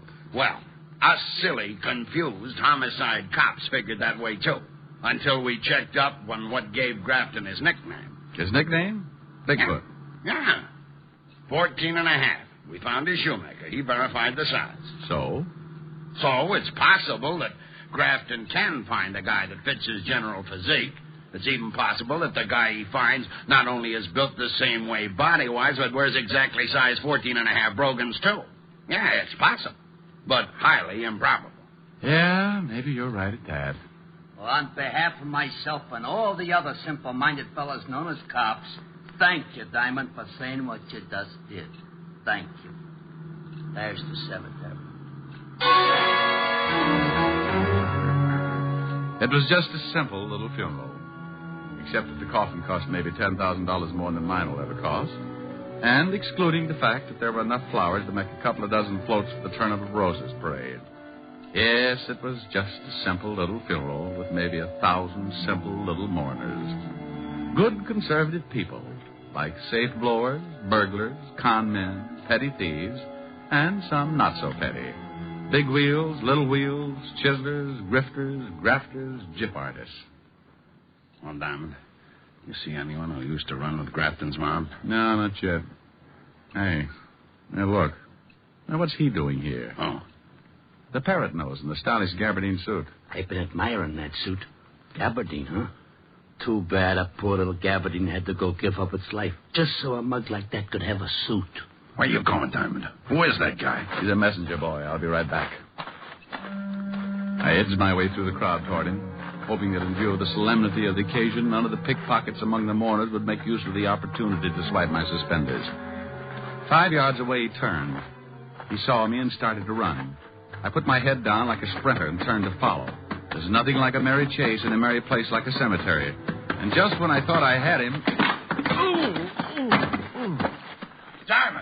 Diamond, what are you doing running into tombstones? Oh, well, I suddenly remembered it's been years since I had a collision with a tombstone. What were you chasing that guy with a fancy suit for? I wanted to find out who his tailor is.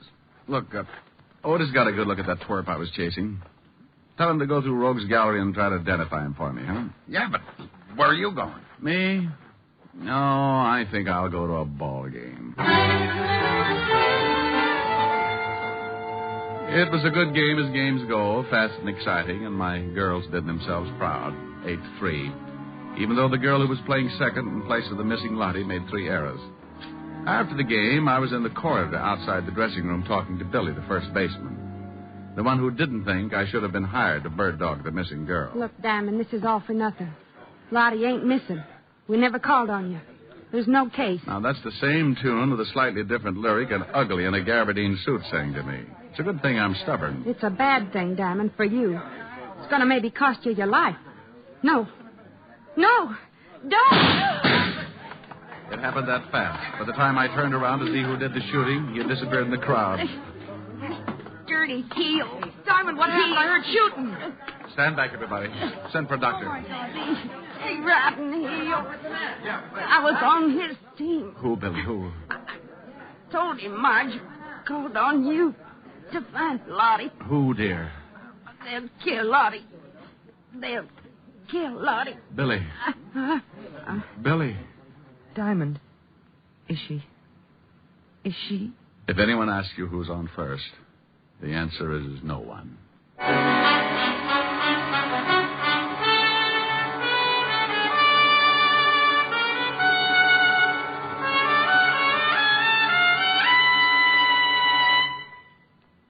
Before we continue with the adventures of Richard Diamond, private detective, here's your Rexall family druggist. I've discovered lately that a lot of people think they don't need to take any precautions against vitamin deficiency during the summer months. But the truth is, we're just as apt to be low on vitamins during the summer as any other season. Then you think people should continue right through the summer taking a vitamin supplement? Indeed I do, ma'am. And the one I recommend is Rexall Plenamins. Why exactly?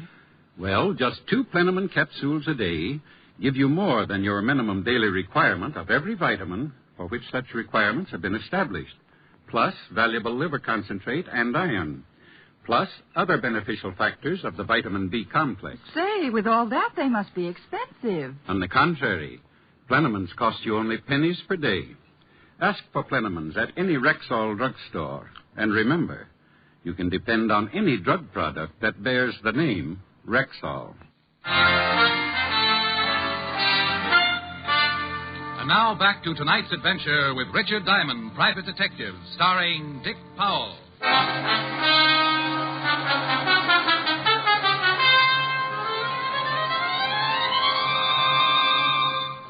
Diamond, this department isn't in operation so that you can find girls. I don't care how she looks in her baseball uniform. Oh, but this is business, Walt.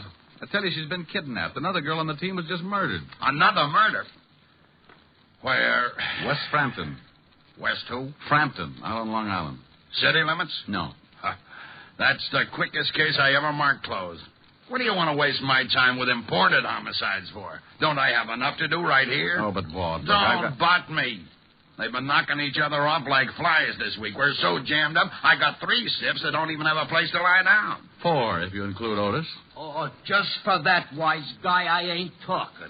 Oh, if I could only be sure of that. I mean, I ain't talking about the guy you played tag with in the cemetery. I found him in the picture book, all right, Diamond. It took me 2 hours. And just for making cracks at me, I ain't telling you his name. Whose name? Joe Gabardines, that's whose.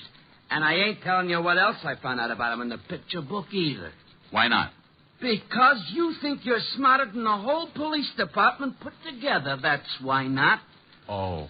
And so if I go spill to you that this Joe Gabardine used to work as a gunsel for the late Bigfoot Grafton, you're going to right away say Bigfoot Grafton ain't dead after all, and that I'm a dope. Walt, you hear that?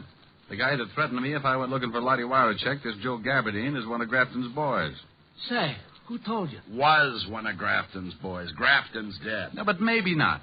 Maybe all these shenanigans are part of Grafton's plot to put some sucker in his coffin and stay undercover. Sure. Maybe Lottie Wirachek knew in some way or other that the guy they fished out of the river and buried today wasn't Grafton. Look, Walt, you got to... Diamond, tell me. That name you said, the one that sounds like something spelled backwards. Wirachek? That's funny. What's funny? That's the same name as this dame's in the file missing person sent over. Only this one's name is Lottie Wirachek. So's this one, you dope. You mean there's 2 dames with a name like that? Yeah, just like there are 2 heads on a sergeant named Otis Loveloon. Now, listen here. Who reported her missing? just for being a fresh guy, I ain't going to tell you. You ain't going to tell him what? That it says here on the file card that this doctor reported her missing. Who said anything about a doctor? Huh? You sick, Otis? You need a doctor? I ain't sick. Besides, he ain't that kind of doctor. He's a dentist. Who's a dentist? This Dr. Alman. Dr. Percy Alman. 223 Park Avenue. So? What do you mean, so? What about him? What do you mean? What about him? Well, you brought him into the conversation. Dr. Percy Alman. You said 223 Park Avenue. What made you mention him if you don't have anything to say about him? He's the guy who reported this laddie whatchamacheck missing, you dope. Gee, Diamond, are you dumb?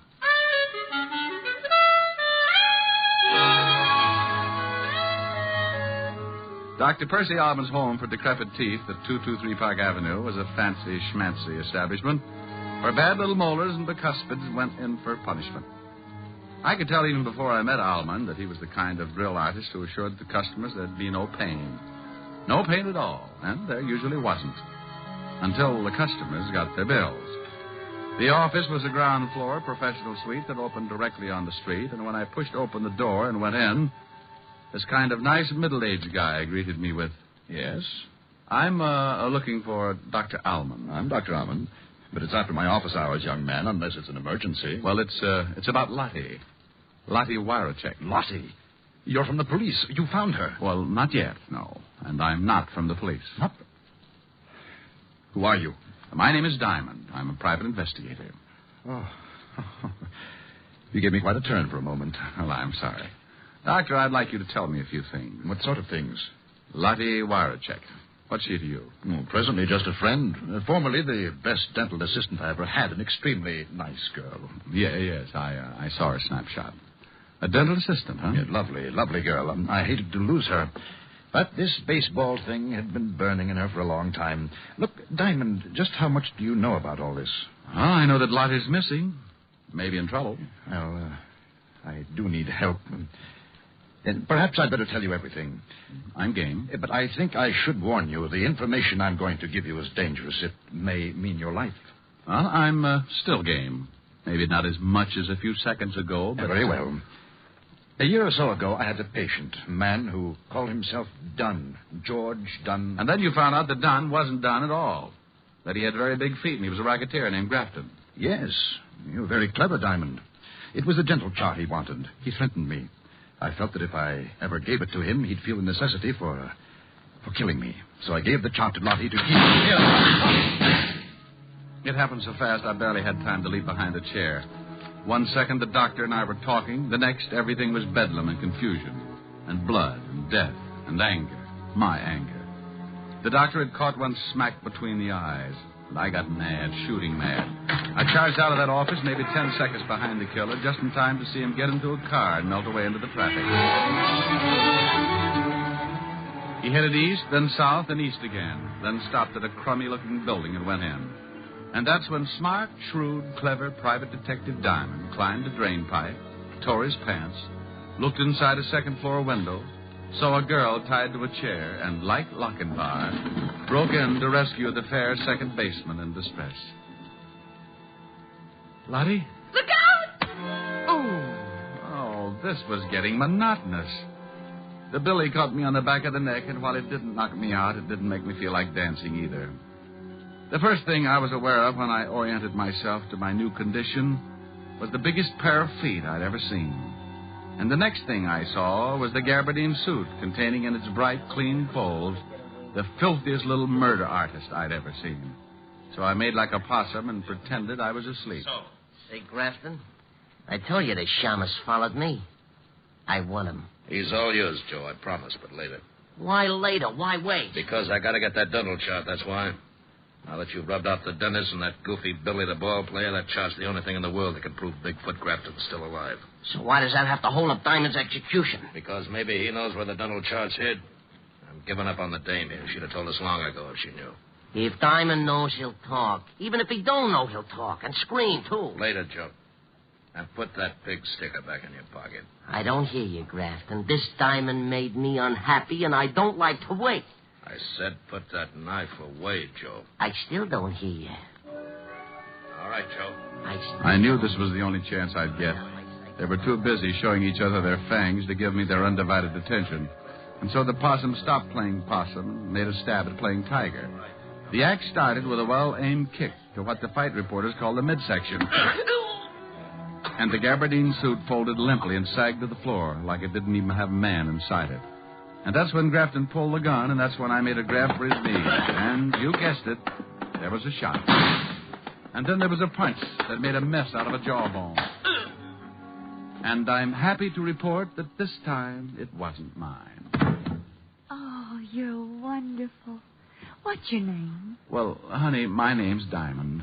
Diamond? Yes, dear, and believe me, a diamond is a girl's best friend.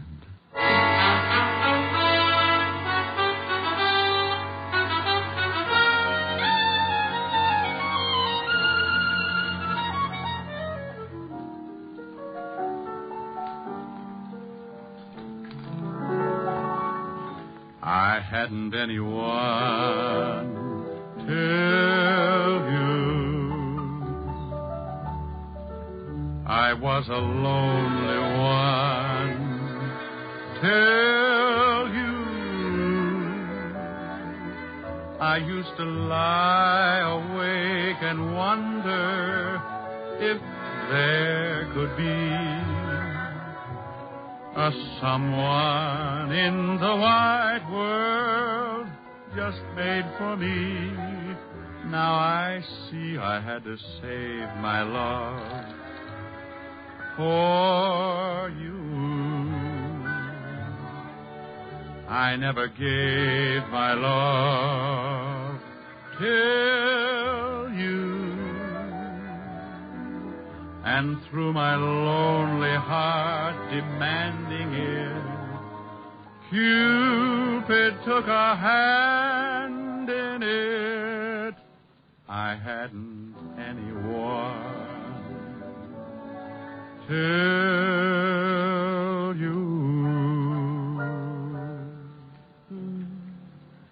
You're so romantic, even with a black eye. Oh, thank you, dear. Oh, Ricky, darling, it must have been dreadful. Oh, it had its moments, Helen. Yes, I saw that photograph. A second baseman. What's the matter with a second baseman? Well, Ricky, if she were any good, wouldn't she be a first baseman? Honey, I don't think you understand too much about baseball. Teach me. Oh, it takes years, baby, years. Well? Well, baseball's a game that's divided into innings. 9 innings. Innings? What's an innings? Maybe I better teach you how to play post office. No, Ricky, please. Well, let's see now. An inning is a sort of a division, a stanza, a frame. Yeah, that's right, a frame. A frame? An inning's a frame? Hey, you're digging it. No, I'm not, Ricky, not really. Maybe we'd better forget it. All right. An inning is a frame. That's right, dear. An inning is a frame. Ricky, was she nice? Lottie? Mm-hmm. Well, I'll say this for her. She sure had a beautiful inning.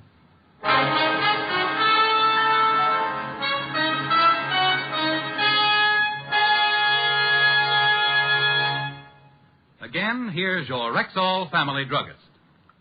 Don't wait until you're already suffering from acid stomach and then wish you had Bismarex on hand. Buy a bottle tomorrow. This famous Rexall antacid often neutralizes excess acidity within 1 minute. More than that, Bismarex gives relief that's continuous and prolonged because its scientifically balanced ingredients work in sequence, easing gastric distress and leaving a soothing protective covering on irritated stomach membranes. Ask your Rexall druggist for Bismarex. He'll tell you you can depend on any drug product that bears the name Rexall.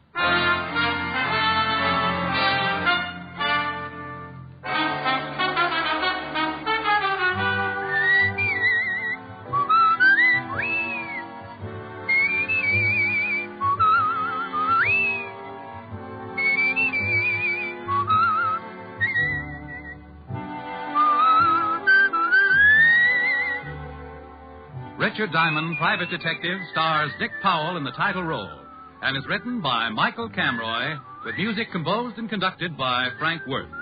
Featured in tonight's cast were Ted DeCorsia, Wilms Herbert, John Daner, Bill Conrad, Virginia Gregg, Gloria Blondell, and Sidney Miller.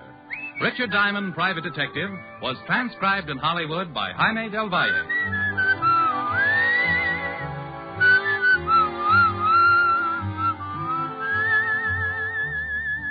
This is Bill Foreman, inviting you to be with us next Wednesday at this time, when we will again bring you Dick Powell as Richard Diamond, Private Detective.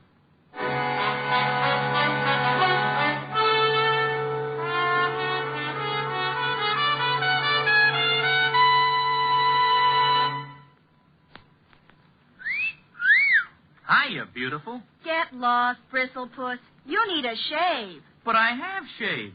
What else do you want me to do? Silly boy, she wants you to go Stag. Go Stag?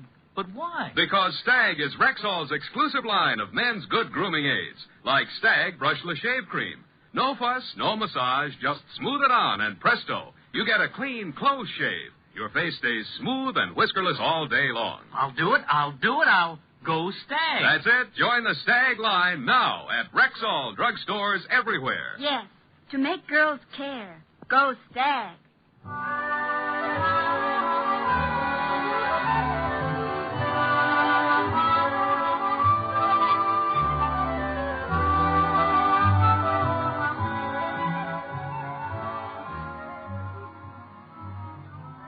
3 chimes mean good times on NBC. Dick Powell, who stars as Richard Diamond each week at this time, is a chime star, and there are many more of your favorite entertainers who are chime stars on NBC. Listen for the familiar NBC chimes. They're your invitation to fine radio entertainment. Whether it's action-packed adventure mystery, comedy, music, drama, or news, you'll find the very best on your favorite NBC station. Listen again next Wednesday at this same time for another exciting adventure with Dick Powell, starred as Richard Diamond. And remember, 3 chimes mean good times on NBC. In 2 weeks, enjoy The Halls of Ivy with Ronald Colman on NBC.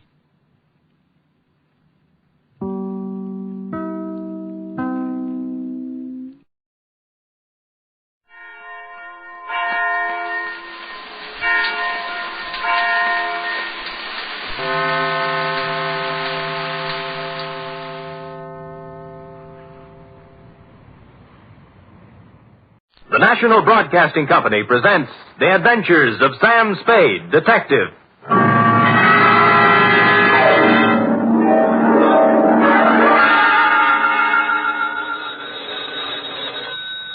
Sam Spade Detective Agency? Me, sweetheart. Sam, a man named $5 Frankie called up and said he's putting $2 in your name on a sure thing at some track or other. Well, that's nice to hear. Oh, I don't think it is at all. You know I don't approve of your gambling, Sam. Effie, you do some things I disapprove of, but do I snipe at you? Well, no, but... No buts about it. And besides, I didn't place the bet. It was placed for me. I don't care. It's the principle of the thing I don't like. Well, suppose I put it this way, Effie. That $2 bet on a sure thing was more than just a money bet. It was a gamble on the inherent goodness of the human soul. Oh, Sam, you're just trying to confuse me. I am, but I'll straighten everything out to your satisfaction, I trust, when I appear at the office with a highly stylized and rather charming saga of horse players and the world they live in. What else but the sure thing caper?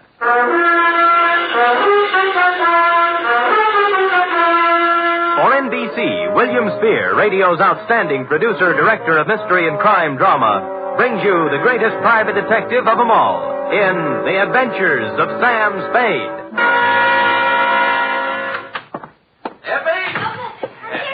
Yes, and I hope you always are at the wages I pay you. Oh, I'm glad you brought that up, Sam. When I pay them. I don't want to start an argument, but I do need some new clothes. Oh? You want me to put up a good front, don't you? I will rephrase my answer. Yes. Well? Effie, if you can hold Warp and Wolf together for a few weeks, I have a feeling we'll be rolling in dough, driving big cars and wearing mink. Oh, you mean that then. All conjecture. Enough of your sneering. Now, you hear me out. Weigh the evidence, and maybe you'll feel differently. I doubt it. No good comes of playing the horses. Dates, fill it in. 2 $5 Frankie, care of... Sam, wait a minute now. $5 Frankie what? What's his last name? I don't think he has one, F. As I get it, he was born just before a Gold Cup handicap at Pimlico, and they didn't have time to give him a last name and place a bet, too. So they chose the bet. Oh, Sam, that's awful. What do you mean, awful? That horse paid 18 to 1. Well, to get on, 2 $5 Frankie, care of Patterson Smoke Shop, Myrtle Street City, from Samuel Sucker Spade, San Francisco, license number 1375596. Subject, the sure thing caper.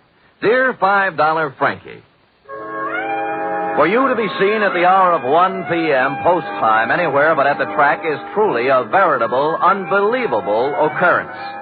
So when my door pivoted open Monday at said hour and a short gent with 36 shoulders and a 44 long plaid coat came in, my eyes told me it was you, but my mind screamed no. I checked your wide-brimmed pork pie, your zoot gabardine slacks, suede and alligator wing-tipped shoes, and it still repeated, you.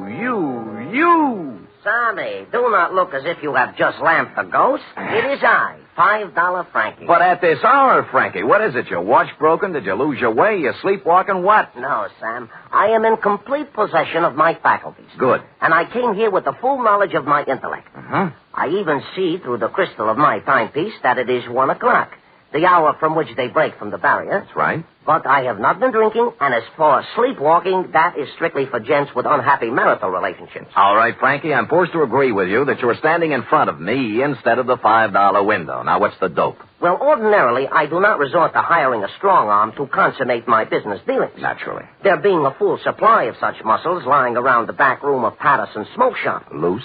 But when the job calls for both tact and muscle, I am forced to roam far abroad in search of the same. You mean you have a job for me? A real honest-to-sea-biscuit job that'll pay money? With the ordinary Seamus, I might try to offer a little paddock chatter, you know? Yes. But with you, Sammy, I will tender coin of the realm. Good. I will pay you, of course, in $5 bills, as is my wont. In advance? 10, 20, 30, 40, 50. 10 times 5. Figures. Now, do you veritably consider yourself in my employ? I am veritably in the race, Frankie. Good. Now, Sammy, leave it to be understood by both parties that I am not touting you off on any sour deals. Uh-huh. A rather curious situation has arisen, and I will explain it to you candidly, as they say in certain novels which I have not read. Well, most novels lose so much in the translation. True. Yeah. My narrative begins yesterday, to be exact. Mm-hmm. Yesterday, their heels and toes into the back room of Patterson's smoke shop, a gent whose face was once as familiar to me as my own. By name, said gent?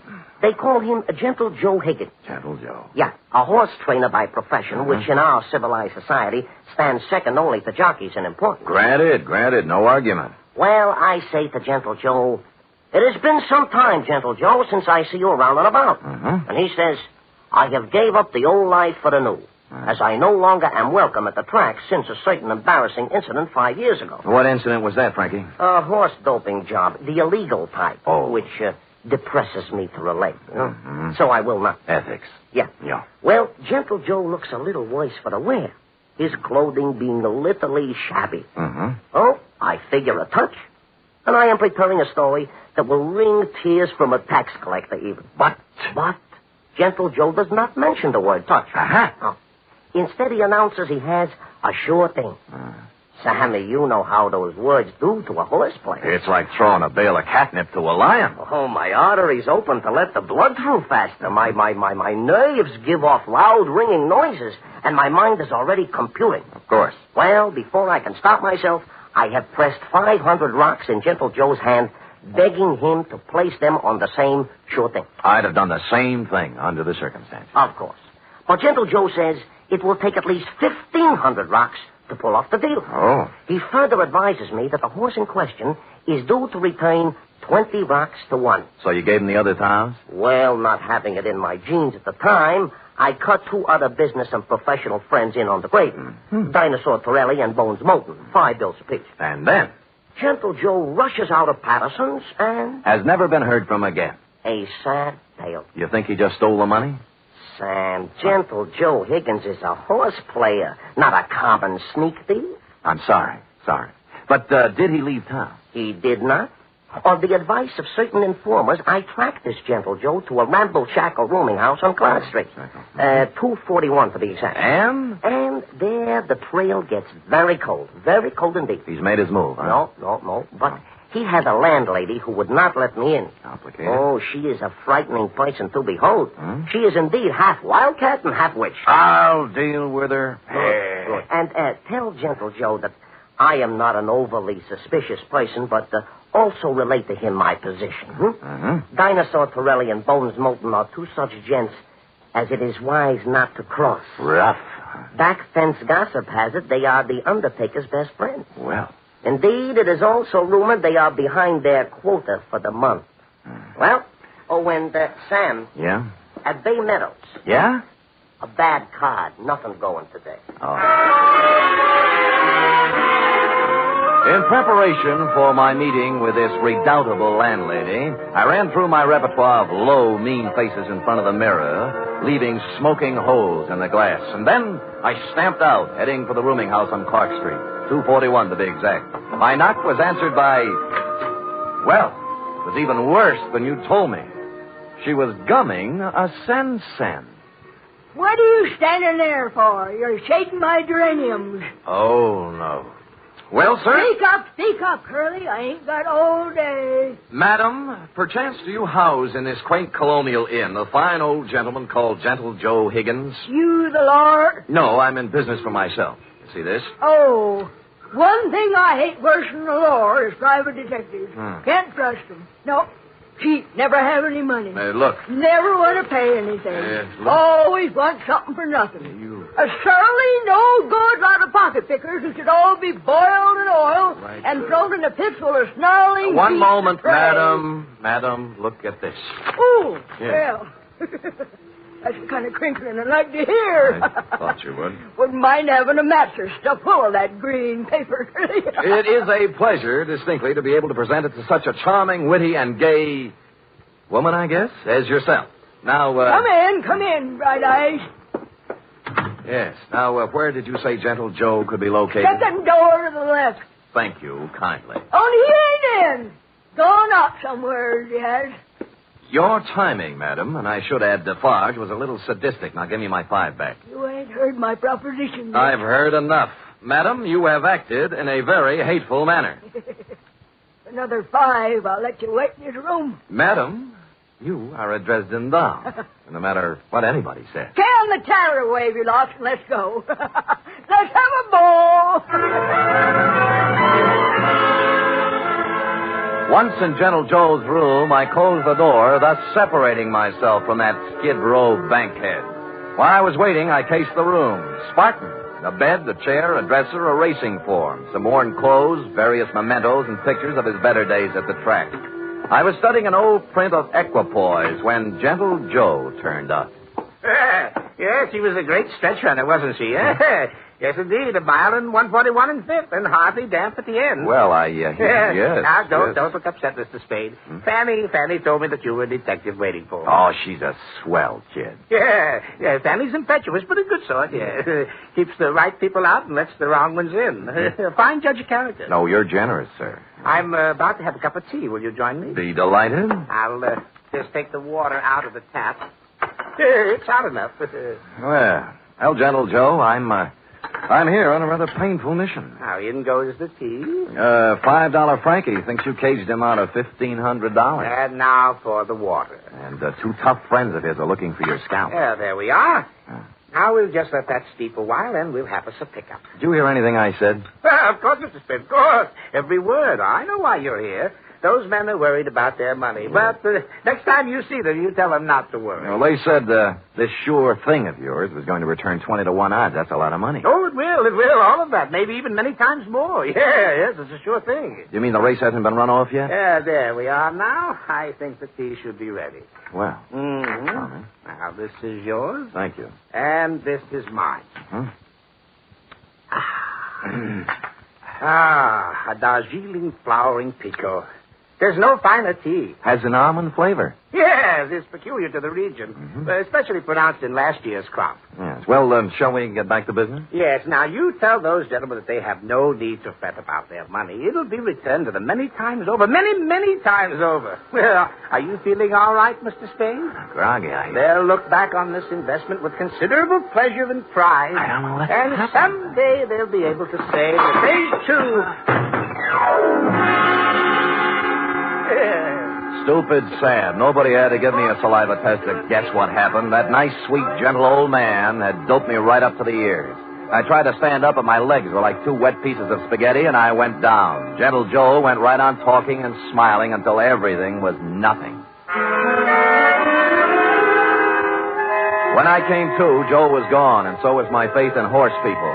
Fanny had made herself scarce, too, and I stumbled alone out into the daylight for resuscitation. It took walking, coffee, whiskey, and a bowl of raspberries to bring me around.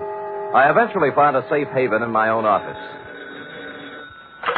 Sam Spade, Detective Agency. Mr. Hangover speaking. Mr. Spade, this is Gentle Joe. What? Listen, you... Yeah, I know how upset you must be over my little deception. Deception? It was all to a good purpose, Mr. Spade. You see, I had to get out of there in a hurry with the minimum of discussion. I seem to remember you were hustled out of the racing game for doping a few 3-year-olds. Well, that's what some people in official circles felt. But, Mr. Spade, I want to apologize to you and tell you that I will be able to explain everything to your satisfaction.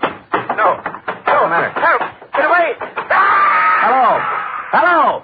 Hello! Hello!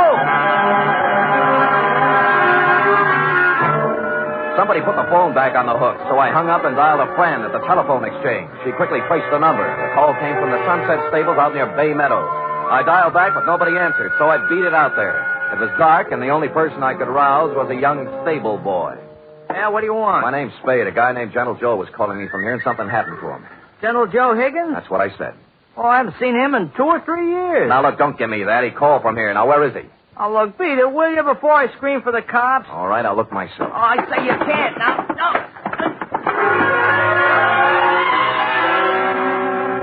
But I did.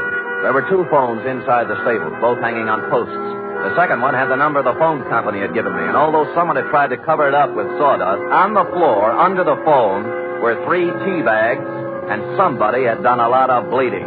Looked like Gentle Joe's parlay had run out.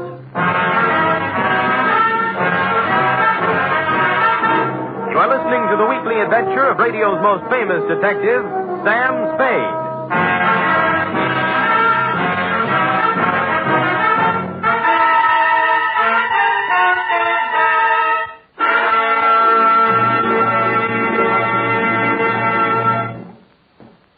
3 chimes mean good times on NBC.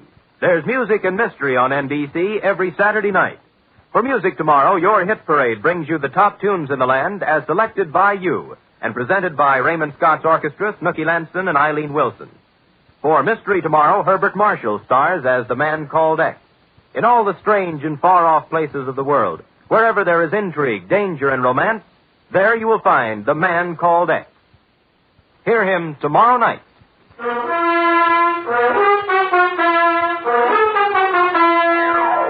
And now back to the Sure Thing caper, tonight's adventure with Sam Spade.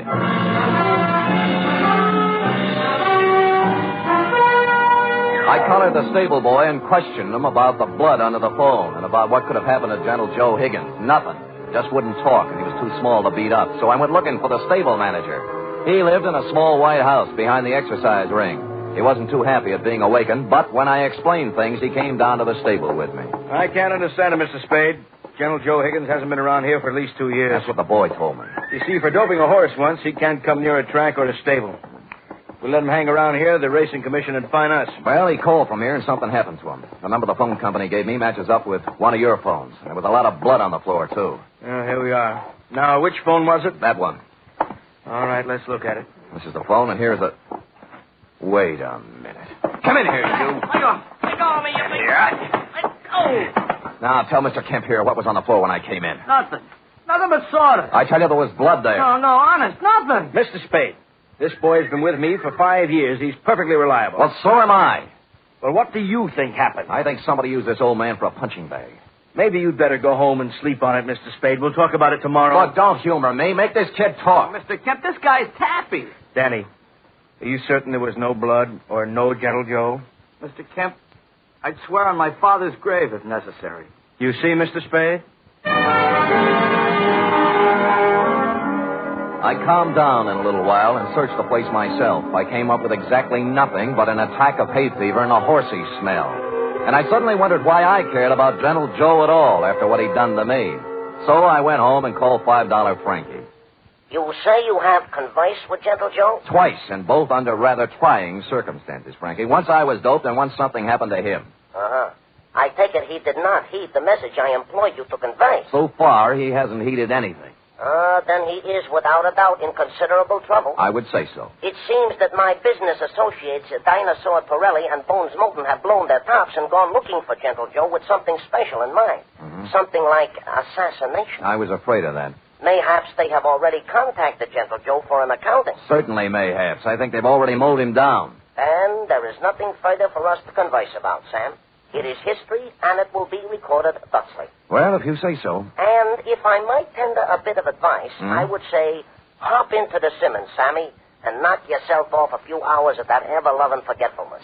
And when you arise, you will have erased from your mind the names of Gentle Joe Higgins and yours truly, $5 Frankie, for some time to come. I was tired, and it seemed smart to take his advice. So I did. I went to bed. It must have been 3 a.m. when something woke me up. It was a ghost with a big white head tiptoeing into my room. The thought was so absurd that I turned over and started back to sleep. That's when the ghost touched me, and I grabbed for him. Wait, hey, let me go, Mr. Spade. Let me go. It's me, Gentle Joe. Will I turn on a light? Of course, I look a little different. The bandages around my head look like a turban. What happened to you? I was in Mr. Kemp's house when you were searching the stable. Stupid me. I should have come out then, but I didn't. And then I got to thinking I certainly owed you some kind of an explanation.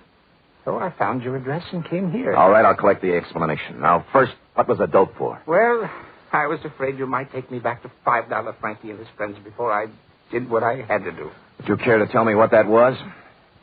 I wanted to buy a horse. With their money? Yes, with their money. They thought you were betting it on a horse, a sure thing. I know, but let me explain. I was thrown off the tracks for doping a horse. I needed money, but that's another story. After 5 years, I could get my trainer's license back. Tell me more. Do you know what it is to love horse flesh and not be able to go near it for 5 years? No, the bangtail bug never got me. You can't con guys like Frankie and his thugs out of some money to buy a horse whenever you want one. There's more to the story. The horse I doped didn't get into the race. And the jockey had to ride another mount. He was thrown and killed. Oh, that's too bad. I felt that I'd murdered the man. His name was Sandy Bean. Sandy Bean? That stable boy at Sunset Stables any relative? His son. Oh. His wife and son ran out of money, and they've had a hard time of it. I've worked as a janitor for the past 5 years, trying to raise enough money to buy them a horse to help make up for what I did. How much did you save? Only $1,500. The horse I wanted, a 2-year-old named Sure Thing, cost $3,000. Well, things are beginning to clear up now. How did you figure you could take money from Frankie to buy it? Well, Frankie and his friends made a lot of money off Sandy Bean when he rode. I figured it wouldn't hurt them to pay a little of it back. Well, I don't think they'd see it that way. I wasn't stealing the money. I was going to give each of them a 10% of the horse. I didn't dare tell it until after I bought it. Mm-hmm. Well, Gentle Joe, maybe they'll see the light, but I doubt it. I was going to take 10% for training her, give the other 60 to Mrs. Bean and her son, Danny. He'll make a good jockey. And Sure Thing is a great horse. I know. They'll make a lot of money off of it. It's a noble plan. Tomorrow my 5 years is up, and I wanted to give them the horse then. I see. Who roughed you up when I was talking to you on the phone? Danny was backing a horse into the stable, and it got excited. Started kicking, and I was in the way. I thought maybe you'd been done in. I know. That's why I came to see you and explain things. Can you do anything to help me? Well, All right, everybody, just stand where we are. There's no need to wave a gun around here. Get up, you. Gentle Joe, we've been looking for you around and about. Now, Dinosaur, now look... Here all we wish to hear from you, Joe. Come along. Look, you're not going to take him out of here without a fight. We wouldn't mind this at all, inasmuch as we come equipped with a little artillery. Bones, I didn't steal that money. Shut up. All right, knock it off. You want some of the sand? Yeah, if you think you can do it. And it turned out they could. I knocked Pirelli's gun aside, hit him with a hard left, and he didn't go down. I tried a right, then a knee, then a couple of elbows. I was just getting ahead of the game when something hit me across the face and printed Colt 45 on my forehead. I know this sounds repetitious, but I went out again. Honest, I did. Really. I'm sorry. Appropriately, it was dawn when I woke up cold and headachy. Of course, I was alone. Gentle Joe Higgins was the victim of a successful snatch, and I had an idea what might have happened to him. I dressed and started looking all over town, but I didn't have any luck. Any. It wasn't until I was eating breakfast and met a police sergeant I know that I got a tip. Morning, Sam. Hello, Sergeant. What happened to you? I tried to kiss her. I didn't know they made those kind of dames anymore. Mind if I sit down? Pleasure. Yeah, we got a homicide this morning. Yeah? Who? Who knows? Just an old man. Found him in the park. Somebody really worked him over. What do you look like? Ooh, 5'10", white hair, old clothes. Probably a bum. Where is he, Morgue? Yeah. Kelsey's putting a rundown on him now. Well, I'll see you later, Carter. Thanks. Hey, Sam. Haven't finished your breakfast. They let me in the morgue, and I took a look at the corpse. And once I saw it, I knew just where I had to go. I caught a cab out to the Sunset Stables. The horses were just having their rolled oats when I pulled in, and Danny Bean, the stable boy, was there, dressed in his cleanest Levi's. What do you want? Where's the show going to be? What show? When Gentle Joe gives you the horse. Isn't this the day? Okay, so you know. Mm-hmm. Gee, I'm sorry about last night, Mr. Spade. I had to keep it a secret. Forget it. You did the right thing. When's the ceremony? In about an hour, right here. You want to wait? Sure. I wouldn't miss it for the world.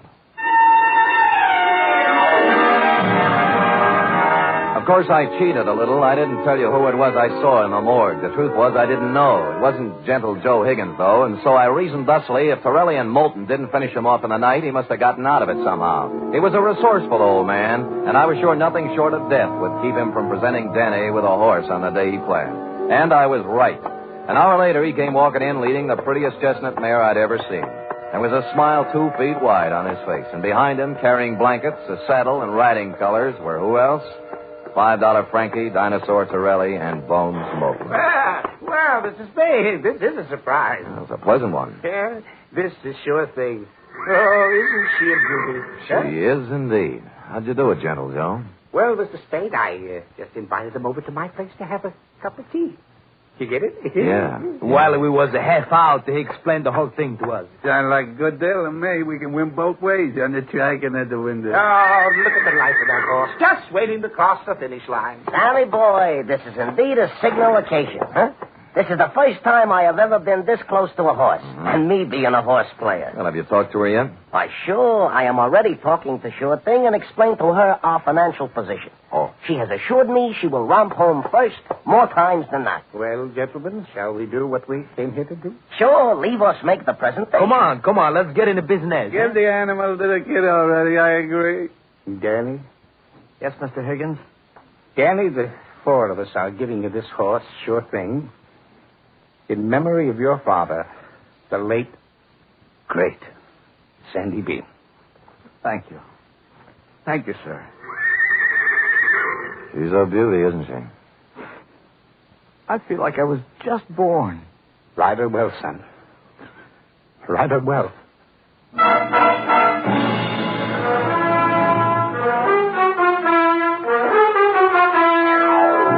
And I think he will. Period. End of report. Oh, Sam. It was so beautiful. A simple, old-fashioned type story, F. We feel we can use one now and then. And I'm glad nothing happened to anybody. Because I just love them all. Everything considered, F, they weren't half bad. Now, how about typing it up? Oh, I'd love to.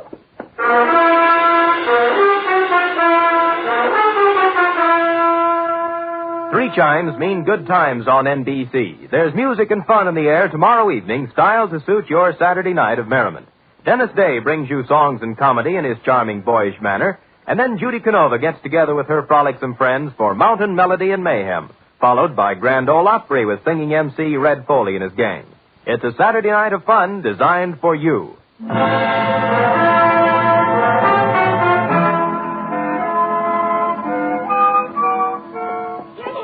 All typed up. Now, let me see now. You captured $5 Frankie's peculiar style. Perfect. And that wasn't easy. Oh, Sam, I was just thinking. Oh? We ought to contribute something along with everybody else. To that horse, you know, that Sure Thing. I probably will, Effie. A few dollars here, a few there, whenever it's running. Oh, I didn't mean betting. Oh. What I meant is, for example, it's going to need a lot of hay, isn't it? Bales and bales. Well, my cousin Frisbee cuts our lawn. I'll have him save the grass and send it to the stable. Effie, you are a noble creature, but I think Sure Thing can get along without your little lawn. Well, I've seen horses wearing stockings. Couldn't I knit a pair? Two pair. But, Eff, let's not lose our heads. $5 Frankie and his pals will take good care of Sure Thing. How about worrying about taking care of me? All right, Sam. Yes. Could you use some grass or some socks? Effie, knock off this horse talk, will you? We're almost at the wire now, and people are just champing at the bit for the payoff. All right, Sam. Let's finish neck and neck, huh? Why not? Come here, sure thing. Nice, Sam. Good night, sweetheart.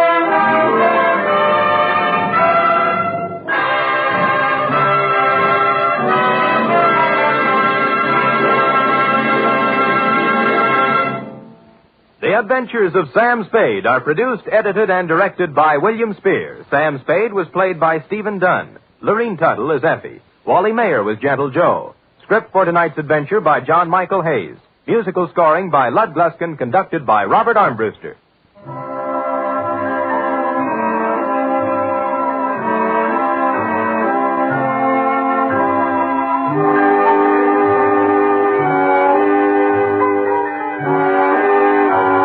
Join us again next week, same time, for another adventure with Sam Spade. The fight against heart disease, the greatest killer in America, goes on with increased intensity. But doctors cannot wage this battle alone. They need your help for the eventual control of heart disease through research, education, and community heart programs. Give now to fight heart disease. Send your contribution to HEART, H-E-A-R-T, in care of your nearest post office. Join the magnificent Montague, then it's Duffy's Tavern on NBC.